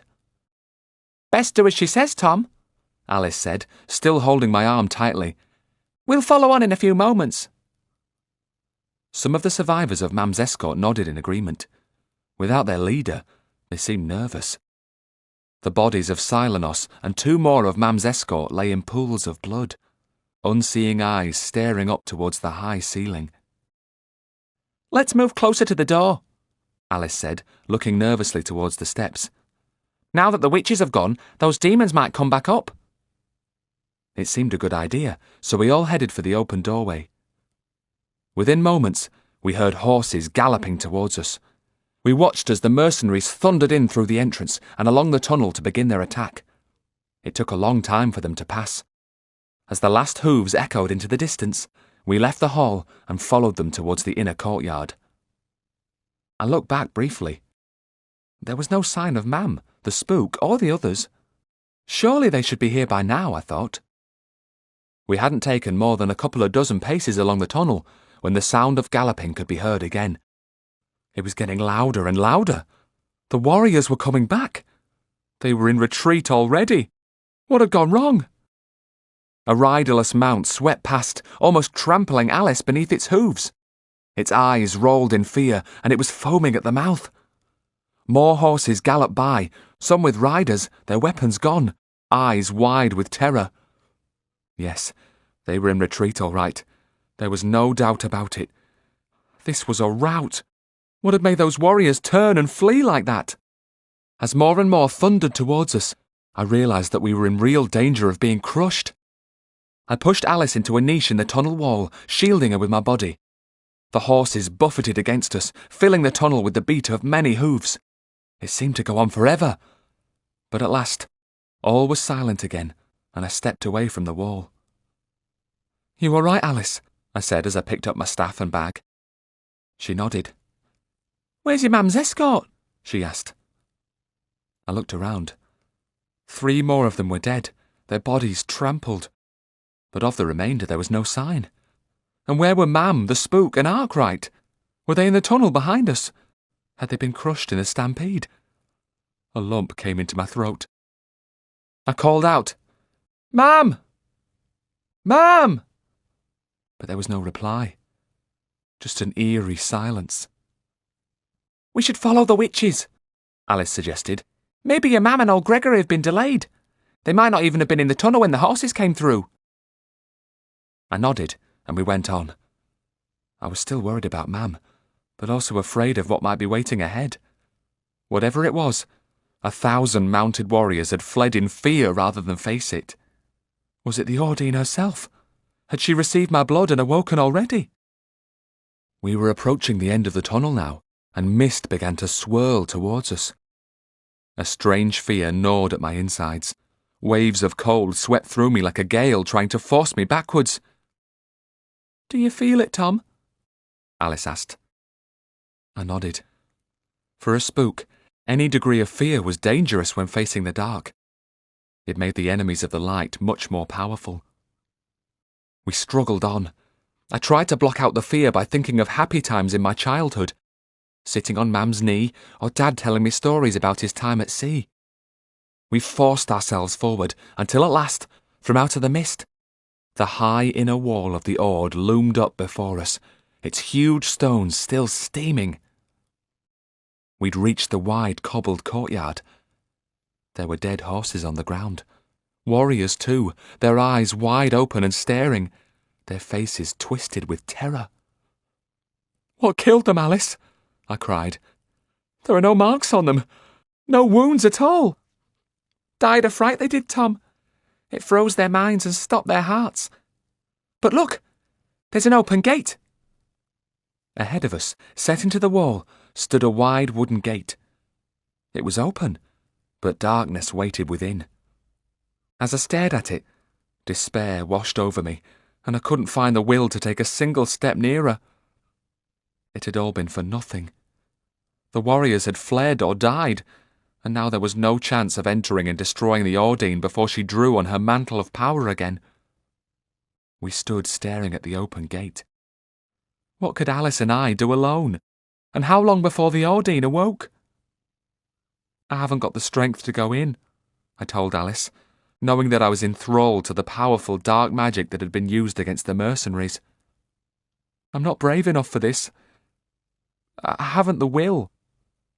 Alice's only reply was to nod her head wearily in agreement. Although neither of us voiced our thoughts, it seemed certain that the Pendle witches had already gone through ahead of us. But we still didn't move. I was wondering what could have happened to Mam and the others. The heart and courage had gone out of me. I don't know how long we'd have remained standing there, but suddenly I heard footsteps behind, and turned to see a tall, hooded figure carrying a staff and a bag emerge from the tunnel. To my astonishment, I saw that it was the Spook. At his heels was Bill Arkwright, who looked resolute, as if in the mood for breaking a few heads. But there was no sign of his 3 dogs. Arkwright nodded, but the Spook strode straight past us without even a glance in our direction. Then, as he reached the gate, he turned and looked back at me, his eyes glittering fiercely. "Come on, lad, don't dawdle," he growled. "There's work to be done, and if we don't do it, who will?" I forced myself to take a step nearer, then another. With each one, it grew a little easier, and the shackles of fear began to loosen and fall away from my mind. I realised that while the warriors had fled or died, our line of work, plus the fact that Spooks were 7th sons of 7th sons, gave us the strength to resist. But above all, it was the Spook and his determination that had helped me to conquer my fear. As for Alice, her training as a witch would help, and although my master hadn't invited her to join him, we both stepped through the gate and entered the darkness beyond.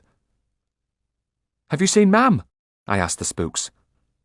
They both shook their heads. "We got separated when those horses stampeded out of the tunnel towards us. Don't you worry, lad," said the Spook. "Your mam can look after herself. No doubt she'll follow along later." They were kind words, but did little to make me feel any better. "Where are Claw and her pups?" I asked Bill. "Are they safe?" "Safe enough for now," he replied. "There's no point bringing them into this place. They've been trained to deal with water witches and such like. What chance would they have against a fire elemental?" Now I heard a distant roar of cascading water, and much nearer, the echoes of large drops pattering down on stone.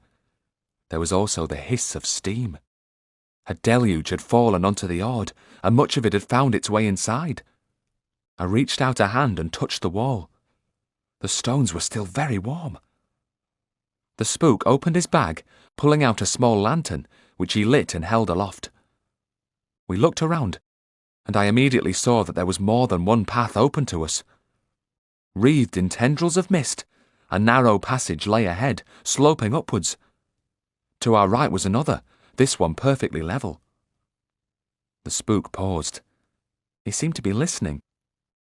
I thought I heard a faint cry in the distance, but it wasn't repeated, and after a few moments, he turned to face me.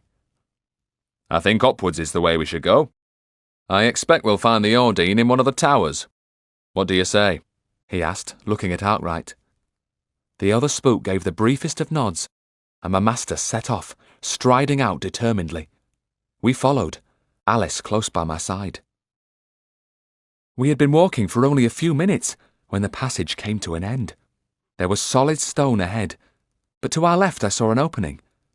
Without hesitating, the Spook went through and held up the lantern. We followed him and found ourselves in a large room full of stone slabs, occupied by what I took to be sleepers, lying on their backs. Unlike the passageways, this chamber wasn't in total darkness. It was filled with a faint yellow light that had no apparent source. The supine figures looked human, but their bodies were long, their faces elongated, with pointy chins and noses, and deep-set eyes. These were the demons we'd seen watching the dancers in the hall. But now, as the lantern bathed the nearer ones in light, I saw that rather than sleeping, they were dead. Their throats had been cut, and they were lying in pools of their own blood, which had also spattered down on the stone floor. As we walked slowly forward, picking our way between the slabs, we saw bloody footprints. Some were made by pointy shoes, but there were marks of bare feet too, the feet of the Moldheel witches. "The Pendle witches aren't the allies I'd wished for, but at least we've nothing to fear now in this chamber," the Spook remarked. "The Ord's huge," I said. "There must be lots of chambers. Just think how many other creatures there must be like these." "It doesn't bear thinking about, lad. We must press on. At least if danger threatens, those ahead will encounter it first and give us some warning. The Spook and Arkwright led the way out of the chamber, but just as I was about to follow, I heard a cry behind me and turned to see Alice transfixed, her face a mask of terror. One of the demons had suddenly sat up on his stone slab. He was gripping her arm tightly and glaring at her malevolently. He was bleeding from the throat, but evidently the cut hadn't been deep enough, and he had awoken to find intruders in his domain. His eyes glittered fiercely, and he reached for the curved blade at his belt. He was going to use it on Alice. I ran forward and jabbed him hard in the chest with the end of my staff. He gasped at the contact with Rowanwood and opened his mouth. Saliva and blood gushed out. He drew his blade, so I jabbed him again. The weapon went spinning from his hand. He released Alice's arm and rolled away from me across his stone bed to land on his feet in a low crouch. He slowly turned to face me, his eyes just above the level of the slab. Before I could react, he leaped up. No human could have jumped so high and with such speed. He flew over the slab and dropped onto me, sending the staff spinning from my hand. I fell backwards, twisted away and rolled clear. I saw that the demon was about to attack again and realised I had one chance. It would take too long to get out the silver chain that lay hidden in my breeches pocket, but I might just be able to reach over my shoulder and draw the knife that Grimalkin had given me. But no sooner had the thought entered my head than I realised I was too late. The demon was upon me. Two things happened simultaneously. There was a click, and something shot forward above my head and speared the creature in the throat. He slumped to his knees, choking, and then fell to one side. After a long, shuddering breath, he was still. Alice came to my side. She was holding my staff. The click I'd heard was her releasing the blade, which was now covered in blood. Now the Spook and Arkwright came running back into the chamber. They looked at the dead creature, and then at Alice. "Looks like Alice just saved your life, Master Ward," Arkwright said, as I climbed shakily to my feet. The Spook said nothing. As usual, he begrudged Alice any praise. Just then, there was a groan from the far corner of the chamber. Another of the Ordine servants began to stir.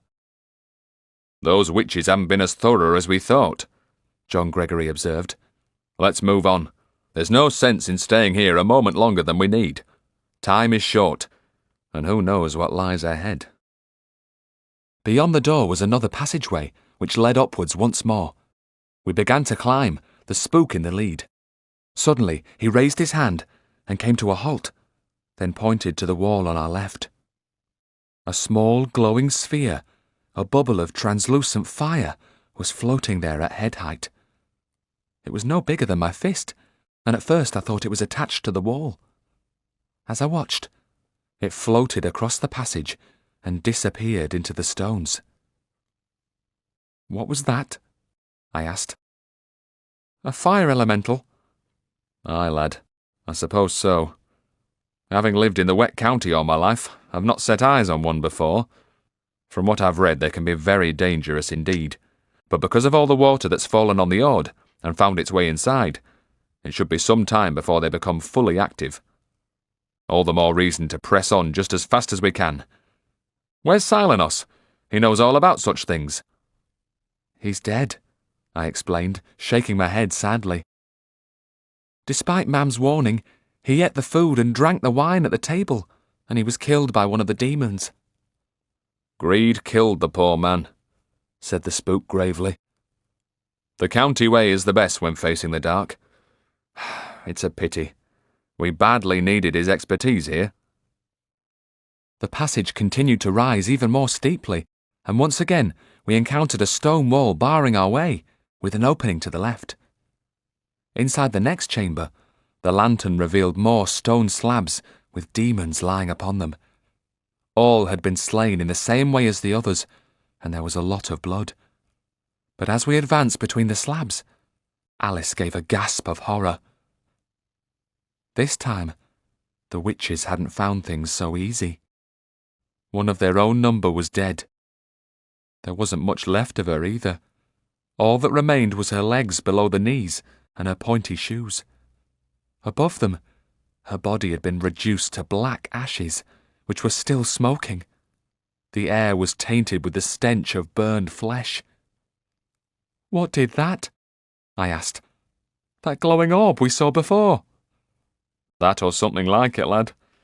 Some sort of fire elemental for sure. Let's hope it's moved on elsewhere. The Ord is coming to life faster than we hoped," said the spook, and then his eyes widened in alarm. A ball of fire had appeared in the air 5 paces ahead of us. It was much more threatening than the translucent orb we'd seen earlier. This was slightly larger than a human head and was opaque, throwing out flames, pulsing rhythmically, alternately expanding and contracting. It started to glide towards us, growing rapidly as it did so. The spook struck at it with his staff, and it retreated a little way before approaching again. Once more he thrust at it, missing it by less than an inch, and it shot forward over our heads at tremendous speed and broke against the far wall in a shower of orange sparks. Striding quickly forward, the spook led the way out of the chamber. I glanced back and saw that the fiery orb had reformed at the base of the wall and was starting to float towards us again. Beyond the doorway, stone steps led steeply upwards, and we climbed as fast as we could. I glanced back again anxiously, but the elemental didn't seem to be following us. I wondered if it was confined to the chamber in some way. Maybe its duty was to guard it. The steps curved up in a spiral. Were we already inside one of the 3 spires? I wondered. There was no way of telling, because there were no windows. I was becoming increasingly nervous. Even if we did succeed in destroying the Ordine herself, this route was full of elementals, and who knew what other creatures? We'd have to come down these steps again, and by then anything that lurked in the shadows would probably be fully awake and dangerous. How could we make our escape? Moments later, we encountered another threat. A dead molehill lay before us on the stairs, identifiable from her bare feet and ragged dress. Where her head and shoulders had been, a glowing orange fire elemental shaped like a starfish writhed and crepitated, moving slowly downwards to consume the remainder of her body. It was one of the Asteri the spook had warned me about. "Looks like it dropped onto her head as she passed beneath it," he observed. "Not an easy way to die." Pressing our bodies back against the stone walls, we went on, giving the dead witch and her terrifying slayer as wide a berth as possible. But then the spook pointed ahead. There were 4 or 5 similar elementals clinging to the high ceiling, pulsing with fire. "Not sure whether it's best to move slowly or run for it," he muttered. "Let's try it slowly and keep close together. Ready with your staff, lad." The spook took the lead, with Alice following him and Bill Arkwright bringing up the rear. We held our staffs at the ready. My mouth was dry with fear. We climbed slowly and steadily, passing beneath the first 2 star-shaped elementals. Perhaps these were still dormant or had been affected by the deluge. We could only hope. Just when we thought we'd escaped the danger, we heard a hissing sound, and a large elemental dropped straight towards the spook's head. He whirled his staff, and with a shower of sparks, the blade cut it into 2 pieces. They fell onto the steps behind us. I glanced back to see them crawling towards each other, attempting to reform into one creature again. We hurried on, but kept checking the ceiling for danger. At last, we reached a landing. Facing us were 3 cavernous doorways, and I realised that these must be the entrances to the 3 towers. "So which way is it to be?" asked the spook, staring at each flight of steps in turn. "It's anybody's guess," Arkwright replied with a shrug. "This place is so big, we'll run out of time before we can search it all. It doesn't look good." "Alice could sniff out the danger," I suggested. The spook frowned. Clearly he considered that a use of the dark. I spoke quickly before he could refuse. "Mam would want us to use every possible means in order to survive and slay the Ordine." "And I've already explained that I don't like all your mam's methods and don't choose to employ them myself," my master snapped. "Let Alice do it," I begged softly. "Please." "I think we've little choice but to let the girl try," Arkwright said. The spook closed his eyes as if he was in pain, then gave a barely perceptible nod. Alice immediately went to the foot of the central flight of stairs and sniffed loudly twice. "Can't tell what's up there," she admitted, "because that's the way the witches went. They've tainted the air, so I ain't able to tell what's beyond 'em." "Then it would make sense to take those steps," suggested the spook. "At least then we might get some warning if they run into trouble. Won't they have sniffed it out as the safest route anyway?" But before Alice could answer, there was a sudden scream from the central tunnel, and we could hear someone running down the steps towards us. The spook raised his staff, and there was a click as he released the retractable blade. A moment later, a shrieking witch ran out onto the landing, her hair on fire, her pointy shoes clattering on the marble floor. I doubt she even saw us. Still screaming, she continued down the steps and was lost from view. Then a second one appeared, a barefoot molehill, one of Mab's followers. Arkwright intercepted her, grabbing her ragged sleeve and threatening her with his staff. Her eyes were filled with terror, her face grimed with soot, but she seemed unhurt. "Let me go!" she cried. "What happened?" he demanded. "Fire demons! We had no chance. They're dead. All dead!" With that, she tore herself free and ran on down the steps. If she was right, all the witches were dead, even Grimalkin and Mab. The power of the Ordeem was such that they hadn't been able to sniff out the danger, and they'd been no match for the fire elementals. Alice checked the left-hand stairs and shook her head. "Danger up there," she said. At the right-hand opening, she nodded slowly. "Seems all right." So we began a cautious ascent, the spook once again taking the lead. We seemed to be climbing forever. My legs grew weary and felt as heavy as lead. It was terrifying to imagine this whole structure passing through a portal full of dark entities, some of them unknown and not even recorded in the spook's bestiary. And what if the Ord was suddenly to return through the portal, carrying us all with it? It was a scary thought, and I wish we'd done what was necessary and were on our way out rather than penetrating ever deeper, with a host of unknown dangers ahead of us. At last, we reached the top of the stairs, to be faced with a large, circular bronze door. On it was embossed a huge skull. There was neither lock nor handle, but the spook placed a hand against the carving and pushed. The door slid open soundlessly. Holding the lantern high, he stepped into a small octagonal room. We looked around in puzzlement. There was no other door. What was this place? What function did it serve? Almost immediately, I received an answer. This was a trap. Suddenly the ground opened beneath my feet, and I heard Alice cry out in fear. Then the lantern went out, my stomach lurched, and I fell into nothingness. Chapter 18. A Bargain. I landed on soft earth, the impact driving all the breath from my body and jolting my staff and bag out of my grip.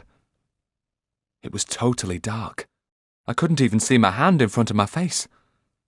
I got to my knees. There was mud beneath me, the dampness starting to soak into my breeches. I called out to the spook and Alice, but received no reply. However, I wasn't alone. I sensed a movement in the darkness close by. Whatever it was travelled on more than 2 legs, scuttling delicately towards me.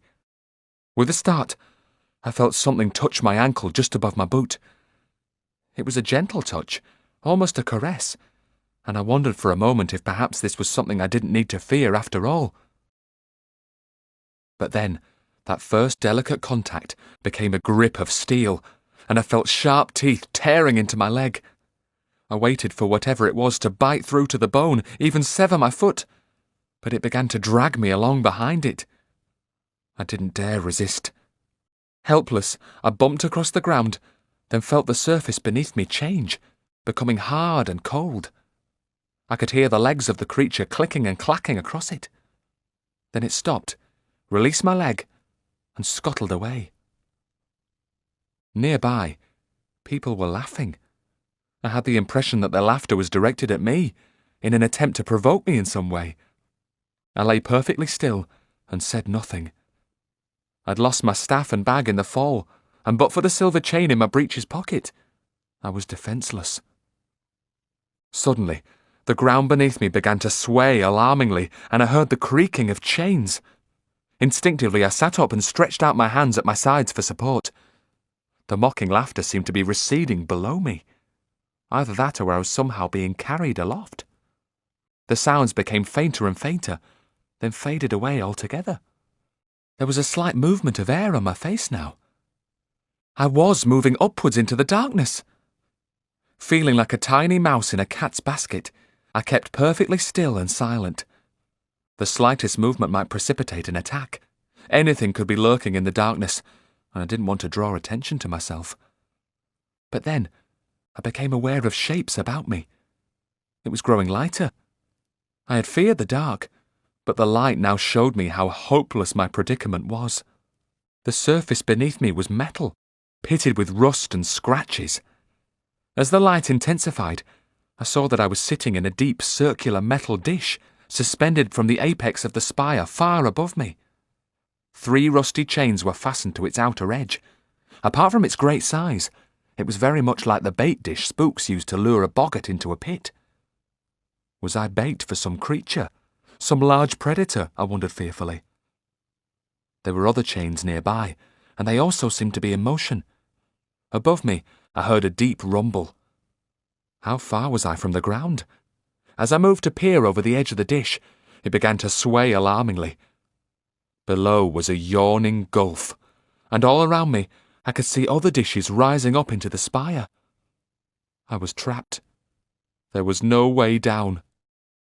The walls were also getting gradually closer as the spire narrowed. Now I could see the texture of the stones, and something else.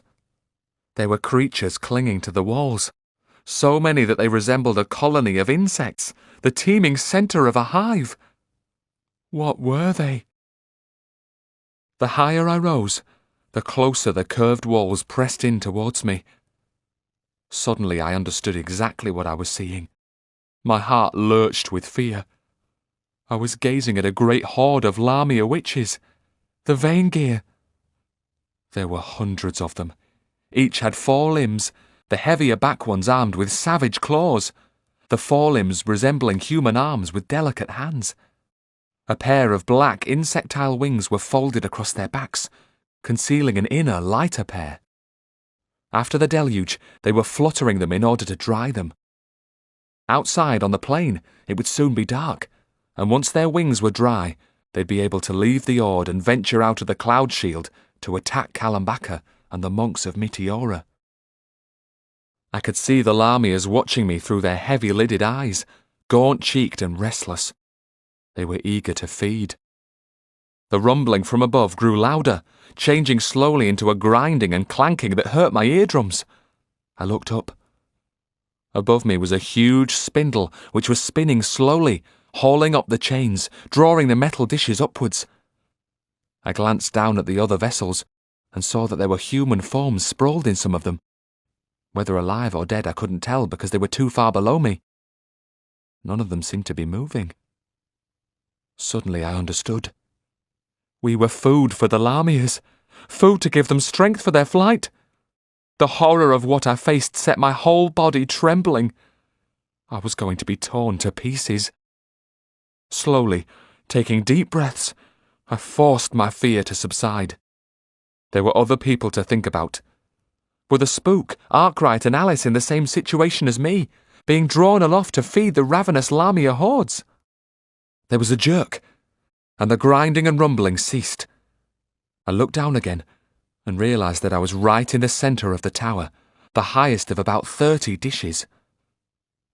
Then I felt my dish begin to ascend once more. I glanced at the other dishes below me, but they weren't moving. I was leaving them behind. Moments later, I passed a large static metal cylinder wrapped with rusty chains, one of the mechanisms by which the other dishes had been lifted. I must be suspended from some different system. Now, above me, I saw something that looked like a boiling black cloud, much like the one above the Ord, but inside it. I flinched away as I drew nearer. It filled me with fear. A moment later I was within it, unable to see my hand in front of my face. The dish came to a halt, and I was suspended there for several moments in absolute darkness. Then the black cloud began to recede, thinning as it did so, and I was able to see my surroundings. I was still within the rusting metal vessel. Below was the yawning void through which I had ascended. I had been drawn up into a small room of black marble. It was no more than a cube, with no doors or windows, and only 2 items of furniture: a large circular mirror on the wall to my left, and a throne. I began to tremble, because I'd seen that throne before, in the spring, before I'd met the Maynard assassin or even heard about the Ordine. It was the one the fiend had been sitting in when I'd talked to him on the black barge back in the spring. It was intricately carved. On the left arm was a fierce dragon, its claws lifted aggressively. On the right was a fork-tongued snake, its long body trailing down the side of the throne to coil about the claw-footed leg. I stepped out of the dish onto the marble floor, looking straight ahead, afraid to glance down at the gulf below. As I did so, a sudden chill ran the length of my spine, a warning that I was in the presence of a dangerous servant of the dark. I knew what was happening, because it had happened to me before. I couldn't move. I wasn't even breathing, but felt no compulsion to do so. Time had stopped. Stopped for me as well as for my immediate environment. That could mean only one thing. The fiend. And suddenly there he was, sitting on that ornate throne, once more in the shape of Matthew Gilbert. "I'm going to show you something now, Tom," he said, his voice filled with malice. "The future. What will happen in the next few hours. Only you can stop it. Look into the mirror." I felt my heart surge in my chest. I was breathing again, but all around me was utter stillness. Although I felt free to move, time was still frozen. Unable to help myself, I did as he commanded and looked at the mirror. Everything grew dark, and for a moment I felt myself falling.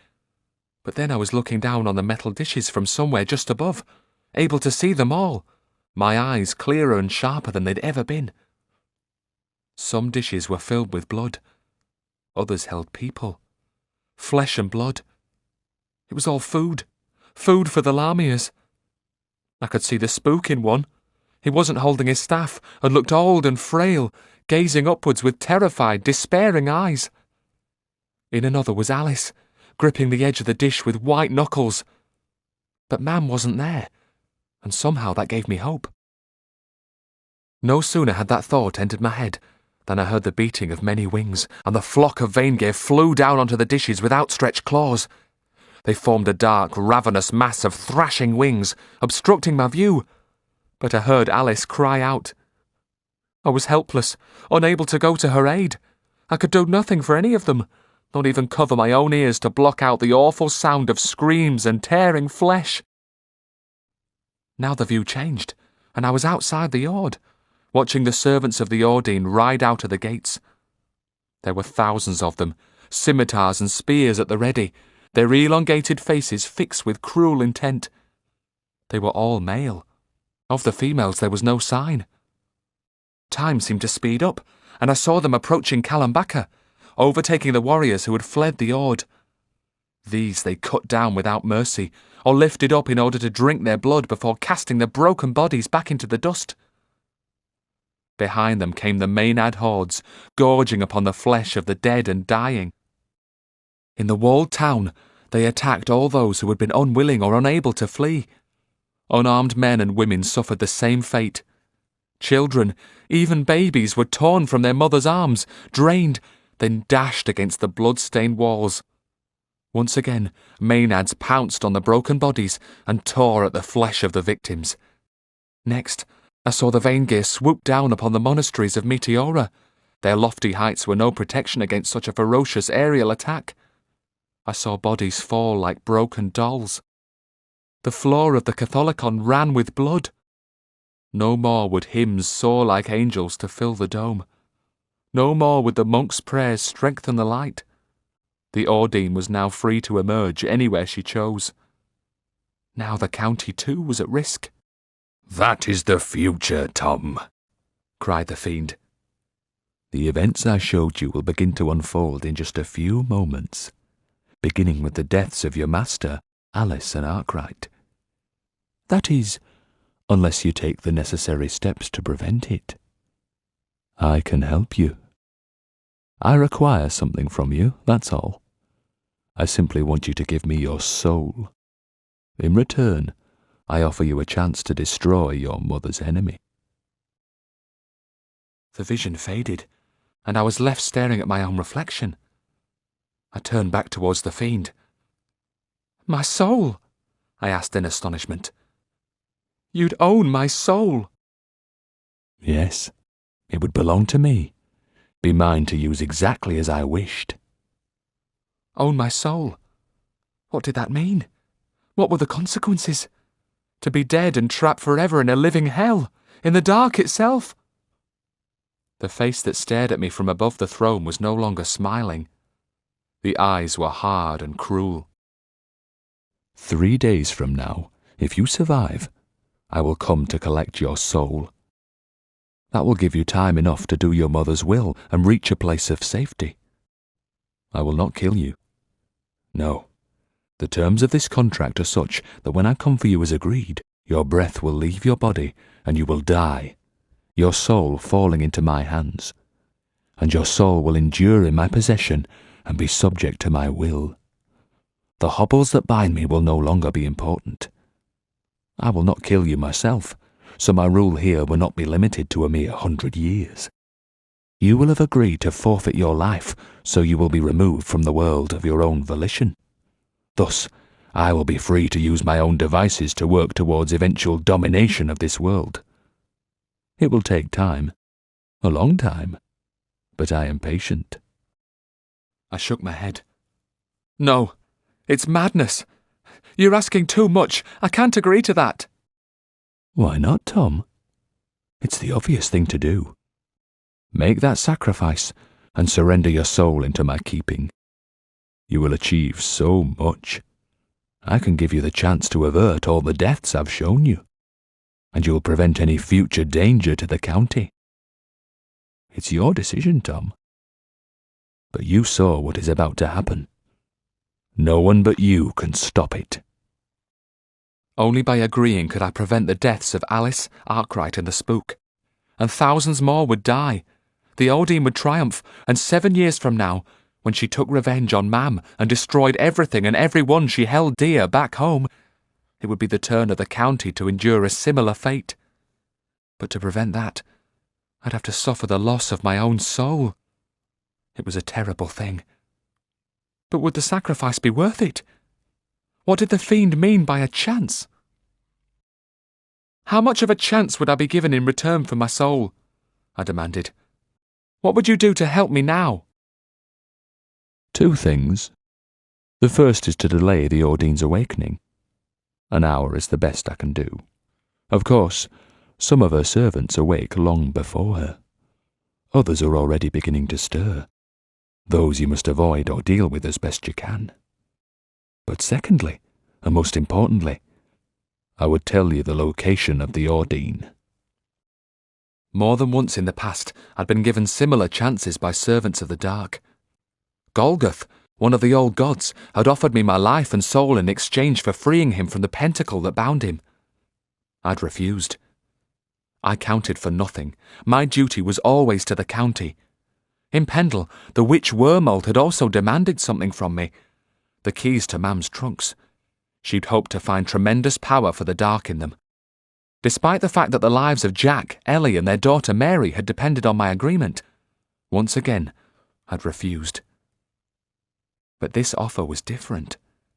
It wasn't just my own life at stake, nor the lives of members of my family. Yes, my soul would belong to the fiend, the dark personified. But I would also be saving the county from a future visitation. And only if he won me to his side could the fiend rule the earth until the end of time. That wouldn't be the case. He'd simply own the part of me that was immortal. The Ord was a huge, complex structure. Knowing the precise location of Mam's enemy would give us a real chance of success, I thought. I was very tempted to agree to his offer. What else could I do?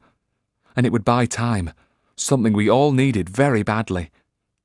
Besides, there was one thing that did give me hope.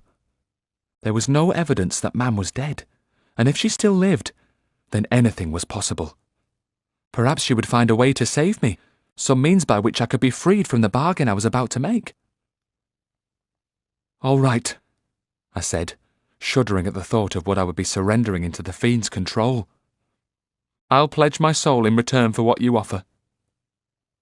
3 days from now I'll return to collect it. So, is it agreed? I nodded. "Yes, it's agreed," I said, my heart sinking into my boots. So be it.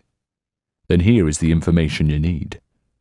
The Ordine is not to be found within any of the 3 towers.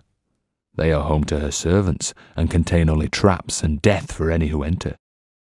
However, there is a dome behind them on the roof of the main structure.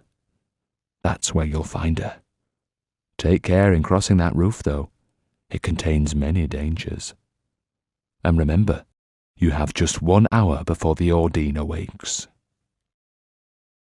Having delivered the second part of what he'd promised, the fiend smiled and gestured that I should take my place in the dish again. No sooner had I done so than the room began to darken, the cloud thickening and boiling about me. The last thing I saw was his gloating face. But what else could I have done? I asked myself. How could I have allowed so many to die? At least this gave us some chance of averting such a bloodbath. What was my soul compared to that? I'd made a bargain with the fiend. In 3 days' time, unless Mam could help me, I'd have to pay a terrible price for this chance of victory. Chapter 19. Your Fate. There was a lurch, and the dish began to descend, the cloud quickly dissipating to reveal the inside of the twisted spire again. The Lamias were still there, clinging to the stones, but did not move. As I passed a cylinder, it began to turn slowly, rumbling and creaking as it yielded the chains of other dishes to the pull of gravity. I glanced over the edge to watch them edging down ahead of me. Even as I studied them, looking for the ones that held the Spook, Alice and Arkwright, they disappeared from view. I remembered the pitch blackness of the lower regions, and no sooner had I done so that the light about me faded. My descent now took place in complete gloom. Finally, with a jolt, my dish reached the ground. For a moment I didn't move. I waited in the darkness, hardly daring to breathe. I heard dull thuds nearby as other dishes made contact with the soft ground. I remembered the creature that, cloaked in darkness, had fastened its teeth round my leg and dragged me to the saucer. What if it was still lurking in the vicinity? I forced myself to be calm. The unseen creature had served its purpose, placing me where I could be taken up to meet the fiend. Surely it would let me be now. After all, we'd struck a bargain, and I'd been given just 1 hour to find the Ordine before she was fully awake. But could I trust the fiend? Would he keep to our agreement? There was a movement to my right, and I cringed away. But a moment later, a light flared, and I could see a figure holding up a lantern. To my relief, it was the Spook. He approached me slowly, glancing uneasily from side to side. Close behind him was Arkwright. As I clambered up from my metal vessel, my feet sinking into the mud, another figure came out of the darkness towards the lantern. Alice. I thought it was all over for us then, the Spook observed. One moment I'm waiting to be drained of blood, the next I'm back here. Seems too good to be true. He glanced at us all in turn, but I said nothing, though I could feel Alice's eyes watching me closely. Then let's see what else we can find, my master said. I'd feel better with my staff to hand. We followed the Spook, staying within the yellow circle of light cast by the lantern. Within moments we'd found his staff and bag, then Arkwright's, and finally my own belongings. I feel a lot better with this at the ready, Arkwright exclaimed. It's almost as if someone's helping us, observed the Spook. I wonder if your mam's playing some part here. It would be nice to think so, I just hope she's all right, I said, hoping he wouldn't guess at my part in what had happened. Well, it does seem like we've been given a second chance, he continued, so let's make the most of it. I don't know how long we've got before this place is fully awake, so let's hurry on. But the question is, in which direction?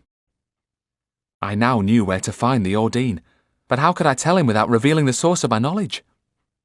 We need to get to the foot of those 3 flights of steps again, my master continued. Each one must lead up into a different tower. This last one was a trap. The centre one contained elementals that killed the witches. That leaves only one. My instincts tell me that we won't find her in a tower, I said, choosing my words carefully.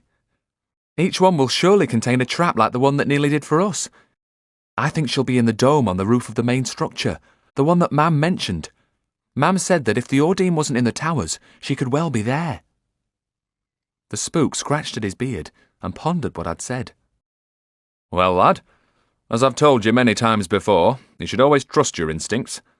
So as both you and your mother agree, I'm inclined to go along with it. But how do we get out of here? He asked, swivelling his head and holding the lantern higher. Apart from that illuminated area, we were surrounded by darkness. We couldn't even see the walls. But the spook set off at a rapid pace, and we followed. From a narrow window, we glimpsed a grim view down onto a nightmare landscape of buttresses and turrets and dark pools of water. We didn't linger, but pressed on through a narrow doorway and down some steps until we were standing on the roof of the Orde's main structure behind the towers. There were a number of small turrets and odd prominences ahead of us, but beyond we could see the dome rising up. We walked in single file, the spook in the lead, Alice behind me, and Arkwright bringing up the rear. Far above, the dark clouds still boiled, and a faint drizzle was drifting into our faces. The spook still held up the lantern, though at the moment it wasn't needed because the stones of the Ord radiated a bronze glow. There was a lot of water on the roof. In hollows it had formed deep pools. Soon we were walking down a gentle incline alongside a gully full of still water. Shelves of stones rose up on either side, hemming us in. Suddenly, a pale yellow light shone down on us from above. I looked up and saw the waning moon just before it was covered again. We were approaching what looked like the entrance to a tunnel, but when I went in, I could see that we were not totally cut off from the sky. Again the moon came into view, shining through what appeared to be the bars of a cage. It was almost as if we were within the skeleton of a gigantic animal, looking up through the arch of its ribs. Clinging to the stone were the unquiet dead. Some hung by their hands, others clung with all 4 limbs. And on the ground all around us, we could see more of the dead. "Oh, I don't like this place one bit," Alice complained, her eyes wide and fearful. Being the spook's apprentice, I'd encountered lots of trapped souls before, but this was far worse. Some were clearly human, abject wretches in tattered rags, either holding out their arms to us and crying out for help, or just jabbering incoherently. That was bad enough, but others were only partly human and resembled creatures out of a nightmare. One took the form of a naked man, but he had many legs and arms like a large twitching spider, and his skin was covered in boils and warts. Another had the head of a bewhiskered rat and a sinuous body that ended in a tail rather than legs. "What are they?" I asked the spook. "And what are they doing here?" He turned to face me and shook his head. There's no way to be sure, lad, but I suspect they're mostly trapped souls. Some of these spirits may have been here many years, bound to the Ord as it's passed through the portal again and again. Others have descended so far from their former humanity that they're barely recognizable. We call them abhuman spirits because their souls have degenerated and fallen away from what they once were. I'm afraid that even if we had time, there's nothing to be done for these unfortunates. I don't know what crimes they committed on Earth to be trapped in this place, but they're so far from the light that they can no longer reach it now. Only the destruction of the Ord would free them. Trapped souls. I felt sick to my stomach at the thought that in 3 days' time, I might suffer a similar fate. With a shake of his head, the spook moved on until we'd passed beyond that fearful tunnel. The wailing and jabbering voices faded into the distance.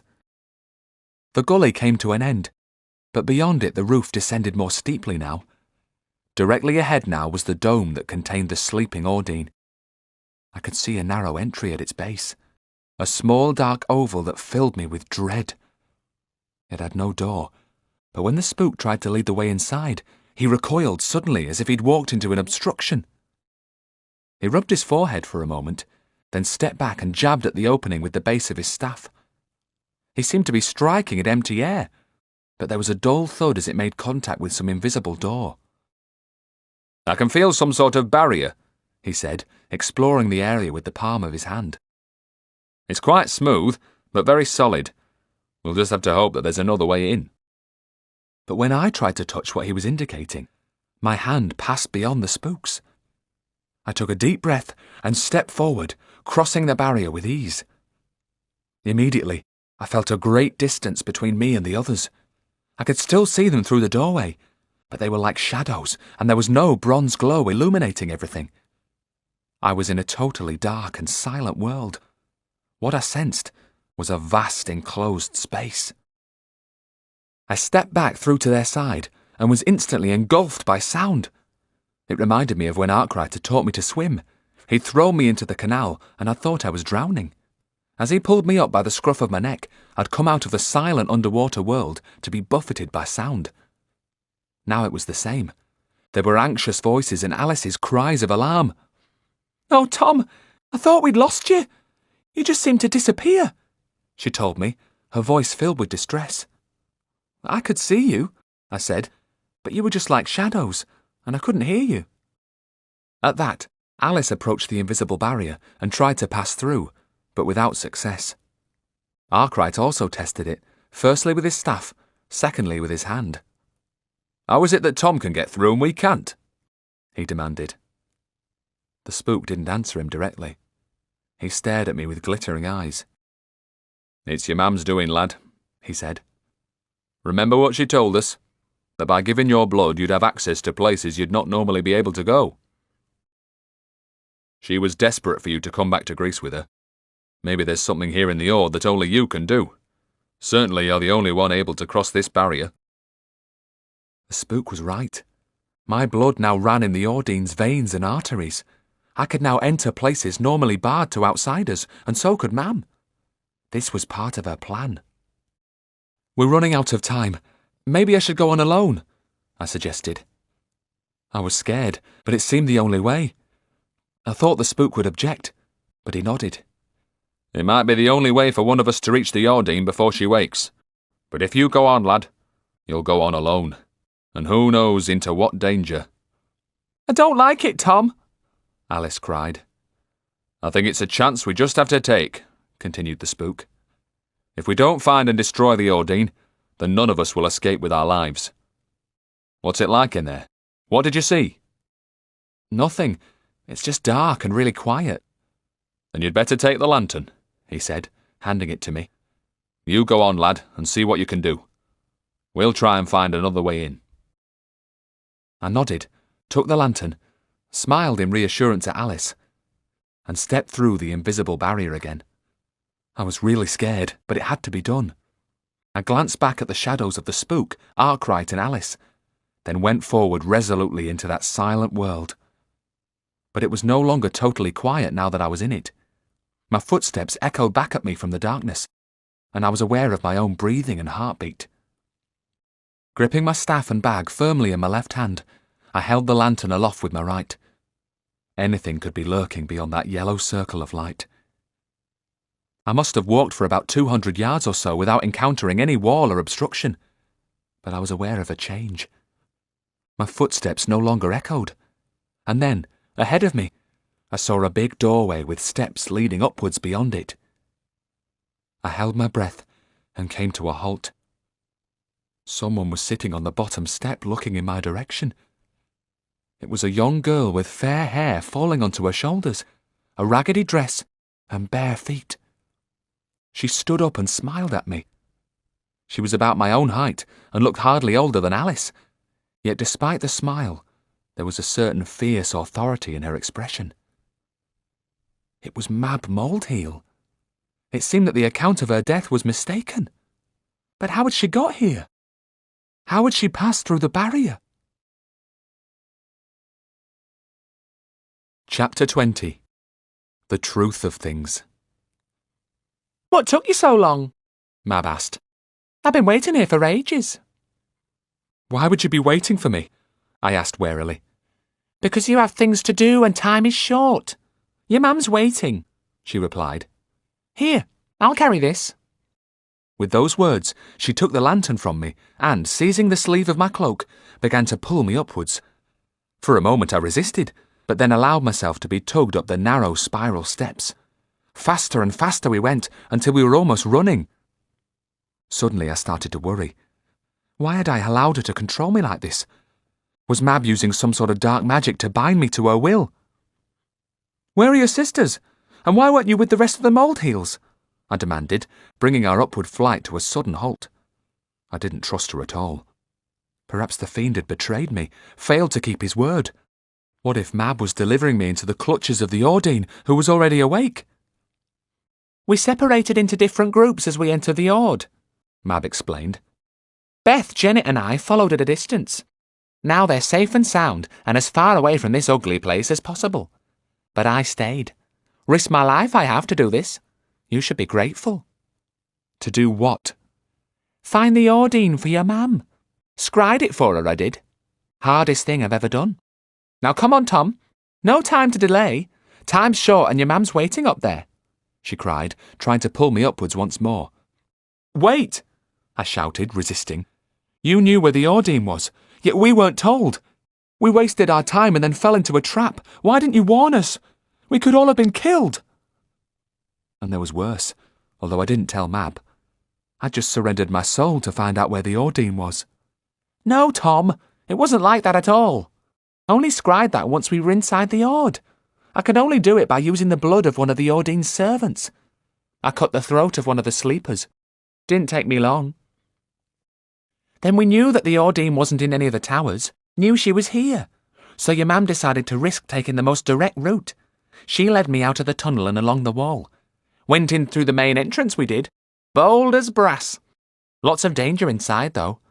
Nasty insect things with 6 legs and huge pincers and lots of eyes. Didn't come near your mam, though. They kept their distance. Then we came up against a barrier here. Your mam could get through, but I couldn't. Used her power to smash it so I could get in. Cost her a lot, too. Drained some of her strength. Just shows how badly she needs me. Bring Tom to me as quickly as you can, she said. So come on, no time to waste. With that, she began to tug me after her again. I didn't resist, and soon we were running up the steps again at full pelt. We halted on a gloomy landing. Before us stood a doorway, and darkness beyond. You go inside, Mab said. Your mam's waiting there to talk to you. She told me to wait outside. She wants to see you alone. I didn't want to go in, but I held out my hand for the lantern. Mab shook her head. Doesn't want you to see her yet. Not like this. She's changing. Just halfway there she is. Not nice to look at. I didn't like the way she said that about Mam, and I felt like striking her with my staff. Was Mam changing into her full Lamia shape? Go on! Mab snapped. I scowled at her, and clutching my staff and bag, went forward into the darkness of that forbidding chamber and waited for my eyes to adjust. But even before I was able to make out the shape in the corner, I could hear laboured breathing. Was that Mam? She sounded as if she was hurt. Mam! Mam, is it you? I cried. Yes, son, it's me, a voice replied. It sounded hoarse and somewhat deeper than I remembered, and weary and full of pain. But without doubt it was Mam. Are you all right, Mam? Are you hurt? There is some pain, son, but it's only to be expected. I'm changing. I can choose my shape, and I'm taking on one that might just give me a chance against the Ordine. But it's been harder than I thought. Much harder. I still need a little time to ready myself. You must delay her. Delay her? How? I demanded. Firstly, with words. You'll be an enigma to her, a puzzle that she'll be desperate to solve. That's your first defence. Later, your chain and staff might buy us further time. Are you still wearing the blade, Tom? And have you used the wish? My heart sank right down into my boots at her words. I suddenly realised that Mam had wanted me to use Grimalkin's gifts against the Ordine. But I had to tell her the truth. I still have the blade, but I used the dark wish to save Alice. A feral lamia had her in its jaws. She'd have died otherwise. I heard Mam sigh wearily. Combining the wish and the blade might have given you a real chance against the Ordine. But if you survive this, son, you made the right decision. You'll need Alice by your side. As a last resort, use the blade anyway. What did you mean by me being a puzzle to the Ordine? I asked. I don't understand. Why will I be that? Don't you remember what I told you? The reason we gave her your blood. She will know you and not know you. You will seem like kin. Someone she should know but does not. You'll be able to hold her attention and allow me to ready myself and strike first. She drank your blood, taking it into her own body in order to gain new life. It's changed her. It makes you close. Already that's weakened her. That's why you were able to pass through the barrier. That's why I was able to enter this place too. We share the same blood, Tom. Her voice was changing now, becoming less human. Once again I had my doubts, had been tricked so many times before, and was wary. Is it you, Mam? Is it really you? I demanded. Of course it is, Tom. Who else? But I don't blame you for doubting me. I've changed and continue to change. I've taken on many forms in my long lifetime, and now I'll take my final one. The process is accelerating even as we speak. I'm no longer the woman I was. I remember being your mother. I remember being a wife to your father, but I'm already something different now. Don't be sad, Tom. All things change eventually. Nothing lasts forever. All we can do now is make our final moments together worthwhile. For much of my long life I've planned the destruction of the Ordine, and now it's almost within my grasp. You gave your blood to her, gave it bravely. That was why I brought you to my homeland. But there is one more thing you can do that might make a difference. Delay her. Buy me time. Mab will guide you to the place where she will shortly awaken. Soon, I'll use the last of my strength against her. I will hold her in a death grip. But if I succeed in doing that, you must flee the Ord immediately. Will you do that? Do you promise, Tom? Leave you, Mam? How could I do that? You must do it, son. You must escape. Your destiny is to destroy the fiend. That's what I've worked so long to achieve. If you die here with me, it will all have been for nothing. I'll bind the Ordine fast until her strength fails. Once that happens, the Ord will collapse back through the portal. It will be destroyed, and if she can't get free, it will be the end of her too. But you'll be destroyed as well. Is that what you're saying, Mam?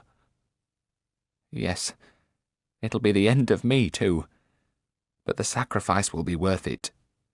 I will have achieved what I set out to do so long ago. So do you promise? Please, let me hear you say it. I felt shocked and full of grief. Mam was going to die here. But how could I refuse her when it would be the last thing she'd ever ask of me? I promise, Mam.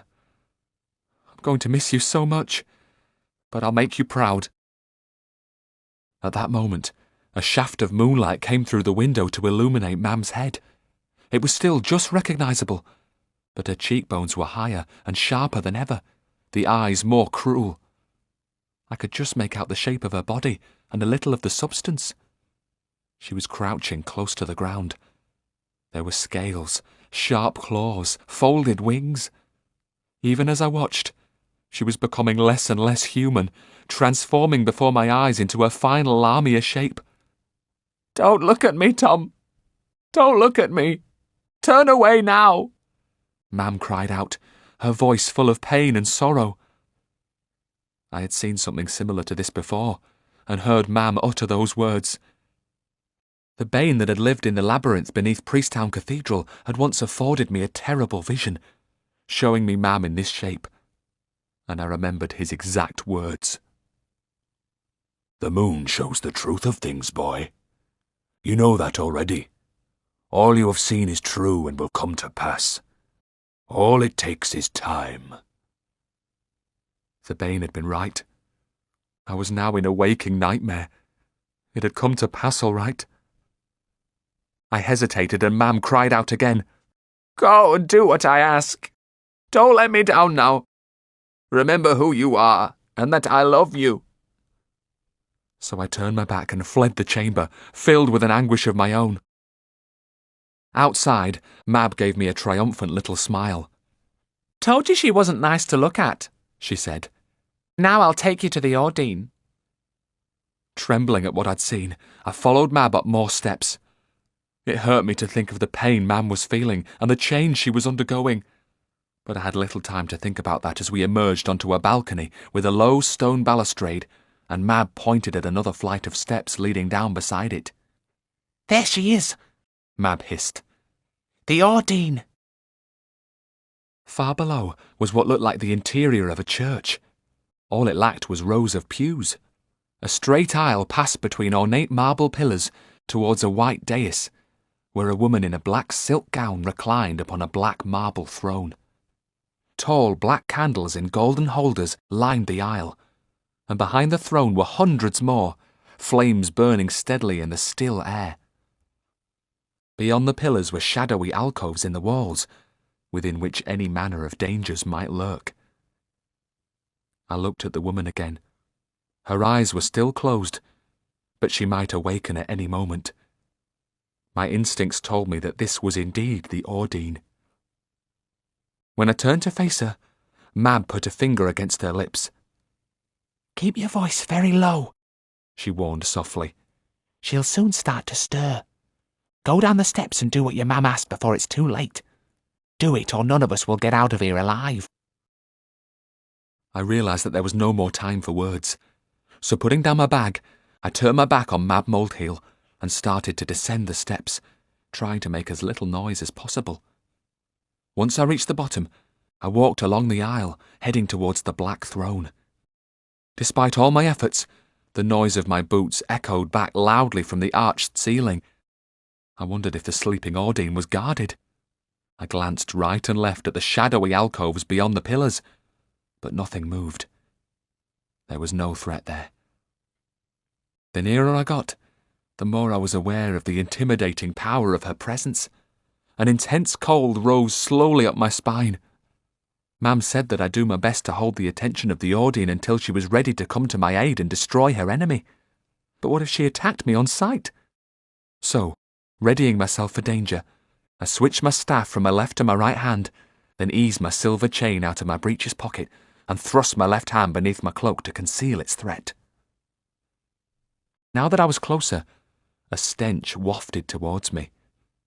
The Ordine had the appearance of a woman, but there was something of the wild animal about her, a fetid, musky odour that almost made me retch. I halted before her throne. Her eyes were closed, and she still seemed to be sleeping.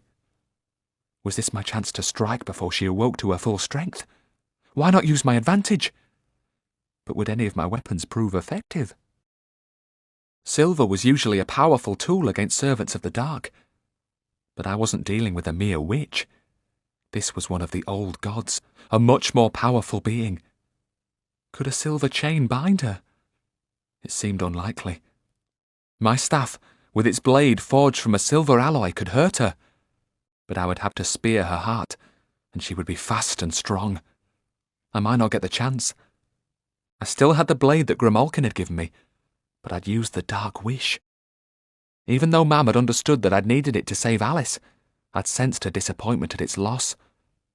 The blade might hurt the Ordine, but my best chance of damaging her badly was now gone.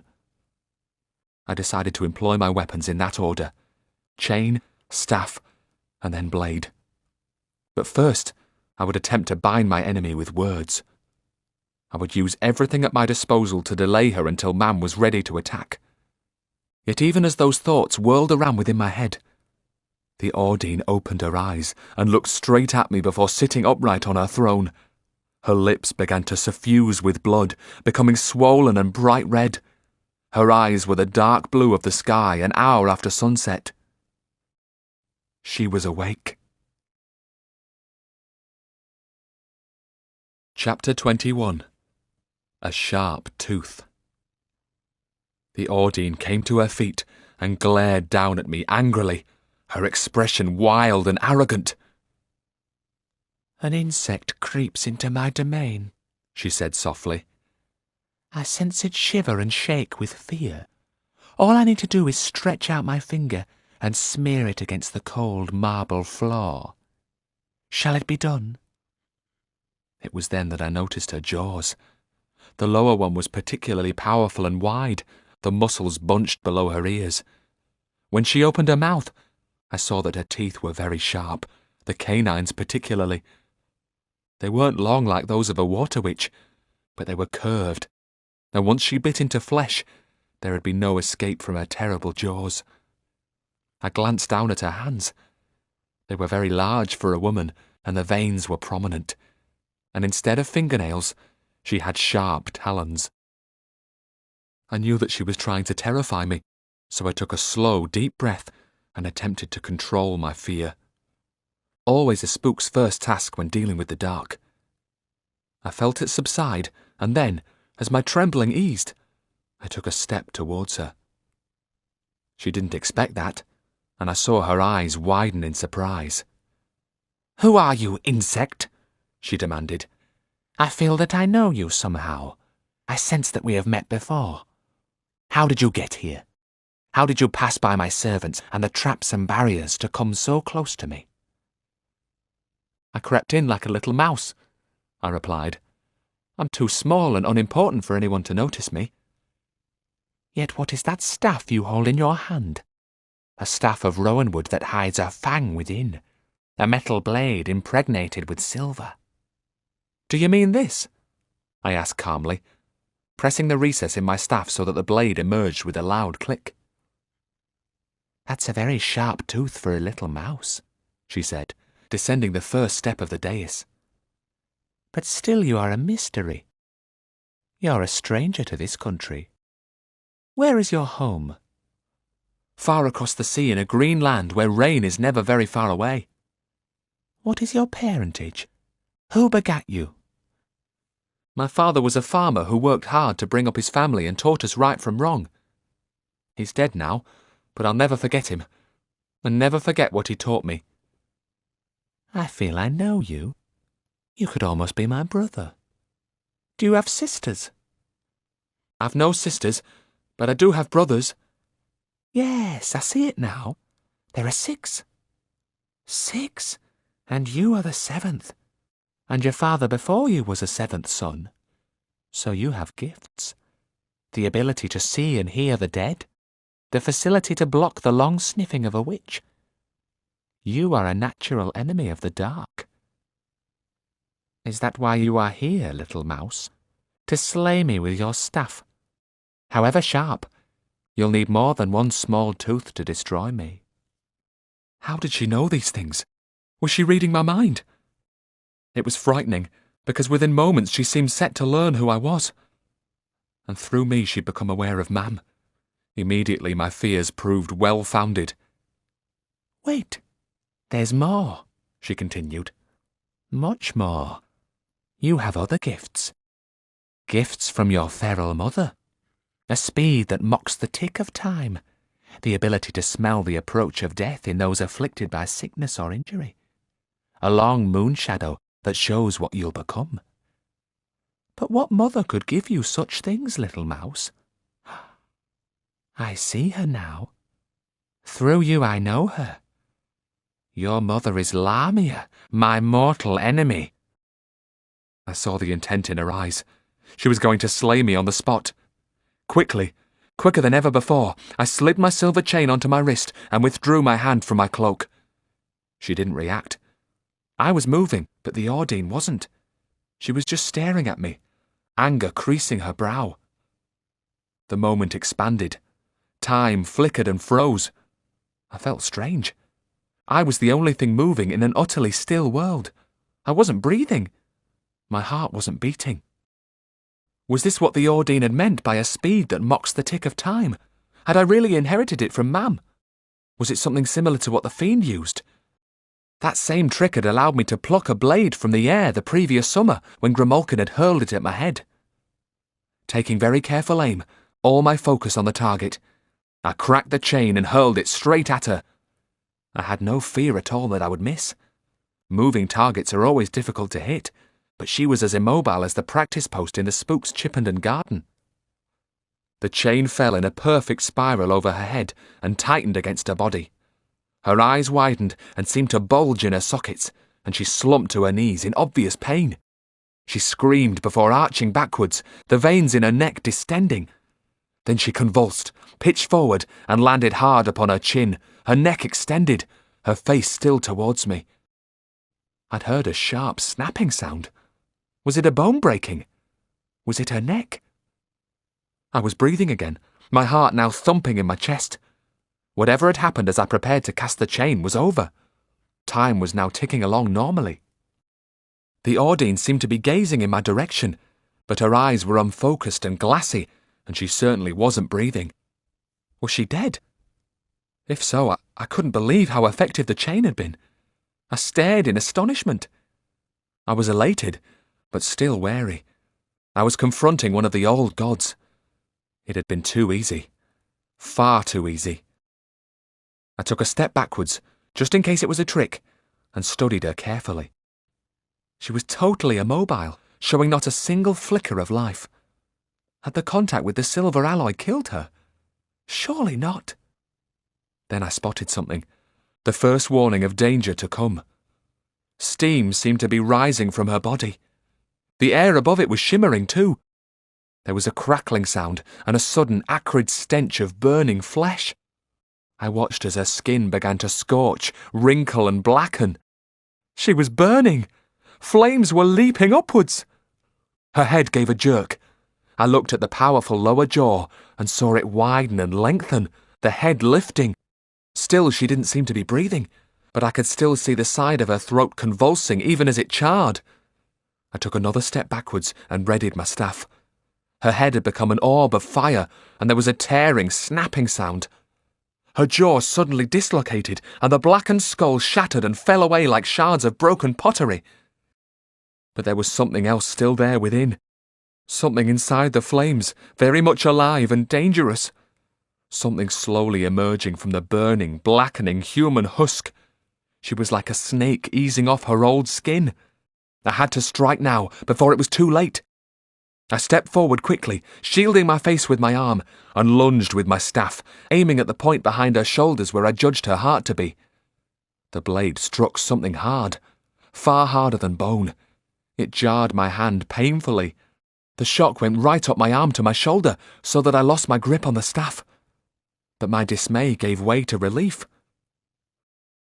It was fortunate that I'd relinquished my hold on the staff.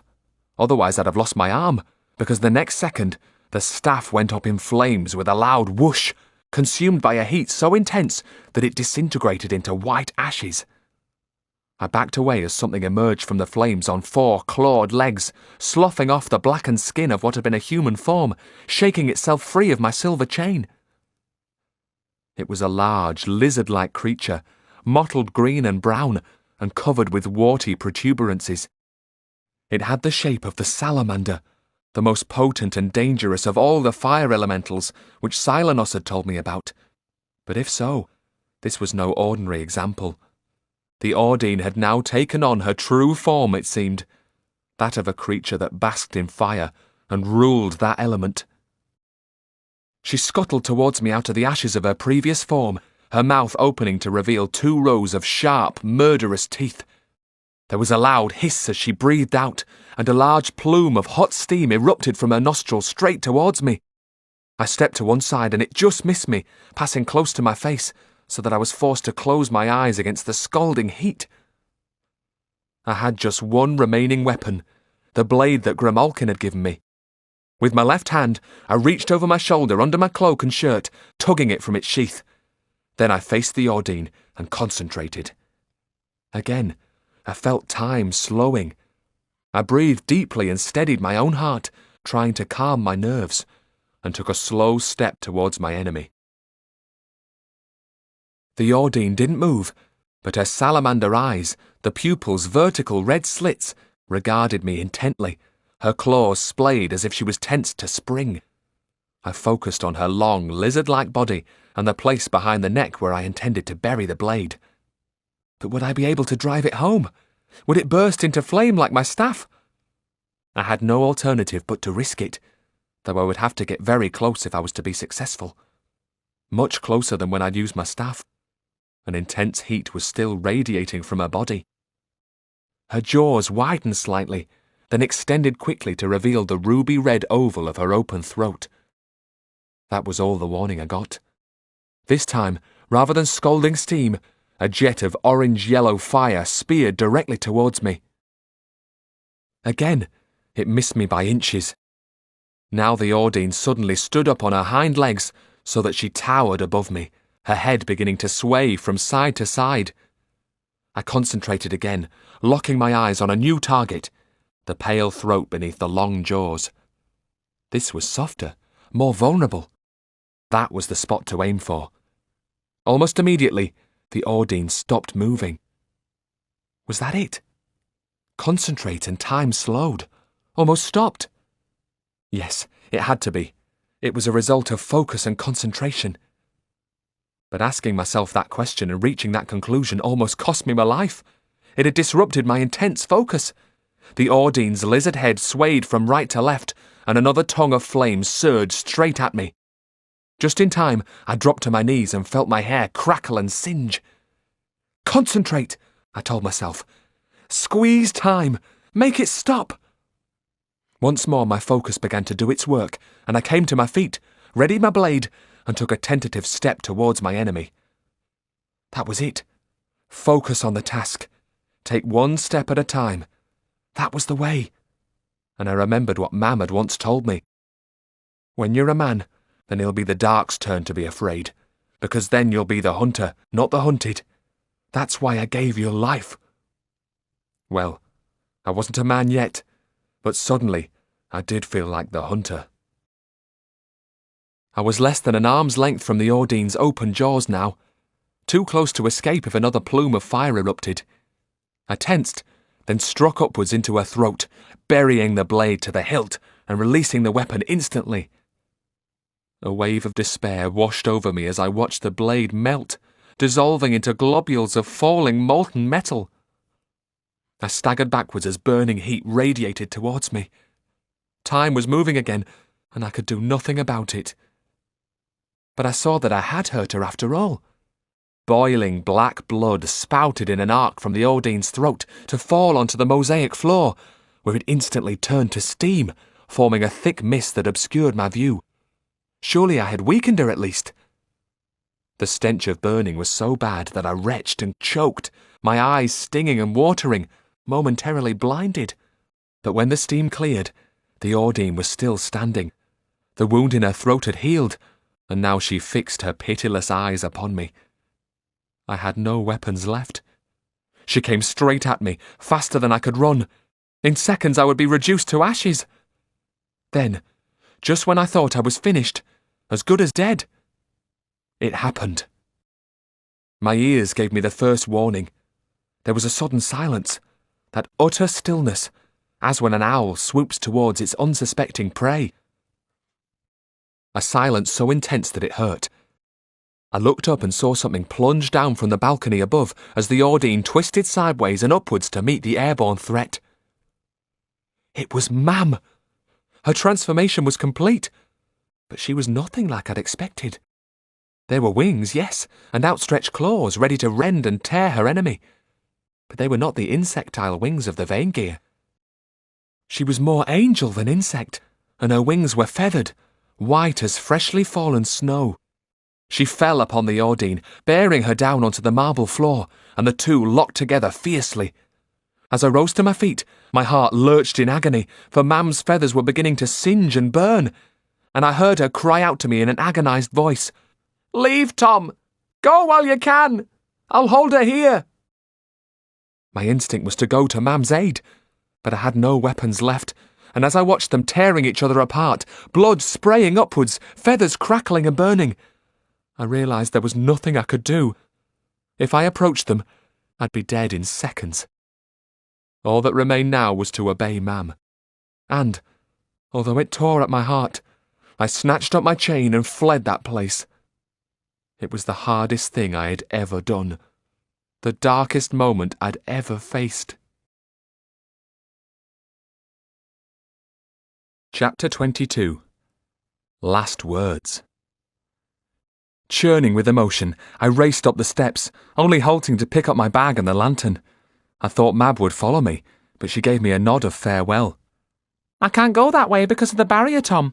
I'll get out the way your mam opened up and see you later. I said nothing. I didn't trust my voice. I knew that if I spoke to her, the pain and tears I was holding inside would come cascading out. I quickly descended the spiral staircase and began to cross the vast, dark, empty space, hoping I was heading in the right direction, towards the invisible barrier. When I finally reached it, I was relieved to see the shadows of Alice, Arkwright, and the Spook beyond it. I quickly stepped through. "Oh, Tom!" Alice exclaimed, rushing towards me. "You've been so long. We couldn't find another way in, so we came back to wait for you. But we've been here ages. I thought you weren't coming back, that something terrible had happened to you." She halted suddenly and looked into my eyes. "But something really bad has happened, hasn't it?" I nodded, but the words stuck in my throat. "Oh, Tom, you're burned," she said, lightly touching my singed hair and a painful burn on my face. "It's nothing," I said. "Nothing at all compared to what's just happened." "Come on, lad," said the Spook, his voice surprisingly gentle. "Tell us." "It's Mam. She's fighting the Ordine. She says both of them will die, and it'll bring about the destruction of the Ord. We need to get out just as fast as we can." "Is there nothing to be done, Tom? Nothing we can do to help her?" cried Alice. I shook my head and felt hot, silent tears begin to escape from my eyes. "All we can do now is fulfill her last wish, that we get ourselves to safety before the Ord is destroyed. It'll soon start to collapse back through the portal." "If we're still here when it does, we'll be dragged into the dark," Arkwright said, shaking his head grimly. There was no time to discuss further what had happened. There was only a frantic flight through the dark chambers and corridors of the Ord. Down steps and ramps we ran, descending ever lower towards the cobbled courtyard. Soon we were uncomfortably hot, but it wasn't just with the exertion. The air itself was growing warmer, the walls beginning to radiate heat. The Ord was preparing to be engulfed once more by the pillar of fire as it retreated through the portal to its true home. Its occupants, denied the chance to surge forth and ravage the world beyond, were sinking back into their dormant state. At one point, the glowing orb of a fire elemental made a tentative approach, but the Spook jabbed at it with his staff, and it just floated away, fading as it did so.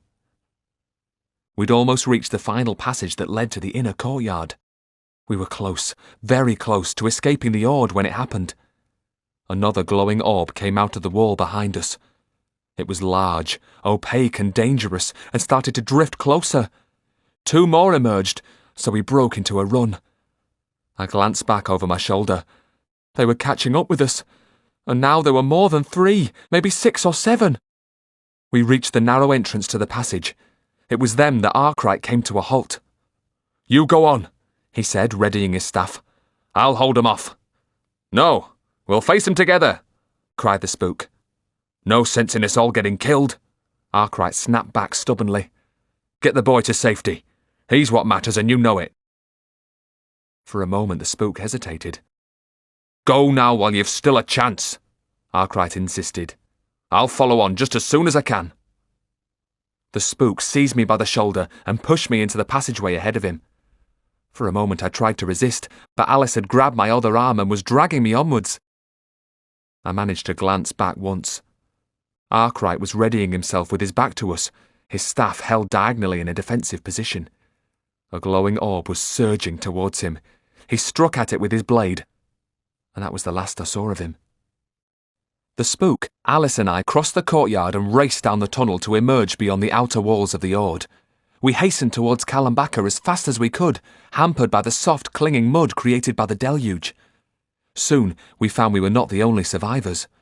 A group of witches, including Grimmalkin and some members of all three clans, amongst them Mab and her sisters, was running a little ahead of us. We caught them up, and even my master, I suspect, felt a little relieved to see them. A sudden roar behind us, like the angry cry of a wounded animal, made us turn and look back. The dark cloud above the Ord had now reformed and was filling with fire. Zigzags of lightning were flickering down to turn the tips of the twisted towers a glowing orange. We felt the heat on our backs increasing at an alarming rate and realised we had to retreat further, and quickly. At any moment the fiery artery would connect the cloud to the ground. How wide would it be? Were we still too close and about to be engulfed by fire? At last, exhausted by our flight, we turned to look back, alerted by the banshee howl of the pillar of fire. Once again it was throbbing and twisting, the Ord within it still visible, the tips of the towers now glowing white-hot. I thought of Mam, still within that chamber, holding the Ordine in her grip. As we watched, the citadel began to disintegrate and the towers toppled. The Ord was being carried back towards the dark, but the transition was destroying it. Within it, the Ordine would also be defeated and would never again be able to return to our world. But Mam would also die in that inferno. My whole being was racked with sobs at the thought of it. And then there was Bill Arkwright. Had he held off our pursuers and managed to get clear in time? Within moments, the fire faded, and a great wind began to blow at our backs. The air was being sucked in towards the place where the Ord had once stood. When that eased, a cold drizzle fell. I closed my eyes, and it was almost like being back in the county. We waited a long time, but there was no sign of Arkwright. It seemed certain that he was dead. We walked back towards Kalambaka in silence, and Meteora beyond it. My face was streaming with both rain and tears. We skirted Kalambaka to the west, and headed for Megalu Meteoru, the grandest of the high monasteries. The Spook thought we should visit the Father Superior there, and tell him what had been achieved.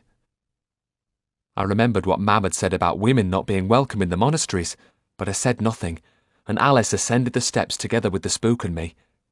She'd already used herbs from her leather pouch to make a soothing ointment, which she'd smeared onto the burn on my face. She had simply employed the methods used by many a county healer, nothing from the dark.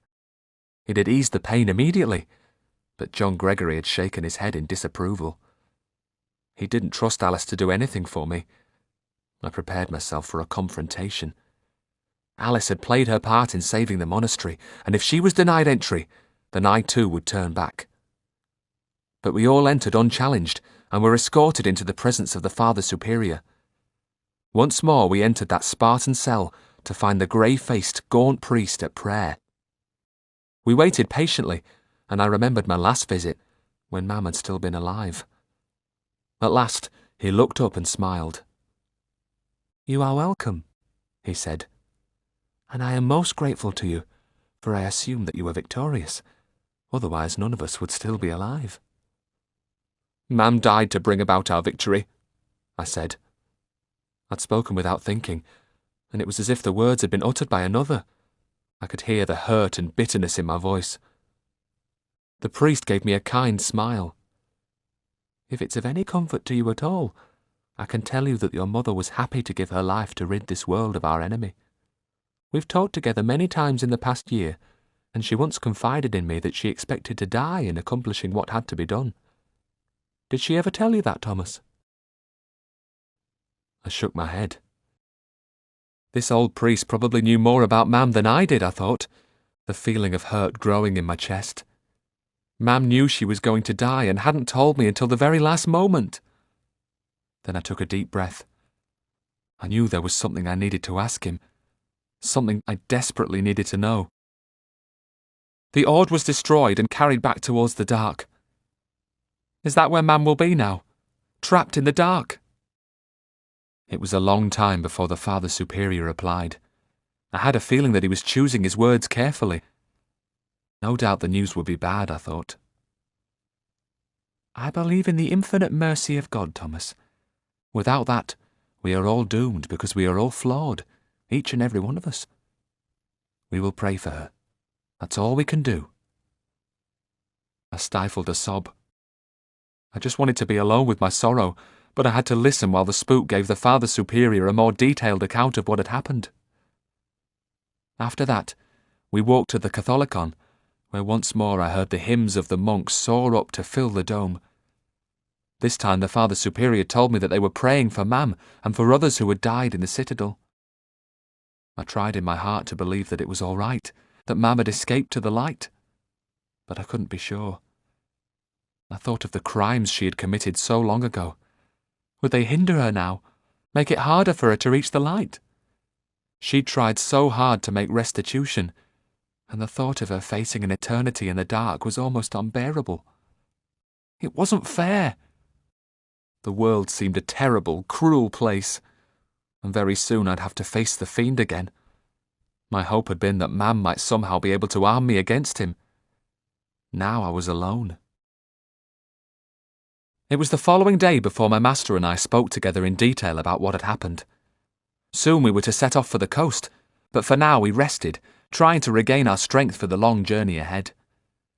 The spook led me away from the campfire, no doubt in order to be out of earshot of Alice, and we sat down on the ground and talked face to face. I began by telling the spook how Mam had changed back into her feral form before giving her own life to hold the Ordine fast.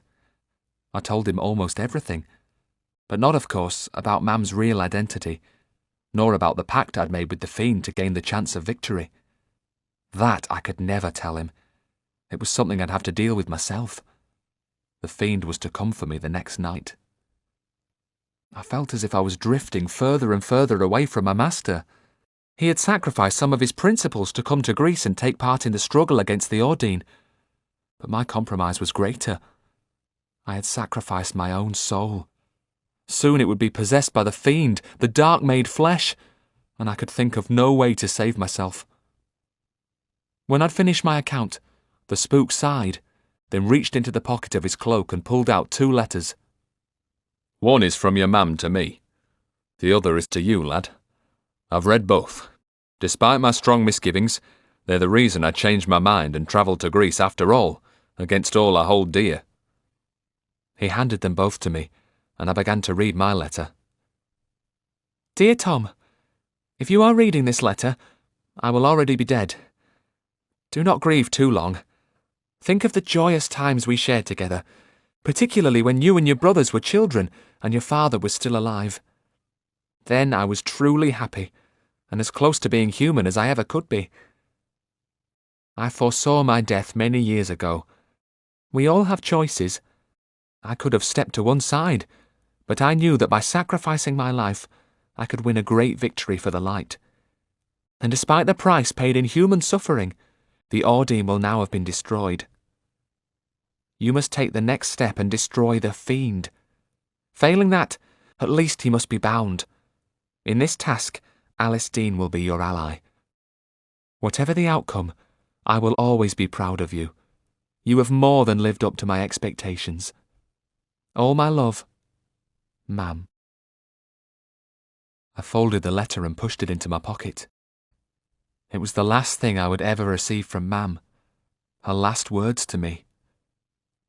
Next, I started to read what she'd written to my master, the letter that had made him leave Chippenden and, despite his misgivings, travel with us to Greece. "Dear Mr. Gregory, I am sorry for any distress that I might have caused you. I do what I do for the best of motives.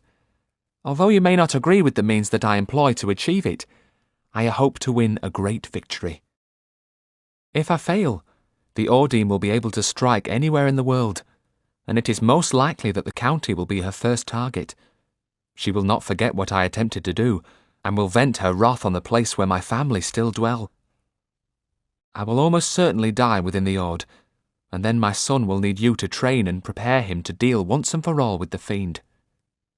As for yourself, remain true to your principles, but please, I beg of you, make an exception in 2 cases. The first, of course, is with respect to my son, Thomas. Your strength and guidance will be vital in seeing him safely through the next phase of his life. Now he is in even greater danger. I beg you also to make an exception for Alice Dean. She is the daughter of the fiend and a potential malevolent witch.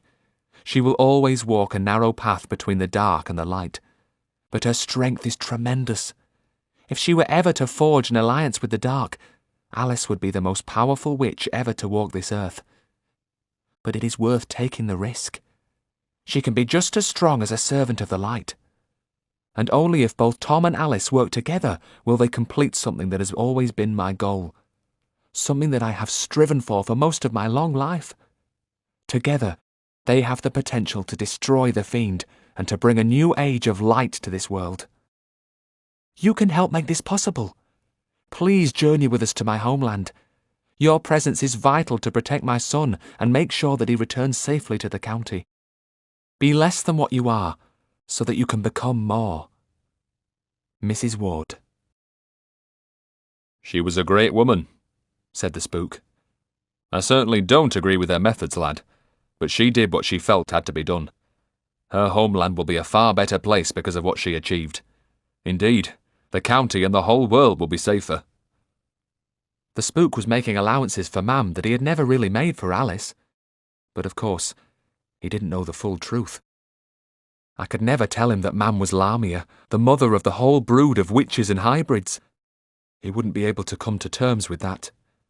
It was one more secret that we could never share, one more thing with the potential to drive us apart. What about Alice? Will you do what Mam asked? The spook stroked his beard and looked thoughtful. Then he nodded, but his face was strained. You're still my apprentice, lad. Now that Bill Arkwright's most likely dead, it's my duty to help you all I can and to carry on training you. Aye, I don't dispute that. But the girl worries me. No matter how much care I take and how carefully I watch her, it could all go terribly wrong. I'm of a mind to give it a try, though, at least for the time being. After what your mam's done, how can I refuse her? Later I thought over what we'd said to each other. As we'd spoken, I'd almost made myself believe that everything would soon be all right and that the spook, Alice and I, would return safely to Chippenden to continue our former lives there. But how could that be when I had less than 1 day remaining on this earth? I was so afraid of what was going to happen to me that, in a moment of weakness, I considered going to my master again and telling him what I faced, hoping against hope that somewhere in his vast store of accumulated knowledge he would find a way to save me. But I knew it was hopeless. My final chance would be to use the blood jar as Alice had suggested, adding a few drops of my own blood to hers. But then we'd have to stay close to each other for the rest of our lives so that she could benefit from my defense against the fiend. Something would eventually happen to separate us, and then his fury would be unleashed on Alice. No, I couldn't allow that to happen. I had got myself into this situation, and I had to get myself out. Or accept the consequences. Chapter 23. His Fearsome Majesty. The spook was sleeping on the other side of the campfire, and Alice lay to my right, her eyes tightly closed. It couldn't have been more than 10 minutes to midnight. I got carefully to my feet, trying to make as little noise as possible, then moved away from the fire and into the dark. I didn't bother to take my chain. It would be useless in the face of the power that I'd soon confront. In just a few minutes, the fiend would come for my soul. I was afraid, but despite that I knew it was better to face him alone. If Alice or the spook were nearby, they might try to help me and would suffer as a result, maybe forfeiting their own lives. I couldn't allow that to happen. I walked for about 5 minutes, then descended a slope through some stunted trees and scrub to reach a clearing. I sat down on a rock beside a small river. Close to the riverbank it was muddy underfoot, the ground churned up by livestock that had come down to drink. There was no moon, and the sky was hazy, obscuring the stars, so it was very dark. Despite the warmth of the night, I began to shiver with fear. It was all going to end now. My life on earth was almost over. But I wasn't going to the light. My fate was to belong to the fiend. Who knew what torments he'd have in store for me? I didn't have long to wait. I heard something on the other side of the river. A thudding sound. A hissing too. Then a splash as something very large entered the water. At first it sounded like a horse. Certainly some big, heavy animal. But the rhythm of its crossing suggested 2 legs rather than 1. It had to be the fiend. He was coming for me now. Coming to claim my soul. I could hear eruptions of steam, the water hissing and spitting as he approached. Then I saw huge, cloven hoofprints appearing in the soft, muddy bank, glowing red in the darkness. He'd crossed the river. With the formation of each print, there was a hiss as the hot feet of the fiend came into contact with the soggy ground. Then he began to materialize. This was no image of the murdered Matthew Gilbert. This was the fiend in his true, terrible shape, a shape that caused some people to die on the spot from fear. And he glowed with sinister light so that every detail of him was visible to my terrified gaze. The spook had told me that the fiend could make himself large or small. Now he had chosen to be big. Almost 3 times my height, with a chest like a barrel, he towered above me. He was a titan, roughly human in shape, though that similarity only served to make him appear more monstrous. His feet were the cloven hooves of a goat, and his long tail dangled behind him in the mud. He was naked, but no flesh was on view. His body was covered in long black hair. His face, too, was hairy, but his features were plain to see. The prominent teeth and curved horns of a goat. The malevolent gaze of the eyes with their elongated pupils. He came close, very close, within the reach of my arm, and the stench that came from him was ranker than anything from a barnyard. I could only stare upwards into those terrible, compelling eyes. I was transfixed, helpless. My knees threatened to give way, and my whole body began to tremble. Was I dying?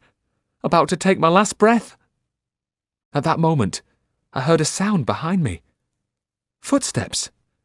There was a light, and I saw it reflected in the pupils of the fiend. Saw his eyes widen in anger. I turned. Someone was standing close behind me holding a lantern. It was Alice, and she was gripping something in her other hand too. Something small. Something she was holding before her like a weapon. She pushed it into my left hand. "Leave him be!" she cried. "He's mine! Tom belongs to me! Get your gun! You can't stay in this place!"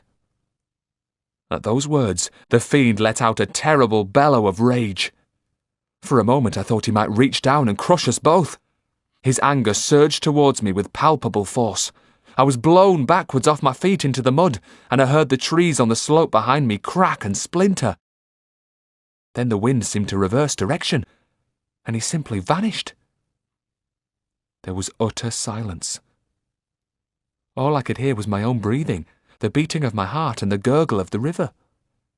Then, by the light of the lantern, I saw what I was holding in my left hand. The blood jar. I struggled to my feet just a second after Alice, who was already retrieving the lantern from the mud. "What were you doing out here all alone, Tom?" she demanded. "Did you come here to meet the fiend?" I didn't answer, and she came nearer, holding up the lantern to look closely into my eyes. My heart was beating wildly, my mind in turmoil. I was still trembling at my escape, yet wondering if the fiend might reappear again at any moment. How could Alice have driven him away like that? How was that possible? "Something bothering you, Tom, isn't there? Been funny for days, you have. Too quiet. And there's something in your eyes, an expression I ain't ever seen before. Know you lost your mam, but is there something else? Something you ain't telling me?" For a moment I didn't speak. I tried to hold it back, but the urge to share my fears with someone made me blurt it out in a torrent. "The fiend visited me in the Ord," I explained. He showed me the future, that all of us were going to die. You, the Spook, and everyone in Kalambaka and Meteora. All the refugees on the road. He said he would give me a chance. He delayed the Ordine's awakening for an hour. He also told me where she was to be found. But for that I wouldn't have been able to help Mam. We'd have lost. For a moment Alice was silent, but I could see the fear in her eyes. What did he want in return, Tom? She asked. What did he want from you? Not what you think, Alice. He didn't ask me to be his ally and to stand at his side. I would have refused him. So what, Tom? Come on, don't keep me waiting. I gave him my soul, Alice. I sacrificed myself. You see, if the Ordine had won, she'd have been able to use her portal and appear anywhere she chose, and she would have come to the county. So I did my duty. Oh, Tom! Tom! What a fool you've been! Don't you know what this means? I know I'll suffer in some way, Alice, but what else could I have done? I suppose I was hoping that Mam would be able to find some way to save me, but now she's dead, and I've just got to accept what's eventually coming to me. It's worse than you can imagine, Tom. Much worse. Don't like to tell you this, but it's best you know the truth. Once you are dead and the fiend has your soul, you'll be totally in his power. He'll be able to make you feel pain worse than you've ever known. Don't you remember what you once told me about how Morgan tormented your dad's soul? I nodded. Morgan was a powerful necromancer, and he'd trapped Dad's soul in limbo for a while. He'd made him think he was burning in hell, tricked him into feeling the actual pain of the flames. Well, the fiend could do the same to you, Tom. He could make you pay for fighting against him. Not only that, you'll have given up your life. He'll not have taken it. That means the hobbles will have been nullified and chance will prevail. He'll no longer face the threat that you might destroy him or send him back through the portal. With you out of the way, he'll be free to grow in power as the dark itself waxes until he finally rules the world. And you'll be in such terrible pain, tormented beyond anything your soul could bear, that you might actually become his ally just to be released from it. We may have defeated the Ordine, but at a terrible price. The fiend might have won, Tom. He might have beaten you. But there's one thing he didn't allow for. Alice pointed to the blood jar that I was still holding in my left hand. You really need this now. You have to keep it with you always. This is what drove him away. But can it possibly work? I thought it needed my blood mixed with yours, I asked. I took it without asking you, Tom. Sorry, but it had to be done. When those rocks came down on you, you were unconscious for a long time, so I took a little of your blood. Just 3 drops, that's all I needed. Your blood and my blood are together in this jar now. Keep it on your person and he can't come anywhere near you. So you've one chance, just one. Forget your principles, none of them matter now, do they? You've used the dark wish that Grimalkin gave you, and now you've sold your soul. It's the only thing left to do now, Tom. Keep the blood jar. If you use it, we've defeated the Ordine and the fiends gain nothing. I nodded. She was right. That's all I had left now. A final chance. The means to keep the fiend away from me. But the Spook's worst fears were coming true. Bit by bit, I was being compromised and pulled towards the dark. But what about when I die, Alice? Even if it's 5 or 50 years from now, he'll still be waiting to take my soul. He'll get it in the end. Can't get your soul if you destroy him first. But how, Alice? How can I do that? Got to be a way. Your mam gave you life so you could do that. Didn't she ever say how it could be done? I shook my head. I wondered if Mam had had any idea at all. If so, she'd never mentioned it. Now she was dead, and it was too late. We'll find out how to do it, Tom. Slay him or bind him, one of the two, and then you'll be safe. I grasped the blood jar very tightly. It was the only thing keeping the fiend at bay. At dawn on the following day, we began our journey west towards the port of Igumenitsa, where we hoped the Celeste would still be waiting. The witches had already left for the coast, and it was now only the Spook, Alice, and me. Hardly had the journey begun when something happened that lifted my spirits a little. The sound of barking alerted us, and Claw and her pups bounded towards us. And it was me they came to first, my hands that they licked. "Always knew that dog would be yours one day," Alice said with a smile. "Didn't think you'd have 3, though." The Spook was less than enthusiastic. "They can travel with us, lad, and we'll get them home to the county. But after that, I'm not too sure. They're hunting dogs, and Bill put them to good use.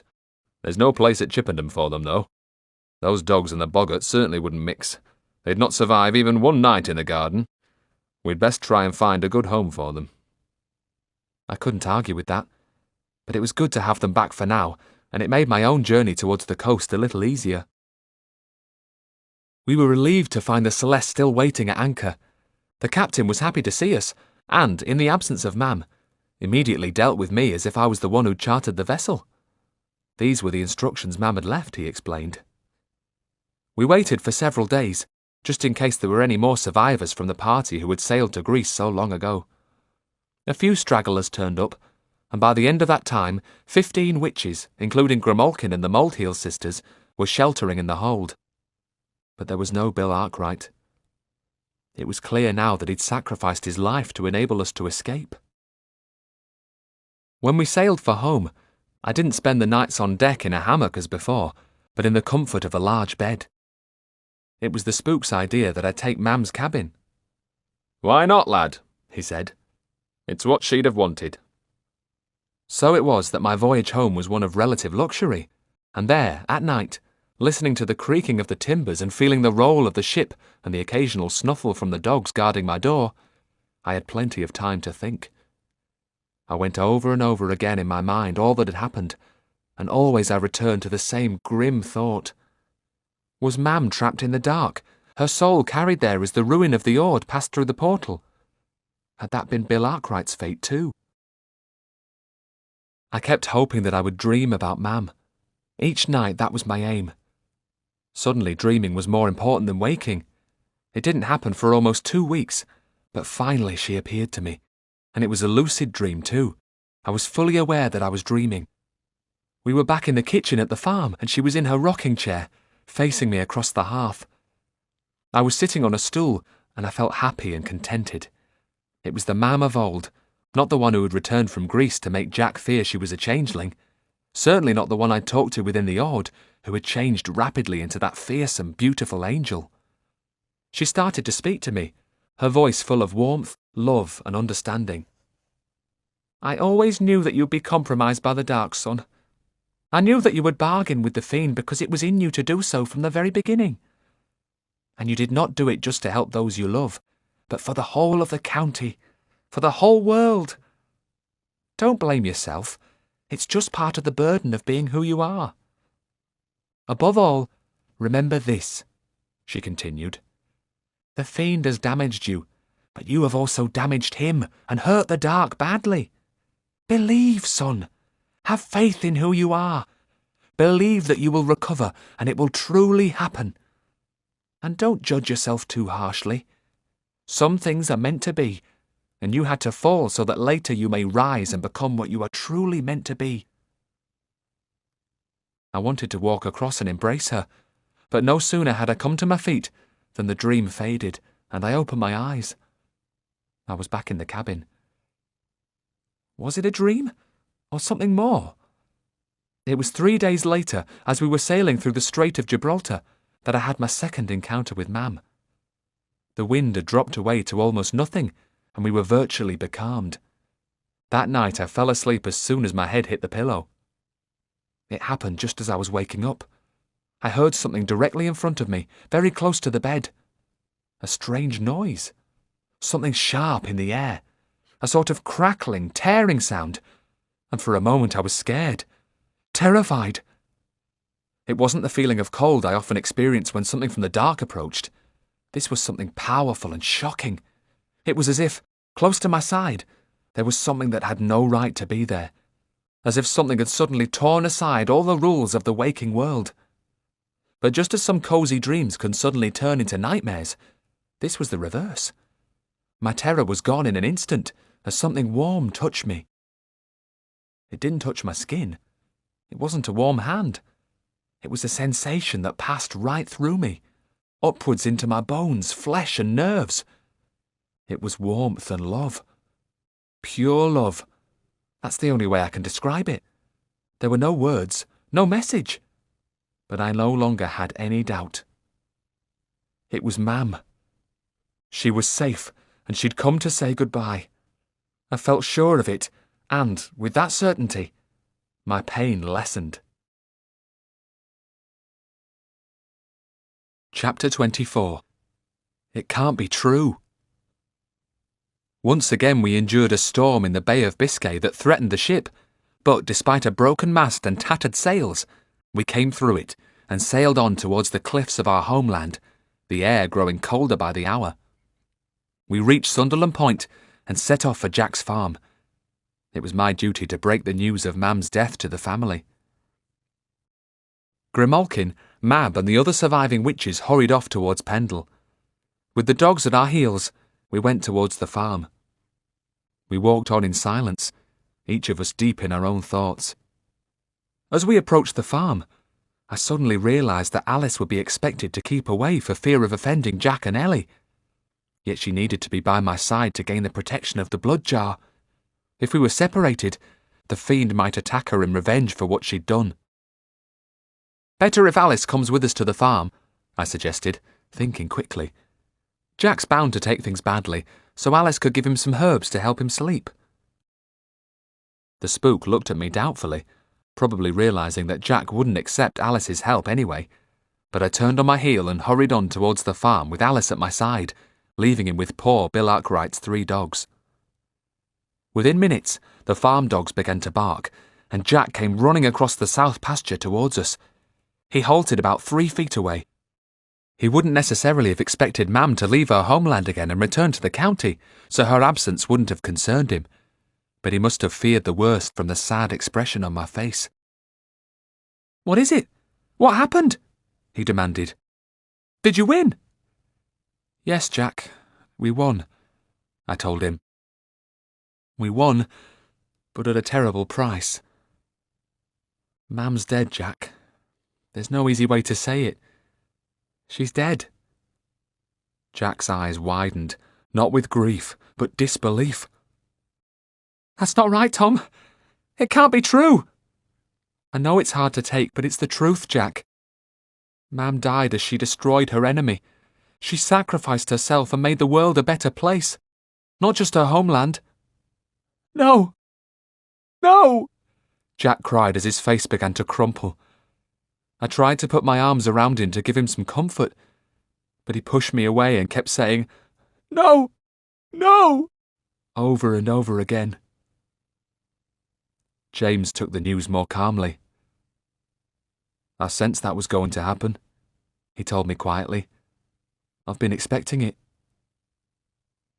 When he gave me a hug, I felt his body trembling, but he was trying to be brave. Later, Jack took to his bed while the rest of us sat around the kitchen table in silence, but for Ellie, who was weeping softly. To be honest, I couldn't wait to get away from the farm. Things felt really bad, and it had reopened the wound of my own grief at losing Mam. Ellie had made us some chicken soup, and I forced myself to dunk rolls of bread into it to build up my strength for the journey. We stayed only a couple of hours, but just before we left, I went up to take my leave of Jack. I knocked lightly on the bedroom door. There was no reply, and after trying twice more, I gradually eased it open. Jack was sitting up, his back against the headboard, his face a mask of grief. "I've come to say goodbye, Jack," I told him. "I'll be back to see you in a month or so. James is here to help with the farm, so things should be all right." "All right?" he asked bitterly. "How can things ever be all right again?" "I'm sorry, Jack. I'm upset as well. The difference is that I've had weeks to get used to it. It still hurts, but the pain's faded a little. It'll be the same for you too. Just give it time." "Time? There'll never be enough time." I just hung my head. I couldn't think of anything I could say that would make him feel better. "Bye, Jack," I said. "I'll be back soon, I promise." Jack just shook his head. But he hadn't finished speaking yet. As I turned to leave, he let out a great choking sob and then spoke slowly, his voice full of hurt and bitterness. "Things have never been the same since you started working as a Spook's apprentice," he said. "And it started to go really wrong the first time you brought that girl, Alice, to the farm. It sickens me to see her here again today. We were happy before, really happy. You've brought us nothing but misery." I went out and closed the door behind me. Jack seemed to be somehow blaming me for everything. It wasn't the first time, but there was nothing worth saying in my defence. Why waste words when he wouldn't listen anyway? Of course, everything had just been part of Mam's scheme from the beginning, but Jack was never going to understand that. I just had to hope that he would eventually see reason. It wasn't going to be easy, and it would take a long time. Ellie gave us some bread and cheese for the road, and we took our leave of her and James. She didn't hug me. She seemed a little cold and aloof, but she did manage to give Alice a sad smile. The Spook was waiting with the dogs in the wood on Hangman's Hill. He'd cut me a new staff while we were away. "Here, lad. This'll have to do for now," he said, holding it out towards me. "We'll have to wait till we get back to Chippenden to get you on with a silver alloy blade, but at least it's rowan wood, and I've sharpened it to a point." The staff had a good balance to it, and I thanked him. Then we headed north again. After about an hour, I left the Spook's side and fell back so that I could talk to Alice. "Jack seems to blame me for everything," I told her. "But I can't deny one thing. The moment I became the Spook's apprentice marked the beginning of the end of my family." Alice squeezed my hand. "Your Mam had a plan and she carried it through, Tom. You should be proud of her. Jack'll understand in time. Besides, you're still with the Spook, still his apprentice. Soon we'll be back in Chippenden living in his house, and I'll be copying his books again. It's not a bad life, Tom. And we still got each other. Ain't that true?" "It is true, Alice," I said sadly. "We've still got each other." Alice squeezed my hand again, and we walked on towards Chippenden with lighter hearts. Once again, I've written most of this from memory, just using my notebook when necessary. We're back at Chippenden and into our old routine. I'm continuing to learn my trade, while Alice is busy copying books from the Spook's library. The war is going badly, with enemy soldiers pressing north towards the county, looting and burning everything in their path. It's making the Spook very nervous.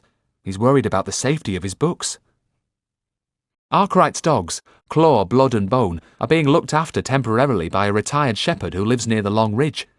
We still need to sort out a permanent home for them, but I visit them occasionally, and they're really glad to see me. I keep the blood jar in my pocket, my only defence against a visit from the fiend. It's a secret I share only with Alice, who needs it as much as I do, and never ventures far from my side. If the Spook knew, he'd dash it against a rock and it would be the end of us.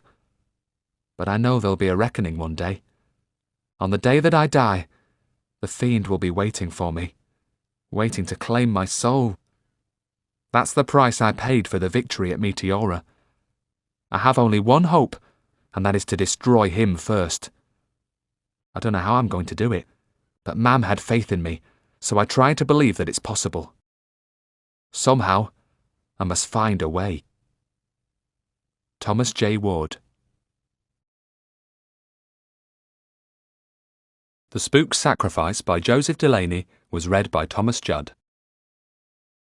The Spook's Sacrifice is published by the Random House Group Limited in association with Audiogo Limited. Copyright Joseph Delaney 2009. Joseph Delaney has asserted his right under the CDPA 1988 to be identified as the author of this work. Audible hopes you've enjoyed this program.